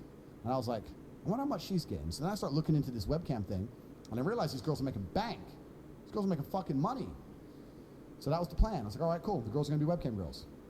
So I originally thought I'll set them all up remotely, and they'll do it all from home, and send me the money. But the problem with that, I'll have one as well if you don't mind. Yeah, Gabe, can I get I'll have one. Thank you, bro. Cool. So, but then I thought, you know what? I'm going to be teaching all these girls how to make as much money as they want. Are they really going to give me the money? You know, am I going to end up with the money, or is this going to go bad for me? Plus, now they need tech. I'm going to have to send them money to buy tech. Do I really trust the bitch to send the money? Is she going to work hard? Is she going to set it up right? This might all go wrong. So the only answer is I got to bring them all to me, and I got to be in charge. So I flew all 5 chicks in. None of them knew about each other. Nothing. Thank you. Sat down at a nice restaurant. Me, Tristan. He flew 2. I flew 5, 7 girls. So look, about to get rich. This is my plan. I'm going to do this. I put a spin on it, of course. Big boss, big G, da-da-da, got big opportunity. This money's been invested. I've always wanted you to live with me. Now's your chance. You can leave Paris. You can leave Croatia. You can leave whatever. You come live in London with me. You're going to do this. You're going to be rich. I'm going to be rich. Blah, blah, blah. Put a spin on it. You're all going to live here. Of my 5 girls, obviously they all kicked off. Who's this bitch? Who's this bitch? Who's this bitch? I'm like, look, you're all mine. Get over it. Talk about money now. This is a higher purpose. But you fucked her. Yeah, I fucked her. Who cares? We're talking about money. We're talking about millions. Get over it. Some of them got upset. They'll start arguing, whatever. 3 left, 2 stayed. And that was the beginning of the empire. The 2 who stayed, bought some laptops, sat them down, said, look, you're going to get this much percent, I'm going to get this much percent. Wasn't exploitation. They wanted to do it. They were like, yeah, this could fucking make some money. All right, well, cool, let's try it. And me and these 2 chicks started the company from the ground up, and we started doing 15, 16, 17-hour days. Now, when the girls were at the computer working, I was at the computer the entire time. Because another thing I learned from doing this business, I learned something about women, is that they are intrinsically, I don't want to use the word lazy, but I will. They have no interest in world conquest. They want to be comfortable. If you show a woman how to make $1,000 an hour, she'll think, I can work 2 hours a week. If you show a man how to make $1,000 an hour, he'll think I can make $18,000 a day. We want to conquer the world. We want all of it. We want all of it. Not to cut you off, but I agree with that completely. And OnlyFans has proven that. It's proven it. They're lazy about it. There's like, give me enough for food and rent, can't be bothered, lazy. They're lazy. Yep. So we didn't have time for lazy, right? So I was like, no, we ain't got time for that. We got to make all of the money. but we made this much today. Not enough. There's more money in the world. It's ours. All of it's ours. I got to the point where I was so obsessed with it. I'd be sleeping in bed, because the chicks would sleep with me one each side. I'd wake up to go piss. And by the time I finished pissing, I was awake enough to say, all right, 2 hours sleep, that's enough, get up. Back to work. We're gonna fucking kill it. So me and these two chicks, and they were about it, right? Because they're getting money as well. Me and these two chicks, we just start fucking hammering the webcam game. Problem is, another thing I knew, when I talk about what women don't find, that women don't know what men find attractive, earlier on in this podcast, everything I said, the webcam company I was running proved that perfectly. The women who were on stream were beautiful, but they didn't have a fucking clue what to say. They were saying all the wrong shit, man. Every day they were saying the wrong shit, and we were losing customers. Everything I was telling you earlier about wanting to be innocent. They're saying, oh, I've been here, I've been there. I'm like, shut the fuck up. You're talking to some dude. He doesn't want to hear where you've been. He knows you can't be a 10 talking about how you've been to Dubai to some fucking dude in Minnesota who's fat. He ain't gonna ever believe that he's gonna get you that way. You gotta lie to him. You gotta lie to him. She's like, lie and say what? Say that you've never been anywhere because you don't trust men. You can't find a man who's serious. Make him think that if he's serious about you, that nothing else matters. Wow, you gotta put a famoose on it. So I'm trying to teach these women, and the women kept fucking it up. So I said to them, it's like, you know what, fuck it. I'm taking over. So what I did is I unplugged their keyboards and plugged a new one in for me behind the screen. So the chicks would sit there and hit a keyboard that wasn't plugged in. And me and my brother, and eventually some staff I trained, would do all the talking. The girls were just famoosers, just laughing and doing this, their titties out, and they were talking to fucking ice cold hustlers. We were taking their money, all of it. They come and say, what kind of, all of it. We were fucking milking them dry. Women haven't got a clue how to famoose a dude. They don't have, because they rely on their looks. They don't have any of the intellect. They have no game, nothing. There's some, though. There's nothing. There's some. Nah. You get a man with game and give him a female's body, a female avatar, he will fuck a guy up. I had these guys selling their houses, life savings, loans, all of it to me. Give me it all. So like, and it's basic shit, right? You'd have a guy. Feel bad or no? Fuck no. Give a solitary fuck. Did you tell like? I don't give a fuck. If you run an alcohol store, you can't feel bad for people that pay for that shit. Yeah. If you run an alcohol store, and most of the people you sell to enjoy alcohol, but a couple of the people you sell to are alcoholics, do you feel bad? No. Right. So if you come I'd be going to hell if that was the case. If you come and you enjoyed it and spoke to the girl and spent what you could afford to spend, cool. If you turned up and you're an idiot and got a loan out, is that my problem? No. So I'm famoosing these dudes, right? So the guy would be like, what kind of guys do you like? And if he was a young man, I'd say, I can't believe I'm talking to some young guy. All these old creeps are on here. Oh my God, you're so handsome. Why are you even here? So if he was an old guy, I would say, oh my God, I'm finally glad to talk to you. All these young creeps keep coming and talk to me. I want a guy who's serious, who's ready to settle down. I know older men will settle down. Sell the dream, sell the dream, sell the dream. We got to the point where we had these guys falling in love with my models, serious, big time in love, right? Sending crazy money. And they were convinced they were going to meet the chick. This is almost where I kind of felt bad. Because they were like, can we meet? I've sent you $200,000. Can we meet? Can we meet? Can we meet? And the problem is... What was the most that one person sent to a model? Total. Million? Wow. About a mil in about a year? I know you don't feel bad at all. Why the fuck would I care? I don't feel bad either. So, thank you. Damn.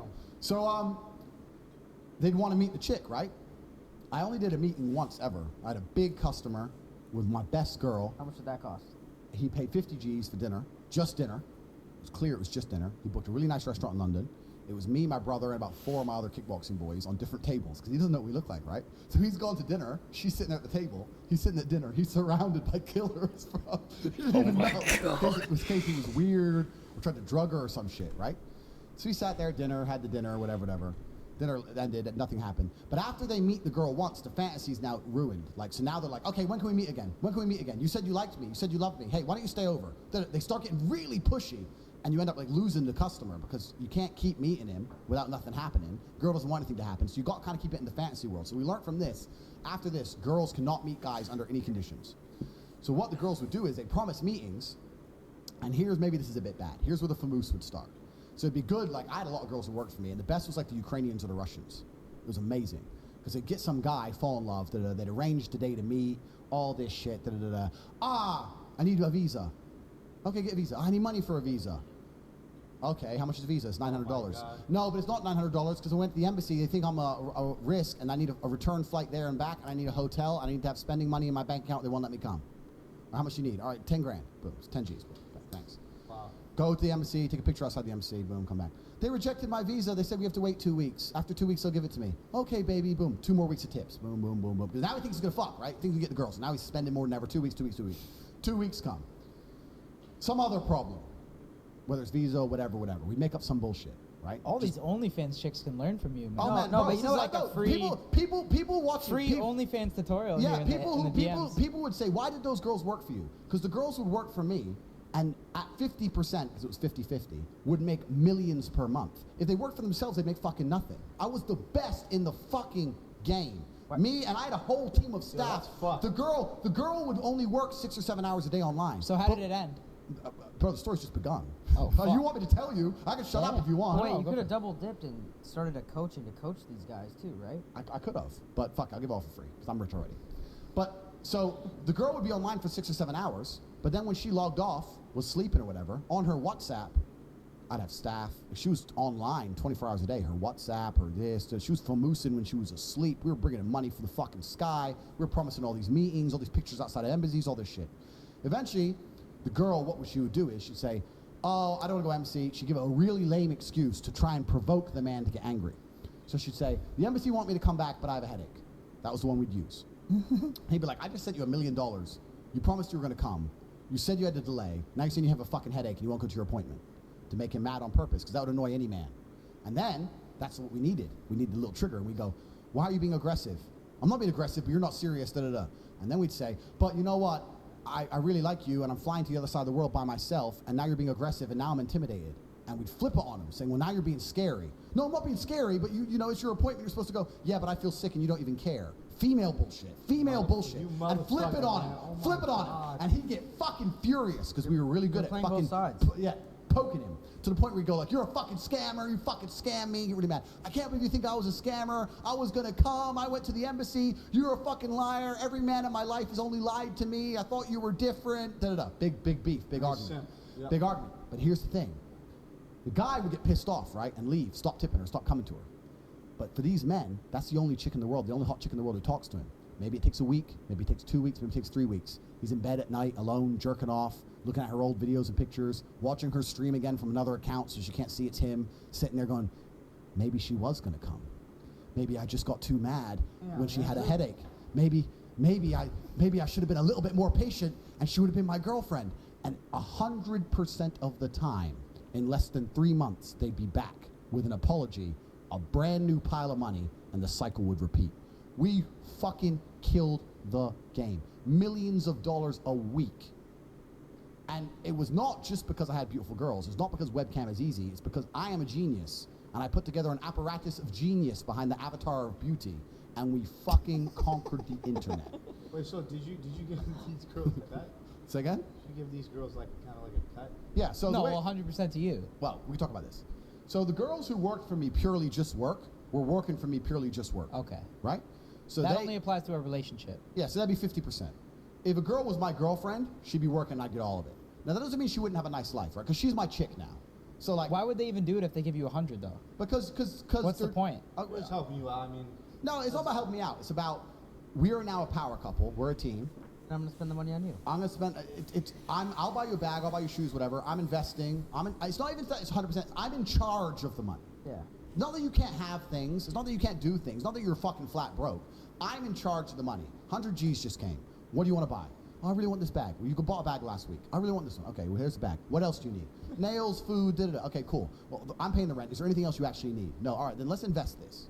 It was more very much like I was in charge of the money. Otherwise, she was just spunking it on dumb shit.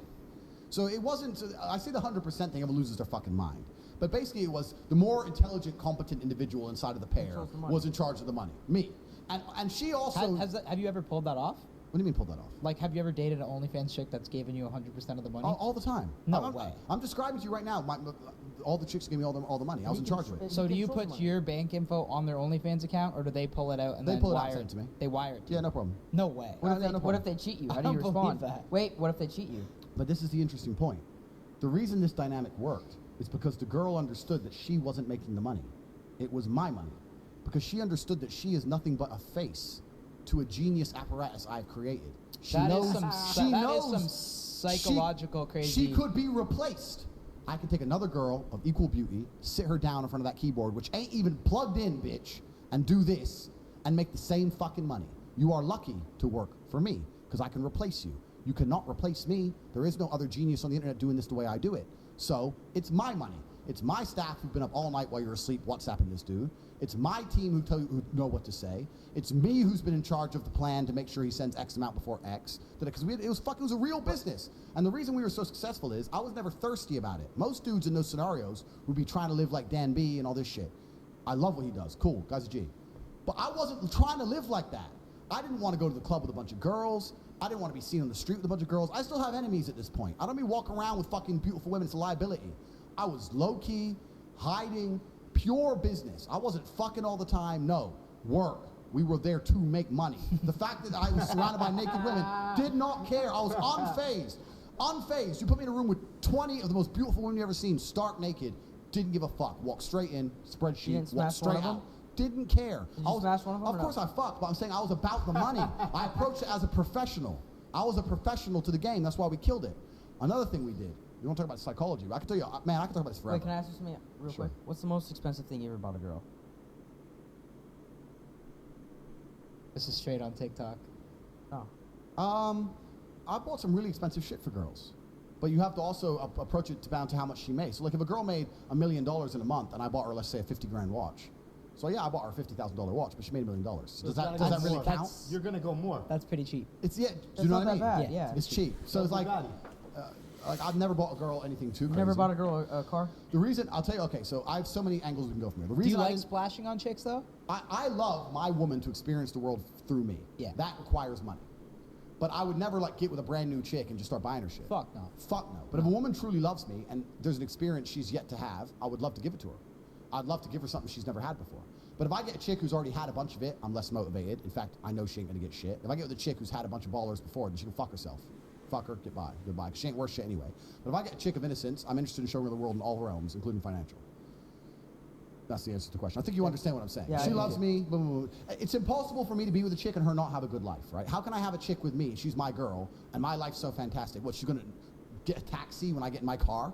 Yeah. Like, not get on my jet. She has to fly commercial. Like, I'd have to be a real weirdo to prove a point. Maybe she has It'd to be earn weird. that. Being near me, your life's good. If you're anywhere near Tate, you're living good. But what are those signs though that make you see that like, oh, this girl actually loves me?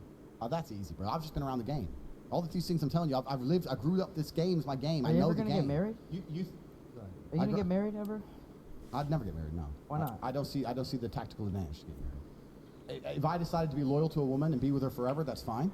If I decide to have children with a woman, that's fine. If I decide to have a house with a woman and live with her, sure, possible. It's not optimal, but it's possible. But the idea of just getting married in and of itself is completely and utterly fruitless. I think it's for the woman. The women enjoy it. But women enjoy lots of things when they don't have to pay for it or organize anything. Sure, she gets to show off on Instagram, organize nothing, waste all my money. And now the government is involved in a new area of my life. I don't want the government involved. The government is already involved in when I register a car, all my money, bank accounts, when I get a job, when I buy a house. Government's everywhere, right? Don't I just want to at least be able to walk around with my dick without the government being involved? Now, if I put my dick in another bitch, my wife can go and say, I have proof he put his dick in another bitch. Go to a lawyer, go to the government. He owes me this. That's adultery, automatic this much percent. So now the government is watching my dick? Leave me alone. No, leave me the fuck alone. Like, if I love her, she loves me. Love you very much. Love you too. Cool, we love each other. That's fine. Okay, would you say though, like back to the other question, would you say that if a girl is doing things for you in a way where they kind of bring value without you having to like coach them? Would you say Your cat rejected your treats today. Oof. I've experienced The heartbreak. a lot of female love in my life. I know when women love me, and it's not hard to make a woman love you as a man. I don't think it's really that difficult. I have a lot of women who love me, but this is actually the meta point I was going to say before you said that. If a woman truly loves you, she'll stay with you without that shit. So the women who go to their man, marry me or I'm leaving. Now they're done. Then why the fuck you marrying a bitch who's already thinking about, she's already given you conditions to fucking keep the relationship? If a woman truly loves you, and you sit there and say, look, I've been around the world. I'm about it. I know things you don't know. Signing that piece of paper is bad for me. It's also bad for you. It's bad for business. Shut the fuck up. What about Okay, but how do I know you love me? Because I tolerate you. Shh. Done. No fucking wedding, no bells, no dress, no bollocks. It's all bullshit. And men fall into this trap, but no man wants to get married. This is another thing I'm gonna say. And I'm not shitting on guys who get married. Get married. It's your prerogative. I don't give a fuck. Oh, sleep? I'm just Yeah. saying me. I'm about I there. truly don't believe any man actually wants to get married. He wants his woman to be loyal. He wants his woman as a wife. He doesn't want to be a husband. He just wants to do it so she's less likely to cheat. It's a degree of insecurity. Well, if I marry her, she'll know I really love her, and maybe then she won't leave. If you really know your bitch ain't gonna leave you, if you knew in the stars, if God came down and said she's never gonna leave you, never gonna leave you, she's yours, you own her soul, would you marry her? I was like, fuck no, why? She's mine, it's done. I know my chick ain't leaving me. My chicks ain't going nowhere. So why the fuck am I marrying them? How did you like initially pop off in this recent success? Like when did it start? I decided content-wise. I Like decided viral-wise. to go overt with my conquest about 6 months ago. 6 months. 6 months ago. What was your strategy? Bro, that's worth billions of dollars. If I were to tell you right now what I have done, that'd be worth. Do you understand how many people want to do what I have done? Yeah. This is unprecedented. This has never been done before. It hasn't been I've done. gone from obscure internet figure with a cult following of fans. My fans, because I have my YouTube channel for a while, my guys who follow me from back in the day are like, I am so furious. I used to walk around and say, have you heard of Andrew Tate? And everyone would say no, and I'd tell them what genius you are. Now everyone knows you're a fucking genius. You ruined it. You ruined it. Like all my old school fans are pissed. Can we get a lady to clean this up? Or? We'll put that on the Yacht Club's tab. Yeah, The yeah, Yacht Week. Yeah. Thanks, Yacht Week. Thank you, Yacht Week. But like, I decided to go overt about 6 months ago. I put together a strategy and a plan. It was extremely strategized. It was planned. Is that public though? The plan? Yeah. No. I thought it is kind of public. No. Strategies. Oh. I've heard everybody say. Everyone has these theories. You can come out with your theories. Here's the theory that you offered to sell your content to pages. Pages would post your content, and that would help them get views. Okay, well that's not true, one. But two, you also have to keep in mind that most people can't do what I can do because most I people had cannot no be as idea what he entertaining was as I am by until simply like just sitting down a few talking weeks shit. ago. Definitely. So I can sit down and talk shit and be extremely polarizing. So I have unlimited free content. Yeah. You can give me a camera and I can sit for 12 hours a day and talk at that camera. I have unlimited free content, which makes it easy. Like if you're a big YouTube channel that do like these giveaways or you do these big pranks or you need planning, you need a Lambo, you need a girl. Me, I can just get a camera and just start talking. iPhone. And I'll get 10 million views. Crazy. So that's the first thing. So I have unlimited free content is the first thing. So your content's really easy to make. It's super easy to make. Which is dope. Which is dope. The easier your content is to make, the more competitive you are. Yep. I'm super competitive because I need an iPhone. You give me an iPhone and half the subject, and I'll just start running my mouth. And people, for some reason, like to listen to me for free. I have never paid for an ad. I've never paid for a shout out. I'm not paid to be on any of these big Instagram pages I'm all over. I ain't paid for shit. They're all giving it to me for free because they're like, this will get us views. Tate. That's it. So is that not correct then? But you're saying I paid them. No. I'm saying they reach out to you. They don't even reach out to me. They just fucking steal it. And I don't give a shit. That's another thing that's a big part of it. Is it like an organized effort of It's an fan organized pages? effort. You were I put not together- ready for his enlightenment. I put together a plan For I which was am extremely at the gates of heaven. well executed. This is not an accident. And I can't tell you exactly what I do. But one of the other things I did, which is a superpower, is that I don't have accounts. Yeah. Most people, let's say you have a YouTube channel, you don't want people to plagiarize your shit. You want the views. You want your money. You don't want people to rip your video, use it, da-da-da-da. I don't have an account. Everyone would steal my shit. I don't give a fuck. You have a Steal it. YouTube account though, no? I have a YouTube channel, but even then, I don't think it's even monetized. I don't take a single penny from it. Ours is, we've never made money off YouTube. Yeah, that's what I mean. So right, so True. I don't need money, right? So if someone were to come along and decide to take my video and chop it up and use it for something, I don't care. Someone were to come along and make a video attacking me, da-da-da, I ain't gonna try and copyright strike. Don't care. Do it. Everyone can do whatever the fuck they want with my shit. I think So it's I'm free something game, really dumb. right? So it's entertaining and it's accessible. That plus my genius battle strategy, we implemented it in January. January 1st is when we began, and I am now the most famous man on the planet. I'm more Googled than Donald Trump, Joe Biden. Look it up. I'm Yeah, I'm see the it most now. Googled man on the fucking planet. Really? Yeah. All right, we are now caught up. We are officially caught up. That's when he started talking about being the most famous person.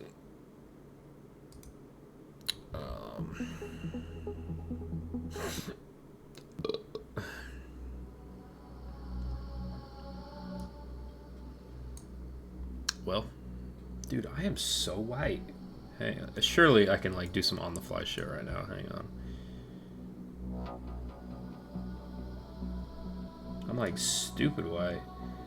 Find it on YouTube. It's on the Full Send YouTube channel.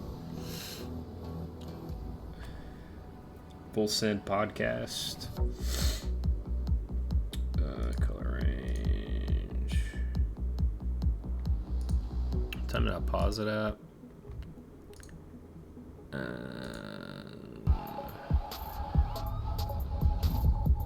It's like. Understand how many people want to do what I have done. Yeah. This is unprecedented. This has never been done before. It hasn't been I've done. gone from obscure internet figure with a cult following of fans. My fans, because I have my YouTube channel for a while, my guys who follow me from back in the day are like... About 125. I think 125, safe bet. That was 124. Yeah, somewhere around there. I mean, you've seen the whole thing. We watched the tail end, and then we just watched the beginning of it. So, I mean, you've seen all of it.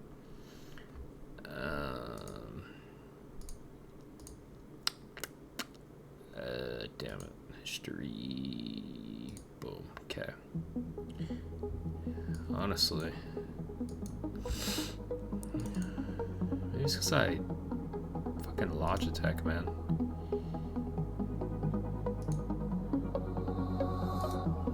If I do that. And then I do this. I'm still white as a ghost. Bruh, I haven't done anything.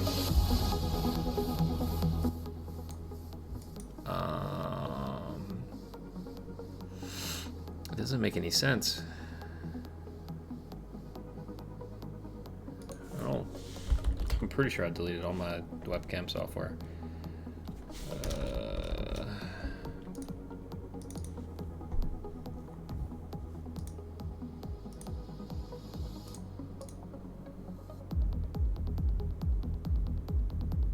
Camera's either disconnected or in use by another application. Oh, great.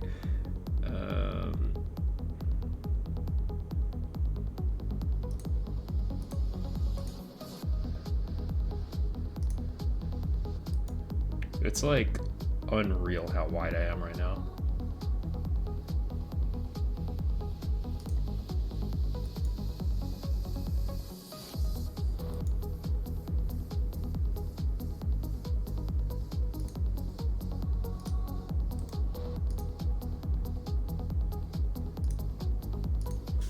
There you go.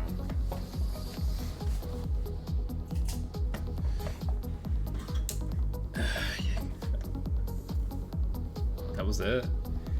It's not because of the screen? I don't know, maybe.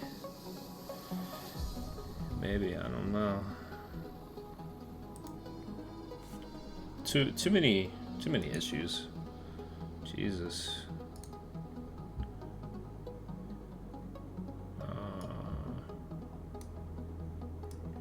Hang on. Let me adjust this shit. Auto, fuck no.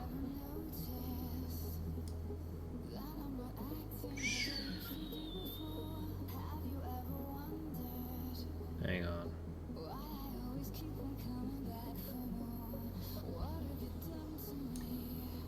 Boom, beautiful. 128. I'm gonna leave that on 128. I think brightness is what's killing me, honestly. Do that.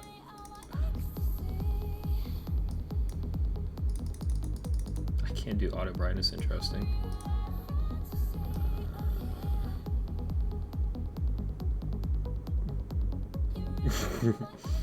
So we're gonna do like, cause I think it was like here, we'll do like there.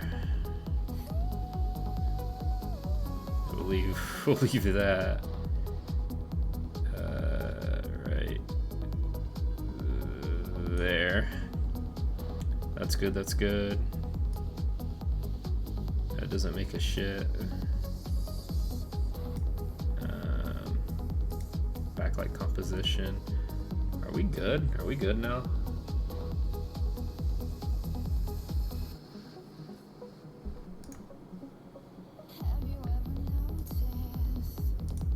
Are we good now? Jesus. Like, oh my god.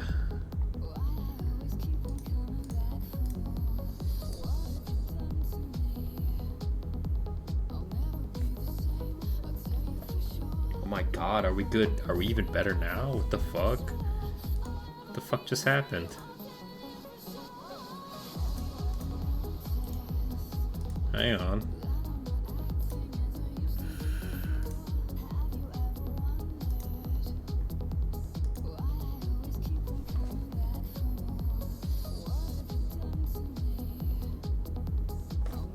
I don't know.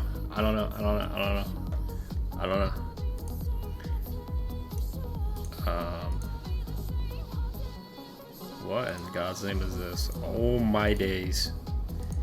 What is this? We're not fucking with that. We're not fucking with that. Okay. We're good. We're good. We figured it out. We're good. We're good now. We're good. Again, I think it's because I got new software. I knew had internet issues out the ass. Hang on. Do this one. Okay. Drag this over here.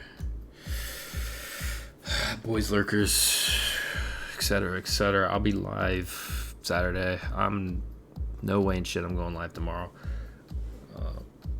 Plus, I need to buy a new router and modem. And who knows if I'll even have internet tomorrow. So, hey, we'll find out. Fish, have a nice meeting you, bro. Let a friend. You have a good night. Alright, man. I'll be live Saturday. I will scrounge for more Andrew Tate shit. We'll see if he's doing anything new. But yeah. Friday, no way, no how. I'll be live. Unless a majority want me to go live. But other than that, I just cannot go live on a Friday anymore. It's not happening.